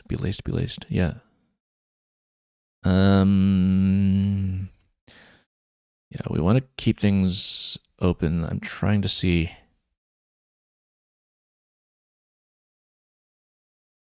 I may even go like BI and over here, or is that dumping too much stuff? Maybe. Because then you kind of reopen the top. Oh, we should actually look at this side as well. The lane that just opened up here.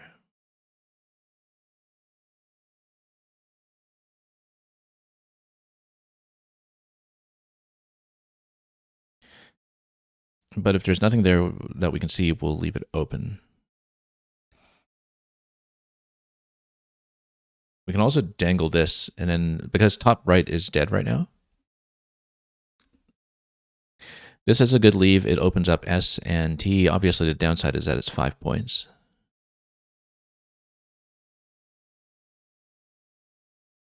And, you know, theoretically, U is still a lane that's open. It's just, I want to play off B for sure, I think. And I'm actually kind of liking this. It might be a terrible idea. Also, BOI here, 27, doesn't close anything, doesn't open the top right. That's the only thing. But we kind of still have 2 lanes going. We still have left side here. We still have this, and it's 27 points red and 5. I actually kind of prefer this. It does kill the U, but the U is not very likely to begin with. Okay, anorexia or anorexic. And we probably have some 7s as well. Let me think about this for a moment. Blank would not be a T. There's nothing there. I don't think.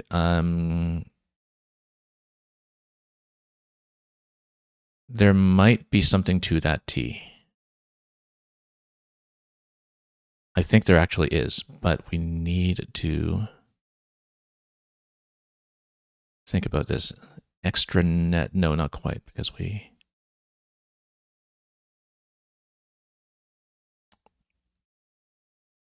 need to think about this.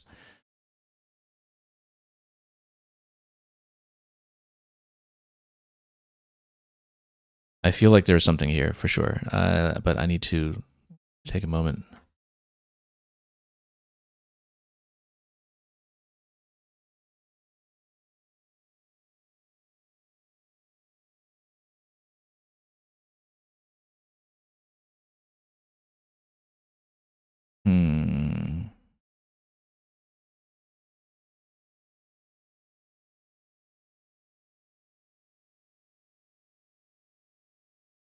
Relaxin. I was hoping to hit something with X over here. We should, but at the very least, we have relaxin.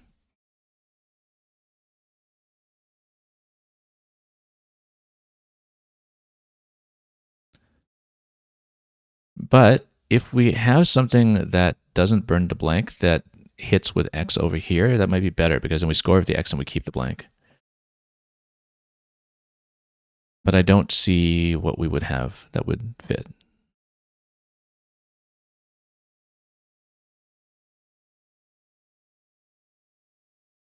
And relaxing, of course, doesn't hit the triple. And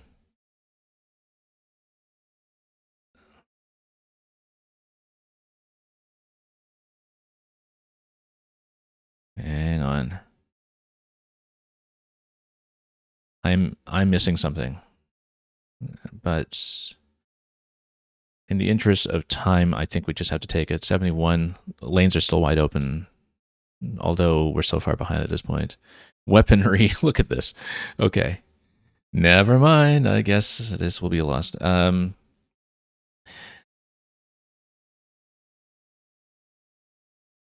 Azido. Let's see. I'm trying to see if we can land Z here. If we had an E, we could have done a doze there. Diazo. No, there's no OL. There's no OL.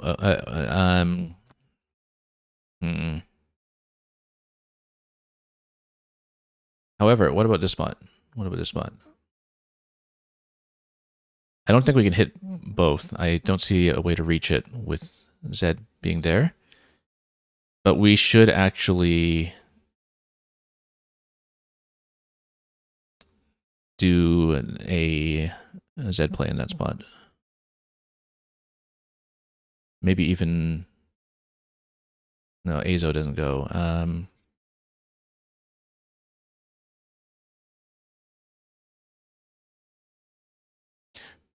There's only one E there. There's also a really ugly pool, UUVV, so we should be making a small play. It's really too bad. Like, I don't think we can fish for the E for a doze, unfortunately. Like, I don't think that'll go. It's a pretty big spot for an H as well. That will likely be taken. What do we have? Like, Zoism. I think we just need to take this with something like ZA. I really wish we had something a little bit better there, like maybe MOZ. Draw 3. Do we want to draw 3? Balance-wise, maybe it's a little bit better. That's 70 points anyway. It's still okay. Yeah, and predictably, we're going to draw one of the Vs.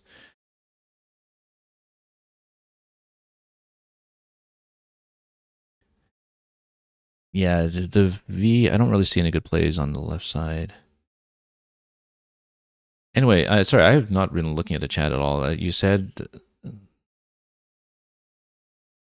Expirant and Zerantic. Do we actually have a place for Zerantic?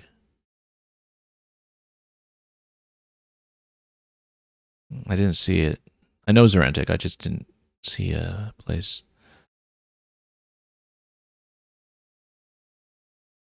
Oh, for...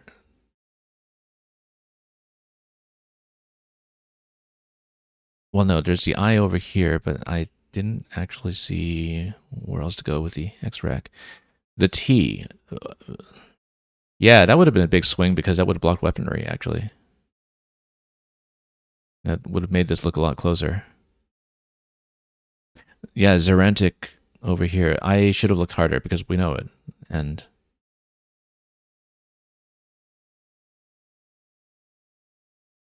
well, there we go.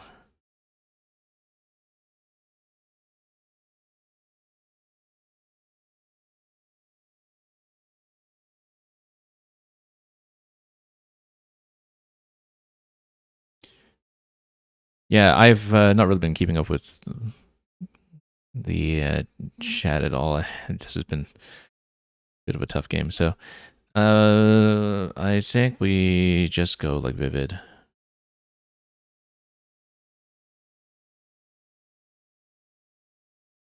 I'm looking at this quickly to see if my opponent has some kind of massive H play on the left side. I don't really see that he does.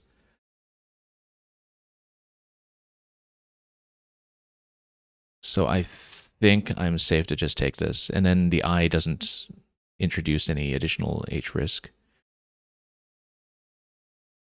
The only thing is, currently my opponent actually doesn't have too much that he can do on the V on the top anyway. So if we just go a Vizo and then Vid on top or something, that's a node and 2. And then, yeah, 26 down here. Because if you go Vivid, then what would be our out with OSA? Likely he takes the bottom. Actually, yeah, he doesn't really have much he's going to do up top. So I think maybe we just go Vizo bottom. Or what if you do Avid? No, I think we do this.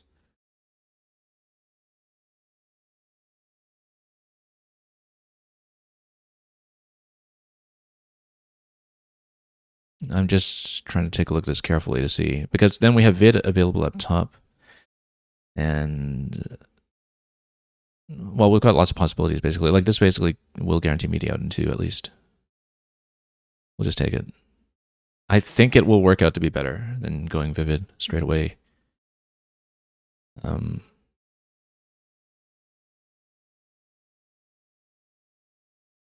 Vivda, I didn't know it. I'm not that far with learning the Collins 5s. Vivda, very nice V dump though, Vivda, if you have it.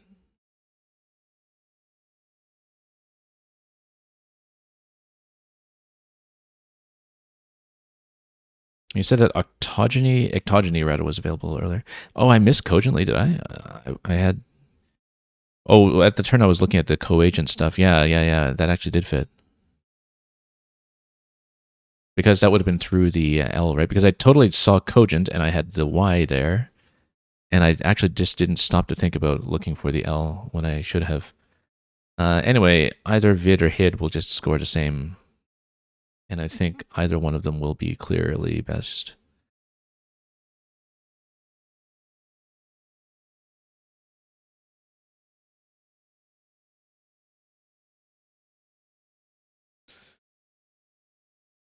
I mean, we could have taken our time to look at it a bit further, I think. Maybe there's better play elsewhere, but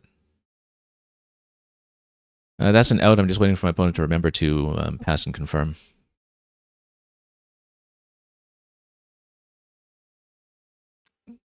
My current opponent is the tournament organizer, so I just assume he has his hands full with dealing with other stuff. But I'm just waiting for him to pass the turn, and hopefully remembers not to leave the clock running. There we go. Okay. All right, so we finished today with a 5-5 record. That's okay. That's respectable given the strength of this group. And we obviously made some pretty clear mistakes and some huge misses. The bingo vision needed some help. Yeah, so you said you saw Signet and then you saw Cogent and then Cogently. Yeah, I saw Cogent. I was looking at some stuff like Coagent and such. I just was maybe one step away from thinking about playing through L's, and I just did not take that step for whatever reason. When Koi went down, I think that was the turn.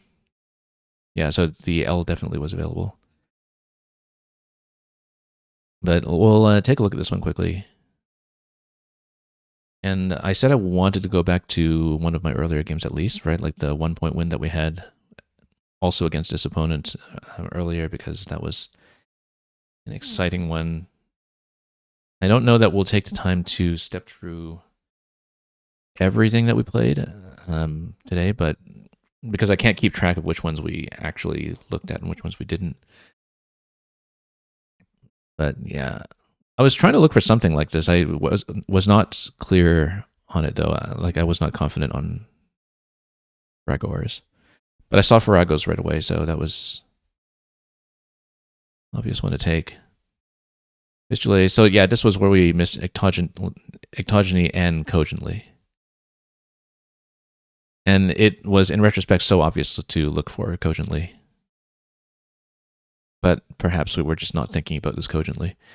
Profaner would have been blocked by that too. And yeah, we were trying to do something with the W at this point. I was looking at different possibilities. I don't know that I would have risked keeping GNT, but by equity, that's actually better than GET because the N counterbalances the G that well. Quilter, a lot of stuff available this turn actually. And no bingos here. Obviously, we did play out to GED.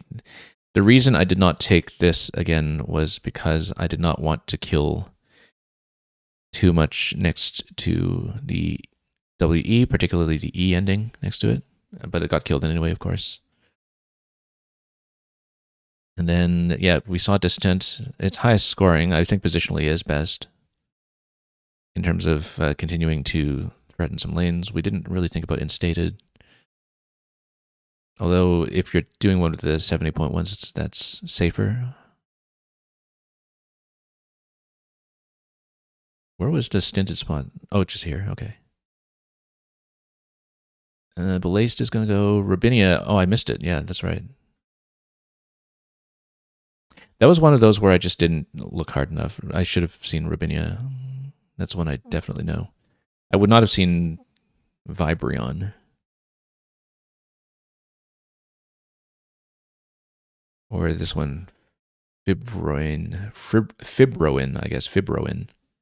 One of the two, Fibroin, maybe, Fiber.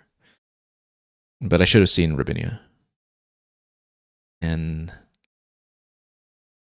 yeah, that one was just a case of not really looking.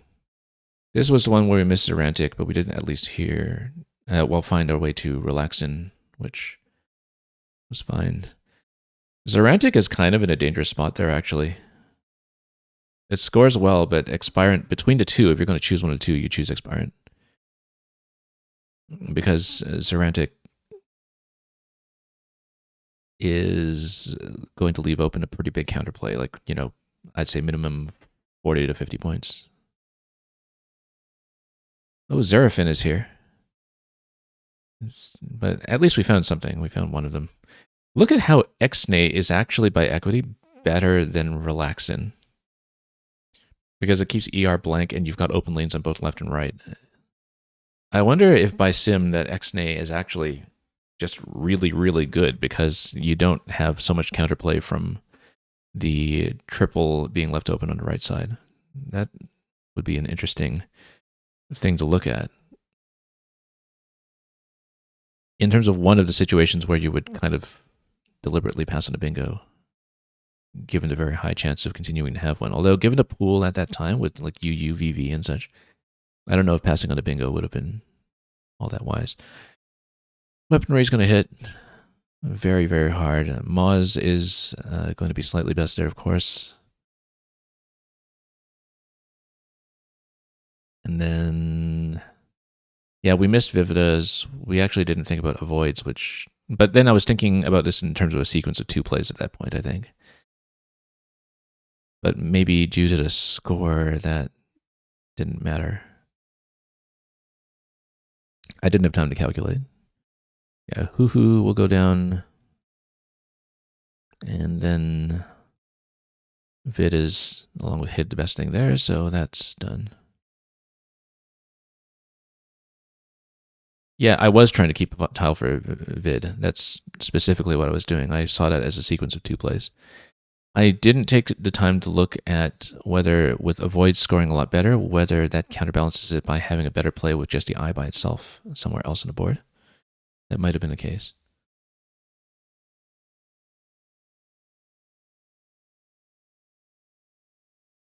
But it's one of those where like my line of thinking at the time was, oh, I'll get the other spot anyway because I just don't see my opponent taking the V spot.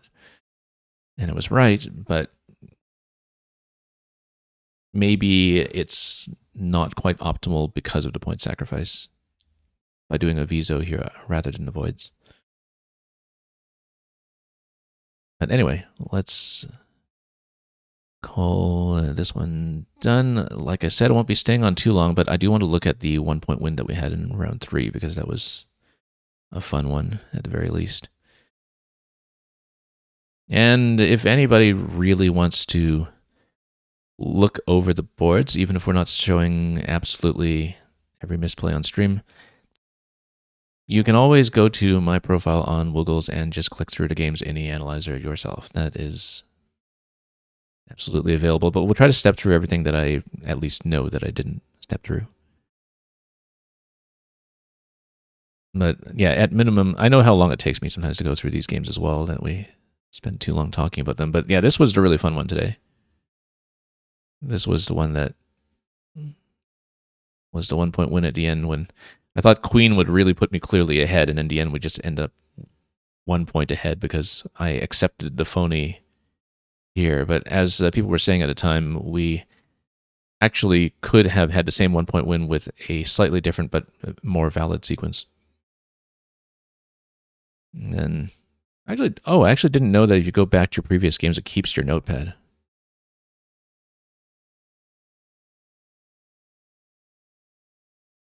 But let's take a look at this. Yeah, I considered Wex with or without the E. Goodweed I knew was good. Out Edge, a much slower scoring possibility as well, but look at that, 102 points. I don't think I even noticed at the time that it scored so much. I was looking at something like Xeric. I chose XI over it for reasons of leave. You can see that in terms of equity, they're actually right about the same.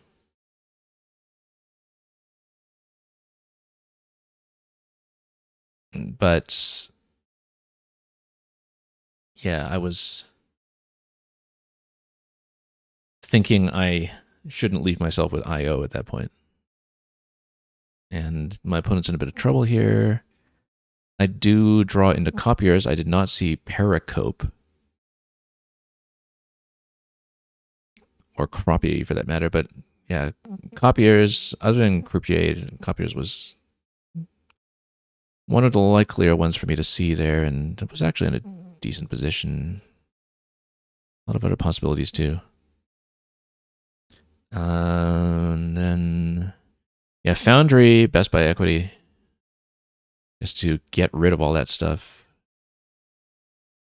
And then Chili, once again, the obvious play, one of those where, you know, it's pretty clear what to do. This was the Horde rack. And yeah, this would have been okay by leave, I guess. But everything's pretty close to each other. The game is about even at that point. Speed ran, that was great find there.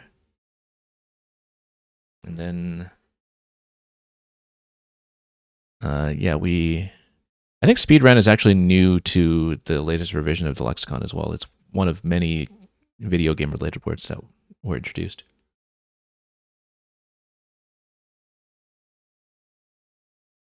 So this was pretty close to best. Wetted. Oh, yeah, I didn't see ST in that spot. I still have a little bit of lexicon blindness to ST, even though we did have a bingo hit ST in a different game later today. And wow, look at this. There actually was a double-double when my opponent played Ba over here. There was 167 point one over here. If you really know your lettuce. Or triple, rather. Yeah, yeah. 167 point triple. Landmine. Landman is good. I was thinking, was it Landsman or Landman? But in the end, we found Mantled. And everything here kind of dangles a vowel on the triple spot, so nothing was that great in that respect. Having the M up there, I guess, has higher scoring counterplays. But yeah, I didn't really look at the landmine spot here with the SH hook. That's safer and it scores best. Landmine, I think, is just the best play there, actually. And then, yeah, at this point, queen is already available up here. And this is where I take queen here. But the reason I take queen is because I'm looking at the pool and thinking that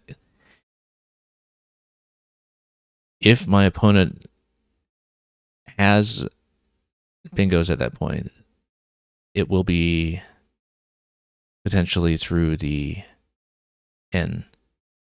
I don't know why I was worried about the R's below that. It was actually just mostly risk over the N, so maybe it wasn't actually that bad.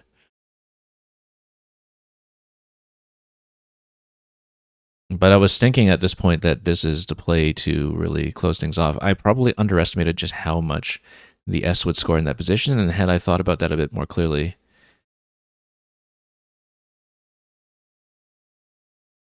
Well, let me see, because it's one in the bag at that point. I think maybe queen wins a little more confidently, but again, at this point, like if you look at that pool, that N looks pretty scary. Even though positionally it's not really that flexible, like you would need maybe the E to be the ending here if you... Oh, actually, no, it is pretty flexible. Like you could see things going pretty far down. Or even, let me get the painting tool up. Yeah, you could see sevens here. I think that's what I was concerned about. Let's say, even if you don't play through the N, well, not all the way down to the second R, I guess. But you have a couple of different possibilities here with the pool working really well with the N. So I don't know if maybe the way I took care of it was really the best in the end. Like we could have just maybe done a safer play somewhere, but it did win the game. It's just that, I didn't really take the time to calculate just how badly we were hit with the S over here. Dieters, look at this. 46 points there. So I actually didn't even map out what my opponent was scoring a little bit. Look at this. But it keeps GAI.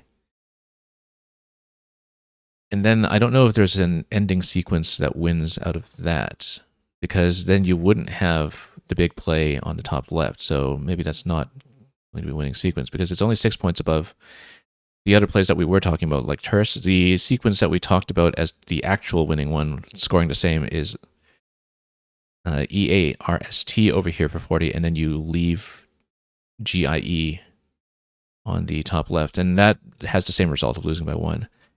You go dieters over here, you would still need a pretty big play, like 17, 18 points or something from what I remember. And I wonder if that would have been available anywhere. I don't really see it, but we were in a position where we didn't really have to look, perhaps. Yeah, 19 to win it at that point after yeah, I think this is one that I actually want to download and run in the sim properly. But I was liking Queen at that point, given what was in the unseen pool. Like, I don't know how much bingo risk we really needed to deal with. What was my opponent actually holding it again? Let's see. So, okay, he was a lot vowel heavier than I thought. That was going in AIA, though. So at this point, this is what he's holding. AEEGIST. If I had not blocked the N, is there anything? I'm trying to look at this. Maybe there isn't. Yeah, maybe there's no play there. But then I didn't know that, right? Like, I didn't know what I was going to draw last out of the bag. I wouldn't have had enough time to like iterate over it properly. So maybe that play was okay. But anyway, Zoe is the winning play here. I didn't see ZEL here. Oh, over zone. Interesting. But yeah, at that point, I was definitely committed to out or letting my opponent go out. And yeah, it was absolutely not viable for me to challenge this play. Like, if I saw that I had the 1 point win, I really had to just soak it.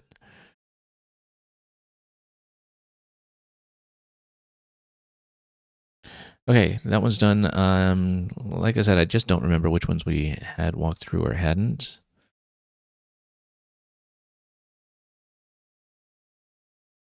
But yeah, so let's take a look at the standings here. So I ended up, again, kind of right in the middle of the pack. And yeah, I don't know why the bottom player only played 8 rounds. I think maybe that was because of the other player who got dropped for disconnection or something. But anyway, again, pretty okay performance, actually, given the quality of this field. Like, these are really good players, as we discovered from our losses to each of them. And so, Zigzy, you're saying there was nothing through the N in that last position there. Yeah. So, yeah, like I said, I don't know if there was anything else that we said we wanted to look at. Maybe we'll scroll through quickly. I will not really take too long, though. Yeah, we stepped through 2 and 3.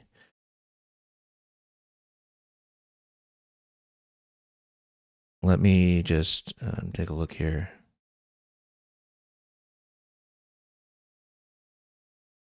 Oh, we did look at this one because this was the Blastier game. I think. Blastier. Yeah, we saw that one. Give me one moment. And let me see if we had anything on 5. Did we look at this one? I didn't. Yeah. Let's just step through it. Nothing too fancy. We'll just see if there were any spectacular bingos that were missed. Very interesting. This rack over here. When Hub went down instead. Unsicker was good. We challenged it, and I was wrong. And yeah, so no bingos with this rack. I did take some time to look and struggled with it. And we did kind of find the best fishing spot at the end. Yeah, we found both possibilities. There was actually nothing else, which surprises me given the rack. And this was the one where we missed Labroid going to the S. We had a bit of a discussion about this earlier, didn't we? About whether we thought that took an S. And now that I look at the definition, I remember this word. I remember that it is a fish, or a kind of fish. Middens was good. We did see it. This one is so hard to see. Like this one is one of the ones that is high probability, and you see it in study a lot, and then it's actually so hard to play on the board. So I'm that's not even my play. That's my opponent's play when they went for toxemia. But I had atomized in a different game. That's why I was thinking about this play here. Oh yeah, so this was when we phoned the KE.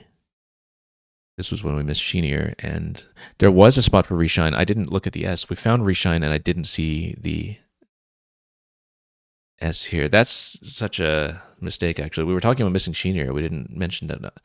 I found Reshine on my rack and did not look at the lane as being available. But I think I had a little bit of blindness for that lane in general, going to the S. So that was a big mistake.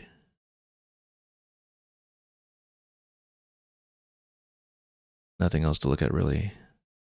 Nothing that interesting. Okay. Oh, actually, I just did that without even bringing up the analyzer on the side. Let's step through it once again so I can actually show the viewers what I was talking about. We'll just step through it.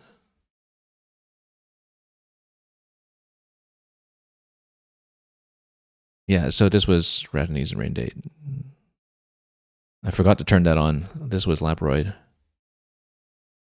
And then, yeah, I found Middens. This was the rack we were talking about here.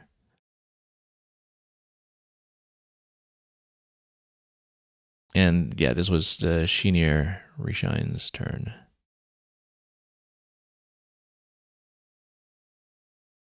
Okay. We'll look at a few more. Like I said, I'm not going to be too cautious about it. I'm just going to scroll and scroll and scroll. And yeah, that was round 5, right? Did we take a look at... Oh yeah, this is the Dinner game. We did look at this because this was right at the break.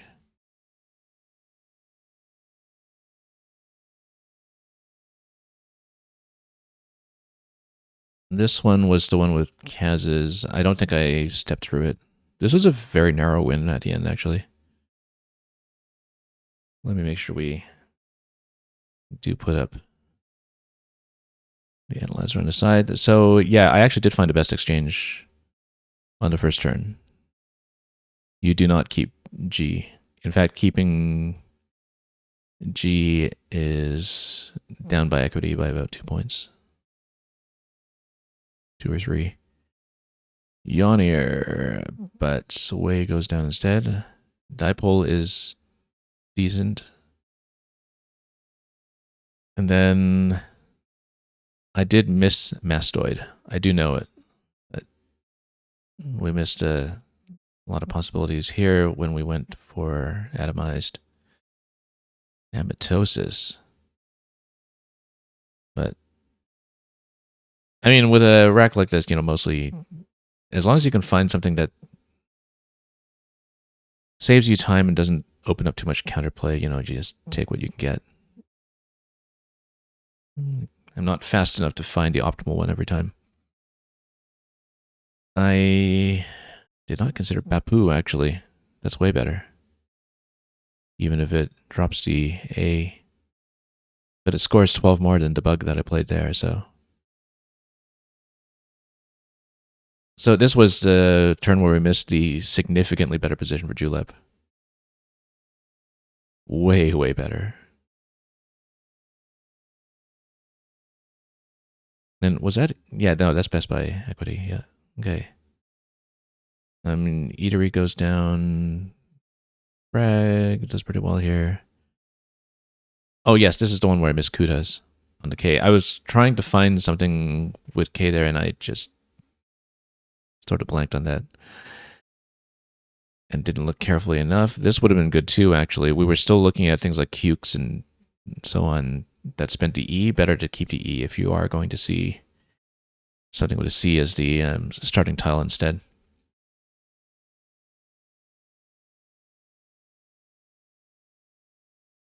And this was where we missed Swatier. We played it instead. Outweights. Outweights is, interestingly enough, look at how it's valuing the blank when it comes to equity. That, you know, it's suggesting all these places. Well, I think if you actually sim it, though, well, Swatier is going to be best, but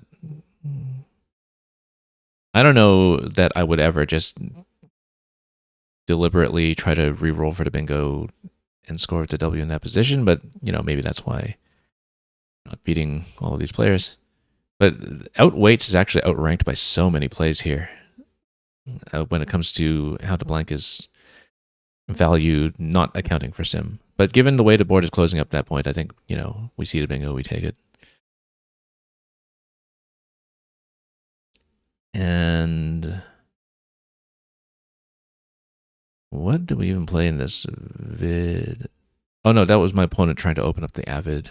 And actually they did not hold the A when doing that. But I guess it was an investment in a later potential lane. Hydra, we didn't see. I don't think I would have opened like that, though. We probably had better possibilities. But given that it's about 50 difference... Oh, yeah, we talked about this one as well, because there was no way I would have seen this. YRNEH. Unit of reciprocal inductance. Oh, maybe I do know it, actually. Oh, it's Henry backwards. Kind of like how MHO is ohm backwards, because, you know, that's what electrical engineers do to their units of measurement. They want to invert something, they just decide to spell everything backwards. So now, okay, now we can remember this word because it's actually just Henry backwards. That makes so much more sense. Yeah. And now that I know that it's a unit of measurement with electricity, that makes sense to me. I mean, yeah, no, it's definitely spelt like this because it's Henry backwards, just like ohm and MHO, right?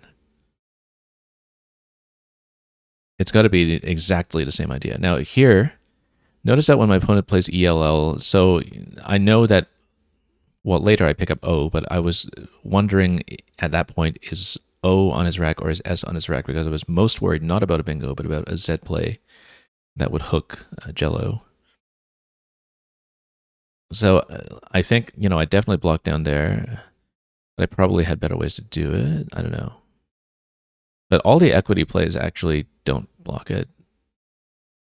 On the other hand, like this is a kind of situation where the end game sim is a lot more important than the equity consideration. With the margin that I'm leading, like I really, really needed to block this somehow. And I'm not happy with how I did it, but I don't know that I had anything better. Kaz's is no good. I should have thought about that a bit longer, but I had 38 seconds, so maybe I just didn't parse that properly. Zant here would have scored 48. That's very nice. But that would have invited some counterplay, I guess. So no bingo for me at the end there because Hordane has no place, but under time pressure, I did not find Rhino. I was trying to look at the NO ending or something to go through NO, but we just did not find it in time. But I was looking for something like that. And that's it for that one. Okay. Let's go back for more.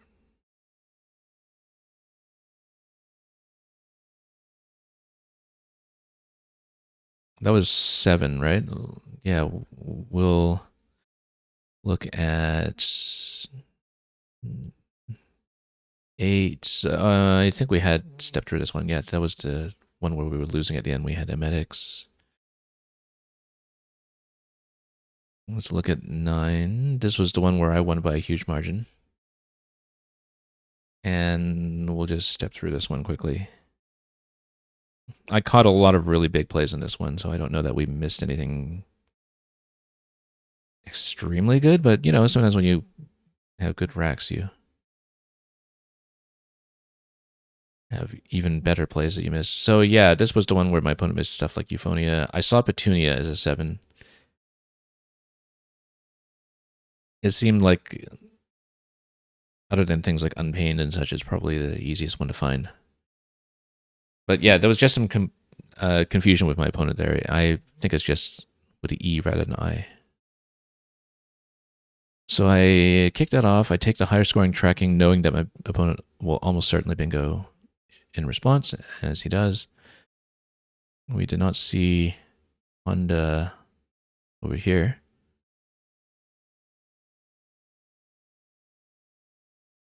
Loco Weed, look at that. Loco Weed. And also Loco Plant. And oh, I see. It makes the cattle loco. That's why it's called Loco Weed. Because the cows get loco. That was my opponent's rack anyway. We go for Mott over here. I was pretty happy with that find. Beefy. What was Hets? Oh yeah, this. Well, why did I not consider that? I was looking at Het anyway. Oh, I didn't think about spending one of the S's on it, on NY. Because at that point, I was just desperate to get rid of the V. Atheism had a better spot. Because, oh yes, that's right. That's where we missed the A hook and caw for how, which I absolutely should have been able to find. I just didn't take the time. Imbaves. I know Imbaves. Embathe. Okay. Yeah, this was no good, and my opponent actually had no bingo that turn.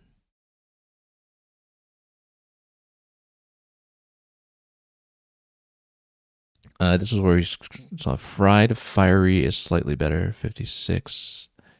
They're keeping DT. Still no bingos for my opponent on that turn, hence the fish for O, which by equity is, well, I mean, you know, if you think you're drawing into the bingo, then there is that. Janitor. Between the two of them, does Janitor take a Y? I actually don't even know. Janitory? But anyway, we saw Jointer. We knew the S would be unlikely to go down there, so we just eat the ceiling. Counter bingo over here. I did consider jury, I think. But at that point, I'm thinking about Q and Z risk, hence why we take the right side. And yeah, at this point, Q goes down over there. So I did consider Salix. I think if I looked at it a bit more carefully, maybe I would see that my opponent only has a few possibilities playing to the X, like ROUX maybe, and BRUX would maybe be the biggest thing there. That would have been maybe an easier out in two for me, but yeah, this is where we missed Urali under the B. And played there instead. Oh, this is actually the same word as Urali. Urali.